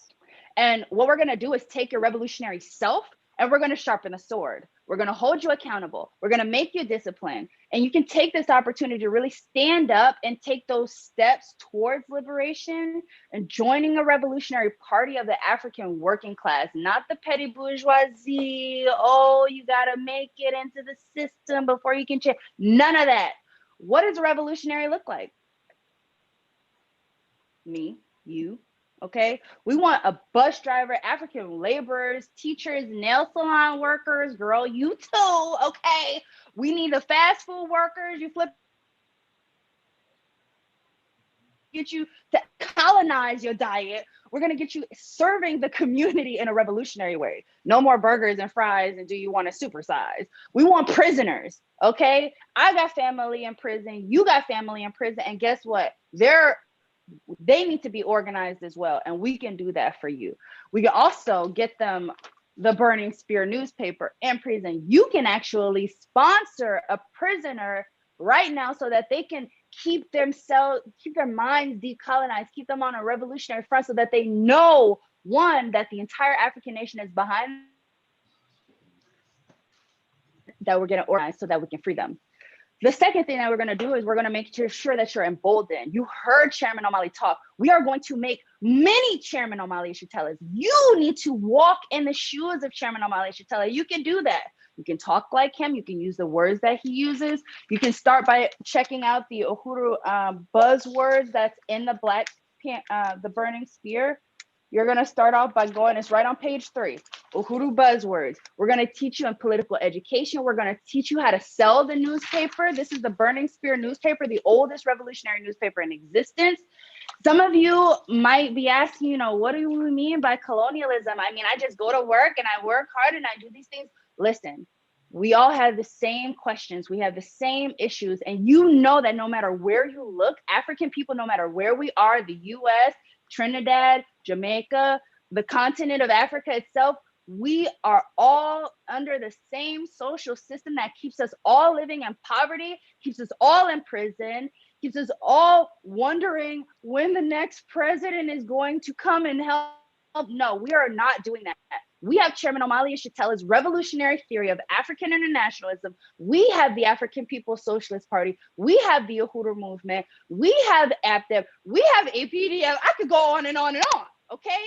this is how we're going to get free. And if you don't believe in us yet, if you think that you have, you know, a way to help or you want to make a suggestion, go to apspuhuru.org. Don't leave it in the comments.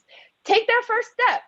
Listen, we're all seeing all the social media things going on. I know you got Twitter fingers, okay? Go to apspuhuru.org. You'll find a tab that will have join. That's where you're going to go and fill out that form. We can talk about your suggestions for the revolution and bring it right to our central committee. Let's hear what you guys say. Listen, we have to fight really so that we can build a world where African people can have power over our own lives. We need to govern ourselves. We know that.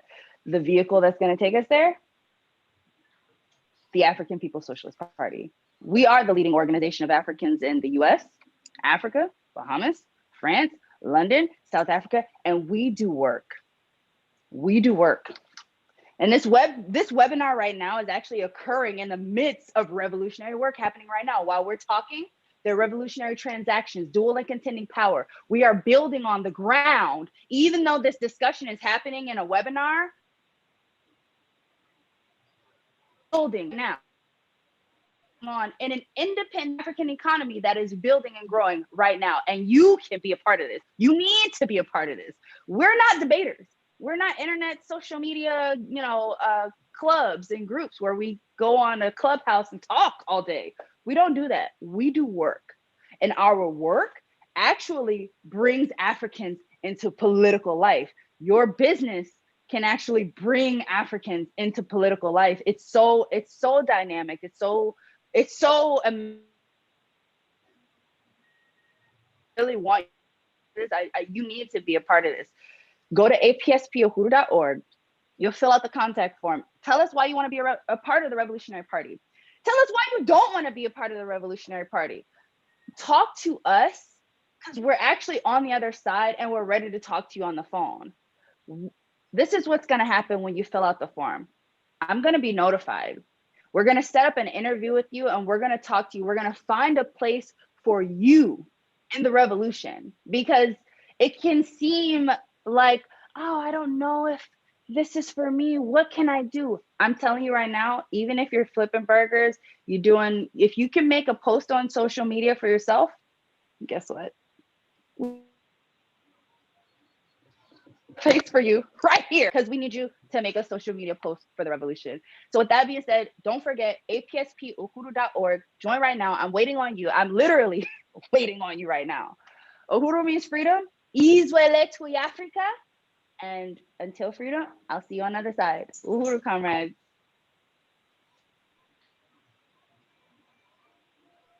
Uhuru, Uhuru. I think I'm gonna join again. I'm inspired. Thank you so much, Comrade Jainaba. That was definitely an inspiring presentation. And now it's time for the question. I know Chairman gave an amazing, electrifying presentation. I've seen a couple of questions come in. And so now that's what we're looking for. Just looking for questions. So let's go ahead and get started. And it looks like we have about 10 minutes for question and answer. So if you're on Zoom, go ahead and put your questions in the question and answer section. If you're on YouTube or Facebook, we have moderators that are ready. But I'm gonna go ahead and get started. I seen a question a little bit earlier. I seen a couple of them that kind of said a couple of different things. Let me see. There's some on the form, comrade. Do you want me to read them? Yeah, if you can, yeah. This brother is Elmore Warren, and he said that some of the answers to his questions had already been covered by the chairman when he continued to speak, but I thought it would be really important for some of these questions to be asked. It says, ultimately, Elder, where do you see the future of trade and currency to obtain commodities and resources needed to sustain our new communities? Chairman. Should I read it again or do you understand the question? Read it again, and also whomever is responsible for doing so. Okay, I see it. Yeah. Okay. Yeah, go ahead and read it again, please. So it says, ultimately, elder, where do you see the future of trade and currency to obtain commodities and resources needed to sustain our new communities? Well, first of all, the success of the African Revolution will destroy the capitalist social system, the colonial capitalist system, and commodities are something that is produced for exchange, for sale, for profit. That's the basic motivation of capitalism itself. So we talk about not producing for trade, for exchange in that fashion, but we're talking about producing for the use, excuse me, the use and benefit of a common economy that would be a socialist economy driven by the primary economy of the world, which would be that economy that's subordinate to the African, to the global African revolution, which happens in Africa and that will extend across the world. I saw somebody asking that question too about how many different representations of the African revolution. It's going to be one African revolution, one single economy linked globally, and it would be the undermining of the whole social system of capitalism. So we're not talking about trading in commodities in that way. We're talking about an organized economy that's based on the needs and aspirations of Africans and working and oppressed people globally. We will set the terms for what that looks like. So we won't be looking at trade of commodities, et cetera, because commodity production will be destroyed through the revolution. And you must understand, it's not, when you say commodity, some people just think in terms of goods, but commodity is more than just produced goods. Commodities are goods that are produced for the purpose of exchange, for selling. It is profit-based, profit motive, and that's what we live under capitalism. So capitalism is going to be destroyed.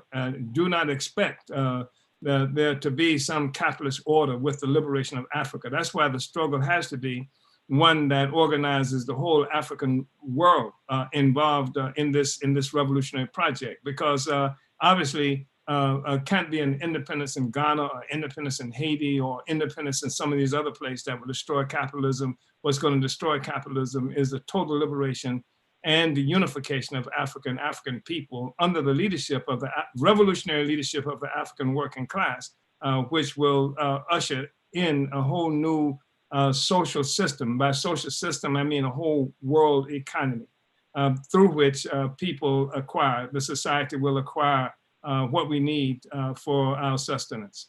Uhuru. I hope that was helpful. Uhuru. Uhuru, we have another question by Elmore Warren. It says, I thought it would be principles and values that will keep us together. Is theory the same? I want to know the movable values and principles of the party, please. Yeah, I mean, the principles are based on the theory. And the theory has to be meaningful. It has to be scientific. You just don't go into a room and come up with 7 principles or something like that. The theory has to be rooted in the experience and history of the movement that brought us to where it is, and has to predict where it is that we're going. Theory has to be able to do that in a scientific way. And from that, then you see principles emerging. You see tactics and strategies emerging, and that's what we're looking at. That's what African internationalism is all about. And so the fundamental thing that grounds us is a theory that helps us to recognize the inevitability of the victory of Africa under the leadership of the African working class. So I'm not quite sure if I addressed that question fully. I see somebody raise the question about why can't a united Africa be a social democracy? I don't think communism would do anything, as history says, but shred the continent even more unless there are brutal crackdowns. Needs to be no corruption. I don't know what that means, except that this whole notion of social democracy, that's the only democracy there can be, is under socialism. This notion of social democracy is an attempt to corrupt the power of the African working class. Because actually, what we're talking about, what is socialism? Socialism is the defeat, first of all, of the capitalist social system by the oppressed working class. The working class coming to power is socialism. The socialism is the workers having state power. And so when you have state power under the leadership of the African working class, that's what you're talking about when you talk about socialism. And the thing is that the attack on the notion of the working class having power, which is the dictatorship of the working class, as opposed to the dictatorship of the white ruling class that often calls itself democracy, but prohibits anything by the workers and oppressed peoples of the world that can lead to us fulfilling our own needs and aspirations. It's a dictatorship that calls itself sometimes democracy, calls itself apartheid, calls itself by these other names, but it's a dictatorship of the ruling class. Temporarily, when the workers come to power, we establish a dictatorship. It's the dictatorship of the working class, which means that the rulers, the former rulers, have no rights at all. They don't have the right to assimilate. They don't have the right to have free speech. They don't have the right to advocate any more the enslavement and oppression of the peoples of the world. You can only do that if the working class has state power. And the state power represents the dictatorship of the African working class. And those who hate the notion of the working class come to power promotes this notion of some kind of social democracy, and by which they mean there's some kind of moderate capitalism or some kind of where the workers who produce all the value in the world, and the workers produce all the value, the toilers produce all the value. The ones who own everything don't do any work, but they own everything that produced by people who work socially. And so socialism is eradicating that contradiction that exists between socialized labor, socialized production, and private ownership. How do you do that? Just because you want it to happen? We've seen globally, historically, when workers have thought they've come to power, then what happens is that the capitalists come back with a greater vengeance than ever before. They're an international apparatus. They kill people from throughout the world. So the working class has to have absolute power. And this notion of social democracy is a thing that attacks the notion of the dictatorship of the working class. But we're going to have it all. We're going to be the dictatorship. We are going to jail the jailers. We're going to expropriate the expropriators. And power will be in the hands of the African working class until we can rectify this, the kind of political economy that exists in the world. Somebody was talking about trade, how trade of commodities. There won't be that. Why? Because the working class will be in power, and we will rectify, change the whole material basis for production that exists globally, because we are a global party. Uhuru.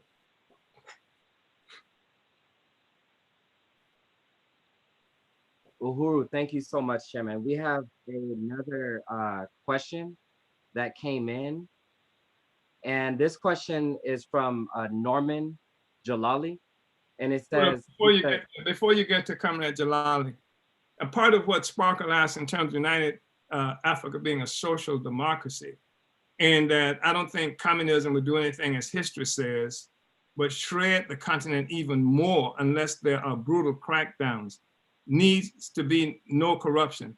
Only thing we've seen shred Africa, only thing we've seen bring the crackdowns in Africa is the rise of capitalism itself, which came through the process of destroying Africa and our identity, our sense of self, and left us with these false national consciousness and the assumption that somehow we can save ourselves through a social system that is based on individualism, that is based on every man for himself, that liquidates everything that is essential to the identity of African people. Capitalism is what's done that, the capitalism that was born through colonialism. That's where we've seen the shredding of Africa. That process that created 50 some odd African entities in 1884 and 85, that was the rise of capitalism. Socialism didn't do that.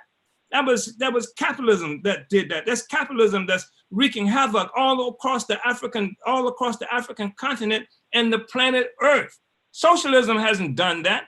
The capitalists will kill everybody and has killed everybody who's tried to, that it could, who's advocated change and stopping that shredding of the continent and shredding of the world. So this is I had to say something about that because that's really a misinformed, misunderstanding, and it cannot go unaddressed. Uhuru, and I will mention that there was another comment that came in that said, I cannot really dig socialism. And it's just the same thing that you were just talking about, Chairman. It said, I cannot really dig socialism. And then it says that we need a social democracy. So I it's the think same thing, just said. So yeah. Talk about democracy. What you're talking about is the economic foundation of the society, the economic base of society. And when you talk about democracy is a form of the state. It says nothing at all about the economics, the economy. And democracy, I mean, the Greeks, they brag about how ancient Greece has its greatest democracy. Historically, it becomes a template. But in Greece, that democracy, 80% of the people were slaves under that democracy. It's a form of the state. We are attacking and destroying democracy as a form of the state to create a new situation where the state itself is destroyed and the people can be liberated and can have access to our own resources without that kind of oppressive intervention. Uhuru, this may be a little different. They said that we need capitalism and socialism. That was the comment that was made. Yeah, well. I think you addressed that. Okay, so another question by Norman Jalali was, can you talk about the UPC party in Cameroon on where French wiped out several central committees? Yeah, I mean, the UPC was a really incredible, at one time, it was so close ideologically to the African People's Socialist Party. And the French, Cameroon was split. One sector was dominated by the French and another by the British. And right now, even in Cameroon, Africans are killing each other based on the fact that some speak French on one side and some speak French on the other side. And that was part of the whole liquidation of the anti-colonial project that should be uniting Africa and the whole African nation. But the UPC, the French, you read every now and then about how the Russians supposedly poisoned some sellout Russian, some Russian that's actually he's a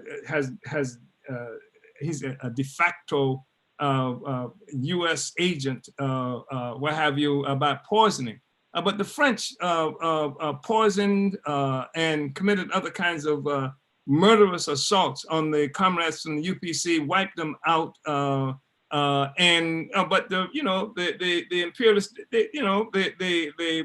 the U.S. military outpost and called Israel, they murdered and poisoned Arafat, they poisoned Nkrumah, they poisoned Sobukwe.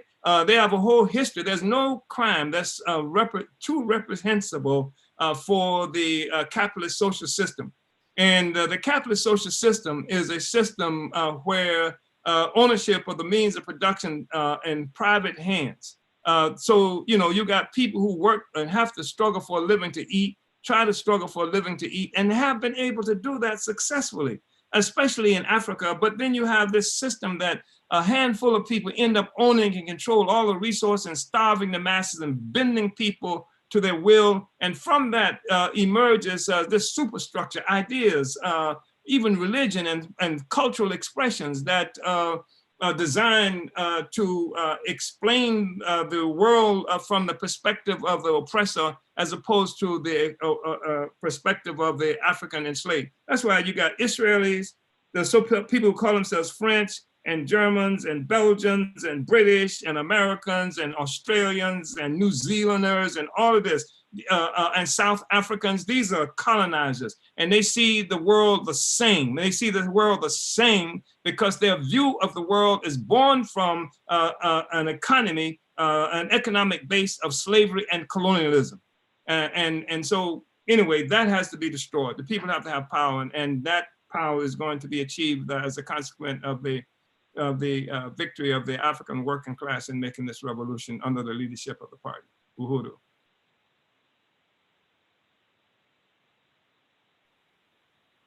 Uhuru, Chairman. I don't see any other questions. If there are any wait, here we go.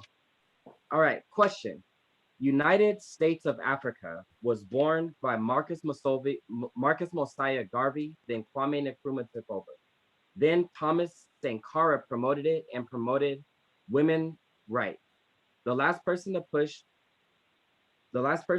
for United States of Africa was General Muammar Gaddafi, and was ready. Well, here's where we are. This United States of Africa was something that we've heard spoken of by various African leaders. The objective of that was to liquidate the borders or the significance of the borders. And it also was, United States of Africa was something that took its image from the so-called United States of America. And the United States of America is a colonial power. And it calls itself United States because at different times, there's so-called 13 colonies, and these were supposedly 13 different states. That's why you hear this issue of states' rights by every reactionary in the United States all the time. But there's one state in the United States. There's no United States. It's one state apparatus. And the state is that bureaucracy and the instruments of control and domination that it guides and leads in most instances under the authority of a particular kind of government. That's the state. Even though, and so Nkrumah may have used the term United States of Africa, and Gaddafi may have used the term United States. Ain't gonna be no United States of Africa. It's gonna be one Africa. One problem we have is this artificial state entities that's been created by the imperialists that split Africans up. That's what with people all the time. Almost every time I do a live, I hear somebody from Nigeria in particular, coming on, say something about Nigeria, because Nigeria, like all of the other so-called states in Africa, they are contrived entities that serve imperialism and do not serve us. So all the borders got to go. One Africa, one nation, and that's what it is. We're going to be looking at, a unified African apparatus. And this is not fanciful. In 1920, something like 25 to 50,000 African people, before internet, before modern transportation, before jumbo jets and all of this other kind of stuff, something like 25 to 50,000 people gathered at Madison Square Garden. And the difference in this disparity in terms of 25 and 50,000, because there were so many people they couldn't get in Madison Square Garden in New York, and they spilled all over. And they had to listen to this over speakers. And masses of African people came together. They didn't come together to create a Nigeria. They didn't come together to create a Cameroon. They didn't come together to create a Jamaica. They said they came together understanding that Africa for Africans at home and abroad. Where is home? Home is in Africa. Where is abroad? All the places where Africans have been dispersed. Africa for Africans at home and abroad. They created a flag, for the African flag, for one African nation, not a lot of nations, not someone, we are an African people, we are the African people, we are African people. This is what Garvey understood. So what I'm talking about is not mysterious. I mean, they created these institutions and steamship lines. That was in 1920. We had steamship lines collectively. Today, we don't even own a steamship line. Collectively, you look at, we had Black Star nurses under the leadership of Garvey. We don't even open up a hospital in Africa under these neo-colonial forces. We don't even see a supermarket in an African country that's owned by Black people. Even the petty bourgeoisie won't open up a supermarket or a hospital or open up universities and things like that. That's what the one Africa nation state will do. Not a lot of different Africans. Africa's not a United States of Africa, a United State of Africa that will exercise power over the African world. Uhuru. Uhuru. Thank you so much, Chairman. We're gonna go ahead and in the the question and answer segment now. and we're gonna go ahead and finish out the program. So we just want to thank everybody who participated in the question and answers, and let's see. Yeah, we just want to thank everybody who participated in the question and answers. Comrade Muambi, the only other thing I wanted to add is that one of the most important things that's going to happen in the history of our whole revolutionary movement as African people. Garvey was magnificent. After I see what happened with Haiti, and how Haiti really was the focus of the worldwide African revolution, how Haiti, when slavery was the main, was obviously the center of the whole political economy of the world, how Haiti disrupted that and called on Africans globally connect with that. And then Garvey created this whole international sense, post-colonial and pre-colonial, during the whole colonial period, Garvey created an organization that would unite African people everywhere. And the African People's Socialist Party has reignited that process. We're not fighting this out alone in different countries, calling ourselves by funny names that have been created for our oppressors. We're going to do this thing together. And because we are so fundamental to the existence of the capitalist social system itself, when we do it together, we'll bring capitalism down. We'll bring imperialism down. We'll create a whole new economy so African people can be free, so that we can be free not only in terms of what we can provide for ourselves materially. Look at all the resources stolen from Africa that feeds America, that feeds Europe, that creates, that created the Industrial Revolution, that created everything that Europe claims represents its modernity. The fact is that every value you see, every computer you see, every tall building that you see any place on the earth, that's stolen value. That's concentrated value that's come from Africa and the enslavement of African people and the colonization of other peoples around the world. That's the critical question. That's the thing that's going to have to be defeated. And we're not going back anymore to this neo-colonial situation of trying to say we're just going to save this one African situation of this community, or some silliness about we some kind of new Africans, like we became a new African, and which is another way of saying that our situation is more significant than the situation of other Africans. Yeah, Negroes who are debating about how Africans only who were born in captivity in this country are the ones who should get reparations. This is something that's been done by the imperialist state apparatus. This is intelligence kind of thing to get you fighting over money that you ain't even got. The way we're going to get reparations is going to take reparation. How do you get reparations? You make the revolution and everything belongs to you. That's our project. So, you know, I know you want to move forward, and I think you should move forward, comrade, but I just think it's really important for us to have a relatively clear view, because we're not getting out of this thing without fighting for it. This whole notion that there's going to be some kind of exceptionalism. We got Negroes running around here talking about they want to be a part of, the sixth region of the OAU. Well, the OAU was a neo-colonial contrivance from the very beginning. It was something that was to destroy the unity. It codified the borders, the colonial borders. It actually put it in the law, in the protocols, if you will, of the Organization of African Unity, that the colonial borders had to remain. And anybody who tried to challenge the colonial borders in Africa was violating the unity of Africa, etc. So we're not doing that anymore.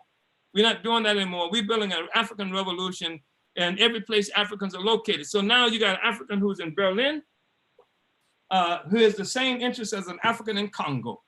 And the fact is that you don't have to spend your time humiliating yourself in Germany, trying to be accepted by the Germans as a German.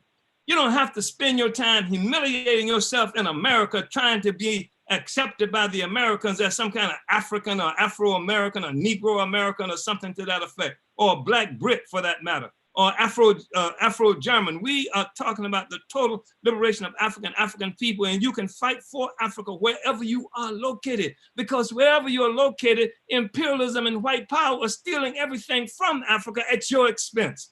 So the French don't say, well, we can't steal from this part of Africa or anything like that because we are French. And here we got Africans who have been tricked, bamboozled, if you will, into believing that we can't fight for all the totality of Africa. We're one African people, and we're going to have to act like it, and we're going to have to unite under the leadership of the revolutionary leadership of the African working class, African People's Socialist Party. Israel too, Africa. No compromise. No surrender. Uhuru, Chairman Uhuru, thank you for that. Izwe-letu, Africa.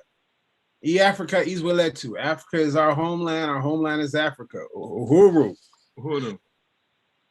Thank you for everyone. Thank you everyone for your participation. What a great, amazing first day of a 2-day African Liberation Day conference that we have. And we've had some very dynamic panels this African Liberation Day. And we began today, first off, with the African Nation Fight song. And if you don't know it, you need to get up on it, return to this video, be able to sing with it. And then we moved into a regional panel with the discussion of how was the regional strategy leading the work to build the African worker state, in which we heard from representatives of the party from where I'm sitting in California, all the way to Southern Africa, all the way up to Europe. We're the African Socialist International. We had some great live sales. And then we heard from Deputy Chair Ona Zene Yeshitela on the role of economic self-reliance and self-government and all the work that's happening under her leadership. And then after following the dynamic leadership of Deputy Chair Ona Zene Yeshitela, we have the African National Women's Organization, African women's role in building the African worker state. And then following that, we've had the main presentation for today, Chairman Omali Yeshitela, with what it means to build an African workers' state. This is something else. I really sort of implore you all to return to this video, to share the video, to spread it widely. Please also contribute to the work, to our work by donations. You can go to alduhuru.org/donate. ALDUHURU, that's UHURU.org/donate. Every penny counts. And if you like what you've heard here today, join the African People's Socialist Party. Let us know about your interest by completing the online form at apspuhuru.org/join. apspuhuru.org/join. We'll be speaking with you soon. Tomorrow, be back with us at 11 a.m. Eastern. That's 11 a.m. Eastern Standard or Eastern Daylight Time within the U.S. For the second day of revolutionary content. We have a lot more in store for you. So thanks for tuning in, everybody. Before you close out, Comrade Matamela, we do want to announce our totals for today if we can, and then we can close out. Please do. Ngozi, you want to come on? Oh, computer is frozen. So we have raised for today and the previous donations that we received, we raised more than half of our $3,000 goal. We are $1,665. So tomorrow we get to bring it home. So I appreciate everybody for donating toward the African Liberation Day. Uhuru, comrade. Uhuru. Thank you for that. Thank you for that interject. So please, like I said, go to alduhuru.org/donate. Help us meet our goal. If you like what you heard today, go to apspuhuru.org/join. Wherever you are on the planet, you can join the African People's Socialist Party, apspuhuru.org/join. Uhuru. Build the African